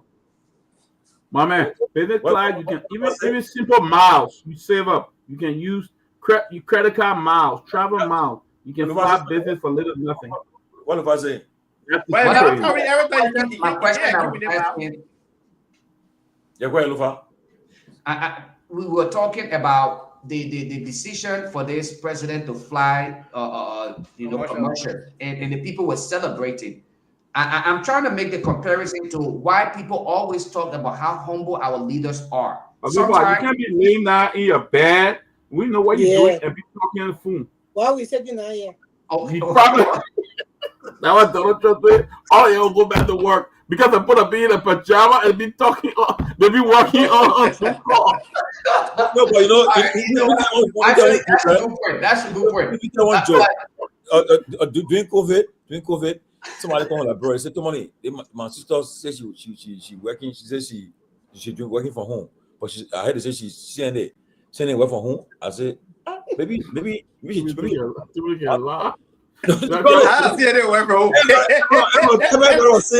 Everybody was saying that away from home. When I call it, I'm working from home. Everybody was saying it. But certain job, you know, you get work from home. Yeah, see it again work from home. But I still working from home though. I said certain job. Everybody different. You see, for me, and my Valentine's started though. I want to put your web there on fire. You're more kidding. My Valentine's started last week. Last week I was in Vegas. This weekend I went somewhere and my Valentine is lit. You don't let it sit down and just ride. You don't let it get your Valentine person. There's more nigga no Valentine between me and woman. If you give, when a man is supposed to get a woman, give more Valentine is showing love to your wife. Please. I just wanted to clarify that. All your women there, they're supposed to collect gift tomorrow. I also plenty of money in a card or something a nice Valentine basket. I got all your, you know. So like real woman, when you gave flower without money in the envelope. we left. That's why we want to see Ma. we want to see Ma. So you're please happy. I already had a Valentine dinner tonight. You still gotta get gift people. Don't forget about that dinner. The dinner you, your children, and your wearing it with a woman. You still need to give her gift. I wonder what people giving here. Una woman. You can do that. People are like, oh, you sharing you. I wonder what Tomalin getting here, girl. I got an envelope set already. Right. You see that one? People you do that cash Valentine too? Find out our money. Valentine just lovely kids. But yeah, what the money was? Chocolates. What chocolate? Oh, chocolate, right? Chocolate. You were right on the phone on the concert. Look at that kind. Look at the kind. Look at you. So look at you can do the flower, everything from the entrance of the house all the way to the bedroom. So long money night. I said to Money, why you getting a girl? What? Massage envy. You know what I got massage envy, right? So you giving her a card to the massage envy? Massage envy. So she going for massage? Well, great, but I want that masculinity now. Massage envy, yet about I said, my brother, they're 2-7 last, so they're 2-7. I don't know what kind of woman for dinner. Yeah, they go sit down, they eat the food again. We went for dinner. You better get out there. I gave her chocolates. I gave her some beautiful chocolate as we ride tomorrow to the airport. To the airport. Some beautiful chocolates, and she'll love it with some flowers. Eat a chocolate with her. Huh? Yeah, but you don't eat it. My brother, we eat last week. You buy these nice chocolate, we think they will not eat it. There's nothing, you know, that chocolate be saying that it is kind of head of food and soup. But I eat my okra sauce tomorrow, palawa sauce. It was your time. All I have funny thing. Look at that. Okra sauce, and from Liberia too, real Liberian okra sauce, palawa sauce.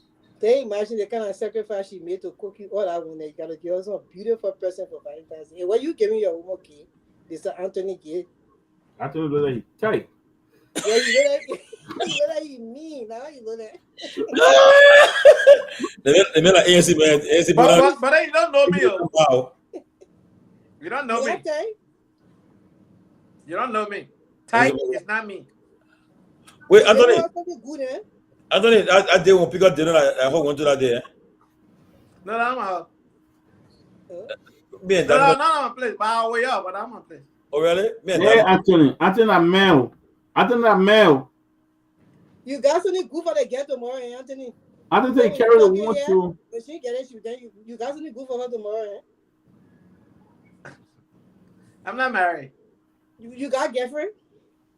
I'm divorced. But Grace, wait, You have a woman. Grace, get to the man. Ah, Grace, man, Greg can't get on people. Get to the man. Man, I get cool. Yeah, man. Why you married? You want to Anthony inside today? Somebody watching the man tonight. The man not make it. Anthony, you got woman. Anthony. Anthony say it. We slow motion. They tell Anthony. Guess what? what? I'm divorced. But you got girlfriend right now. You did. Hey, my Grace. We don't do that to the man. You see? Somebody wet, man. Okay, two minutes. That's 8 minutes, bro. Let's go. Watching the man. Listen, you see, Anthony taking a time to say the team, man. Then they told him, man, I want to, let's check it. Like I love you, man. You say I want me to stay. You know, after me, this is on the right. I remember on Tuboro, we have a team got powerful Eagles football team, my man. We're playing in the third division league. So the management was say they gave the president go give a mark. They said, well, you can't talk. When you thought it was cool. So when they turn on Bucky, the man said, he said, Jacob. I said, I'm doing that.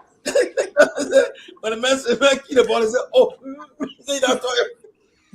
No, I said, "I breathe." I play basketball. He can talk. I go back and talk. He should be directing the wall, directing the defense. And you get talk. I for person. I so flat. I'm flat for one person there. When I bring with the football, a minute, I got to move. So Anthony, you single? Hey, Grace. I can first go. Stop, man. Anthony, you single? I'm single, but I'm not looking. You're not looking. You know why you looking? And me, gossip, man. Great, you better don't put. You are supposed, Anthony. You better don't do that. Why Lofa? You ran away. Why Lofa? Jesse asked me a question. I gotta answer. Happy belated birthday, Jesse. We sing your song here the other night. But let me tell you, I am not gonna give my husband anything for Valentine's Day. No, I thought you were gonna get something in return, though. I'll say it again. Give me a chance. I don't Okay. give my husband anything for Valentine's Day. I gave him something for his birthday, and I gave him something for Father's Day. Valentine's Day, I don't give him anything. Christmas, I try to give him something. What kind of show is this? Is it Anthony and Shara talking? But Patty, I'm making you start another one now. Why have I done wrong to you, my brother? Patty, too funny. What have I done to you? I gave you watch the show before you leave. Patty, boy, I can't. I pray for you in Australia. Nobody will be ready to you know what Patty is saying that I can go after the UP people like hi. No, but Patty, I see this here. Patty, I see this. Eh? Patty, I see this man.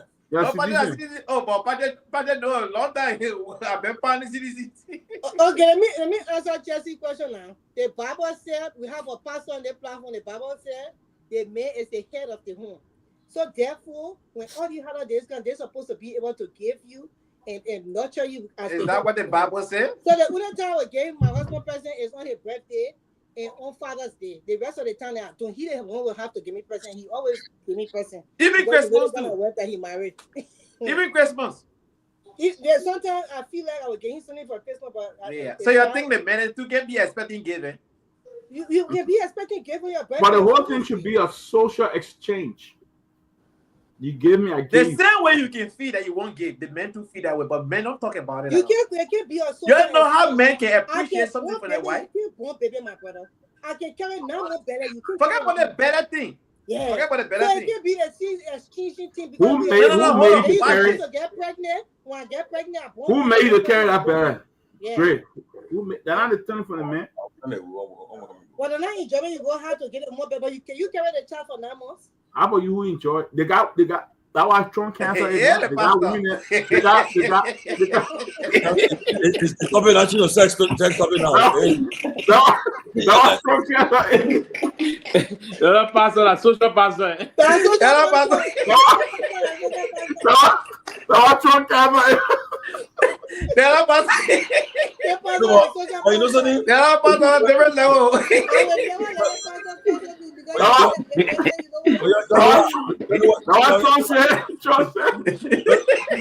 You know, I noticed, right? You know, Seth John told that thing in his speech. You used to have the see some video on Facebook. I see all laws. Oh yeah, I'm gonna say. Boy, I say me, I'm this, I'm that. That one all called. They all disappear. Even at work, they don't even voice it out no more. But even on the phone today, I in a shell. They can have male, female, buy they put change everything. We got male, female. So they yeah. I was shocked. I said, oh.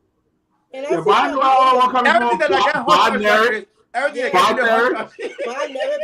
they posted no. I said, "Una man, That'll be male and female. Don't there'll be a man or woman. Nobody else."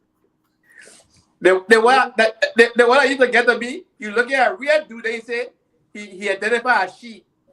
You and you know they had it in the passport too. They call it up now. You know, call it up. And the guy in the form, when you fill out some form there, the guy how you we identify ourselves. Yeah. You say, as of today's date, the in America is a man and a woman. I said, they make it to a Rafael. But somebody needed to do that. It was just too much. Even the cartoon character that on TV. Oh, are you kidding me? Yeah, we're traveling from Liberia and coming up to the US, but we're using Accra. So we go Kenya. We don't know one other guy. What going that guy here that day? Remember when he dressed that kind of chick and you're traveling with two other girls? I saw he got on the flight at Ghana Airways, Kenya Airways. The flight was backward. On our way headed to Accra, then we're getting on Delta for the US. I saw he get on Kenya Airways that day. All the Liberian guy in the city around the guy that started to hit that man. He left his seat. He came to one of the flight. How do you call it? The flight attendant. Yeah. One of the guy, he told the guy, I said he wants to sit down with the guy. What the guy? I saw when we were sitting there. When I turn around, I look at myself, bust out laugh. Yeah, man. I did a CRT in the blue. I'll let go better. The ball won't go there now. I cannot clap for you. Yeah. That one girl happened. They got to swap seat with some people. Then the other people went to. Yeah, you can't tell mommy guna papa. So all the men that been here now, all of them are seen in the lost. They can't disappear. Somebody you can see how the people say on Facebook. The people got right. No, they got say that if we there. How you call it? He can say be doing it. He can be doing dance for the man. Go say and he got fan base. No, but I think it was getting too bad. It was just getting too much, man. You know, why I couldn't stand up me, man. But the reason I couldn't stand that thing. I don't have a problem with that. Poor choice. That choice. I don't get a problem. Exactly. I don't want them for that. But that a choice. No, the money. For them to tell you to call and she. My man. That's a choice. A choice, my man. If the person is Go for babe. One of your person you love, your child or somebody you close, you can't take tomorrow. Say what you do. You do, yeah. Reject them. I got problem. No. Tomorrow, that's not what we're talking about here. If the person born a male, they shouldn't partake in a woman's sports while women participating in it. It's not fair to the women. But what about a child that is 7, 8, 9, 10 years old, 11-year-old child? The child is 11 and you're changing the child, private part to be the gender. Yeah. I mean, that child can't make that kind of decision on her own until they reach a certain age. Oh, man. The man of fools and do that thing, man. They put me that own decision. They'll not change the child when the child born. Come on, don't miss the pull back. You might do that thing. How you do that with somebody? You force. So doing Will's son, he was 11 when they did it. No, my man, where you get that news from? Stop it. No, he was. No, but not a parent forcing to do it. Yeah, but at that age, can he make that decision? Oh, man, the man say he want the male. Ah. I don't have a problem with you. Surely, I put choice. Choice, you want to live that way, up to you. But I don't have a problem. Yeah. Listen, Tony. You know, I don't like to criticize parents and stuff like that. The best we can do, let's just pray for our own. That's right, because the children can grow up and just turn. You never know what can happen. So I don't criticize other people's children. Nothing about it. Yeah, I don't criticize other people's children. I don't do it because you don't know why your own going to turn out to be. They can grow up. You can do everything you want to do for them. And when they grow up, supposed of voting for Trump because of that thing. They got Trump. I said that way you voting for. Can you imagine? I said you. It's not about that. They talk about the major issues. But I say anyway, you get your own conscience. Do it. Amen. You see what I'm doing now? They put now by the security threatening. I said okay. But too many. The thing is, it's good for me. And my retired, I'm living in America. America has turned. Man, so now with what's going on now, it can trickle down to everybody. Now, how will you destroy everything and try to fix it in 4 years? You know, everybody, all a federal worker, they want clothes. Education department clothes. It's not good though. But people are there. At the end of the day, maybe America will finally come to change the way how the people talking about it. They say now a perfect union, right? But maybe they become a perfect union because people gotta realize today. You see today the man they confirm Minister of Health here, Health and Human Secretary, they confirm me today. And people then who the other one say, he told me say he believe in vaccine and now I take my word. Give me a break. But somebody, what somebody said today. I listened to a guy, a former Republican congressman from Illinois. He said, I just cannot believe all the Republicans, they don't agree, but they're so afraid that they just have to go by. I mean, you're talking about people who educated, people who they're afraid of the mail. They're afraid. This guy has power. The man bought a party, but the man said they on Larry King that Mitch McConnell. Mitch McConnell retiring. Yeah. So he voted no. He the only one trying to vote again all the thing. Anyway, but again, for me, you must say, I tell you, for me, I say, I don't go places that I don't want to go there. That's where the family. I pray that'll be in a mass shooting one of these days. One yes, small thing are gone, sir. What? I love it. One the exit first. You get me the money. The exit do I can always look for any building I enter. I beg you. The first thing I do is exit building and look for. If I can the morning say if I know you lost, I beg you. Oh, yeah, we gotta live. So and then number two, I'm retiring in America. Yeah, I will live like bro on my farm and enjoy myself. We're not country. I mean, like Director, ain't ready for you to go live there, man. Just live in your compound, your own home there. They electrify the entire country because that's one of the things. If you can afford it, if you can afford it. You know that people don't know in America, all these houses that you see far away, they get well. But that well have something into it that a power line is going to it that suck up the water. Something we call a sub pump that suck the water for them. They're not connected to the water and sewer system. I understand all of that, but yeah, the people not connected to it. In a way, you don't just go to like and they also have second term to here. I mean, who can make it? Everything is, I mean, we want the entire country to be fixing a way that it's not only you, but when you see the rest of the people, it's great. Yeah, I mean, it's clear. Election are coming 2029. My last stand. If we try our best to put the best person there, the person don't win outside of my window, I say, nothing. I play my part. I will just enjoy myself. I'll be like brother, enjoy myself. Trust me. I will eat every day. When I every 6 months, I for beer, I check up, I go back home. My children will be here living the dream life. They said, Daddy, to do a birthday once for you to fly. I'll say, okay, you don't know do it, but I'm not gonna come. In like brother, we'll all be like brother. We'll go sit down to chill somewhere. We're chilling there. Yeah, right from time to go out. Get in my car, go in my compound, market, come on, inside. Yeah. And you will feel good about that. I feel, you'll see me. We'll try our best to change the country. You reject I won't do no bro. Then I'm gonna continue. I'm a man. The last time I checked, they didn't reject your people because they for your CDC party into power. So they never rejected you. Not coming. If second round they rejected, we are. So what is that? Oh man, the fact is, I applaud anybody who want to go home and stay, but for me, I have a different version of it. Me, I'll go back to Africa. I'm not rushing to go home and stay. Anybody who want to go can go, but I speak in right French. I am not willing to start those life all over again. I am not. No, but buddy, this is what we're doing that, bro. Too. What happened in the guy who's already built? Okay, in Liberia, already built around Ralphie way, some place there. I beg you, don't try it. If people money, nothing. No. Buddy, the place already built.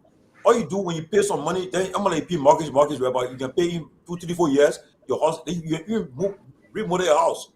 Okay? But the thing is, somebody they don't have a system in the country, no address system. You can receive your mail to your house. Well, according to Post and Telecommunication yesterday, they posted something that they're about to launch a digital addressing system in Liberia. We yet to see that. You ain't got no zoning. So I said, but how they will put addresses in place in the old road? Why would you open your door in somebody article porch? Because you know the problem in the country. The zoning laws because by right we do have zoning laws. That's the problem. Certain place you can't build a house in an alley, like an alley, right? You can't do that. People are building on fire hydrant. They are building on separate things. They go survey the land.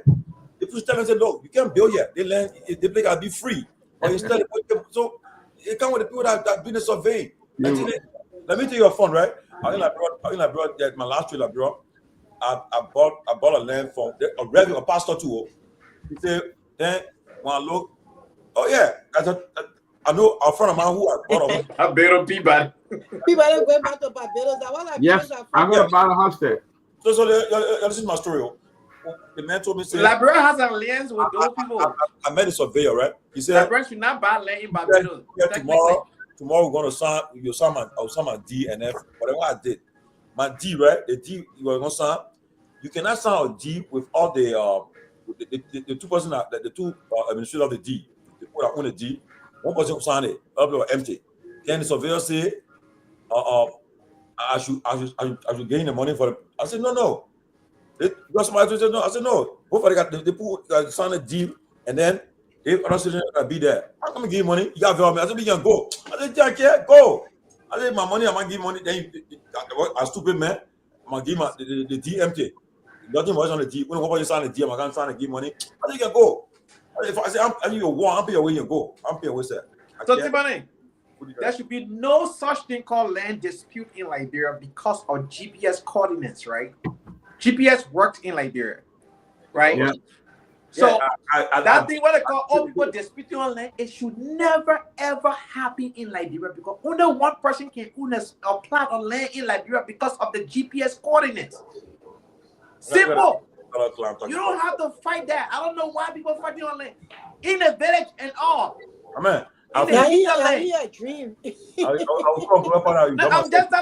telling you. Right? That's what I'm saying. That's what I'm saying. On your smartphone, you can that's what I'm saying.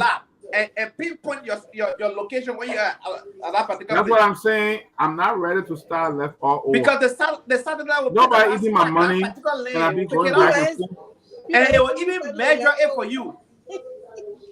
I know a lot of friends I bought a place in Barbados. They bought a place in what place? Liberia technically should not buy land in Barbados because we have an alliance with them. Yeah. That's even a couple of healthcare. Somebody come, they can encroach on your land.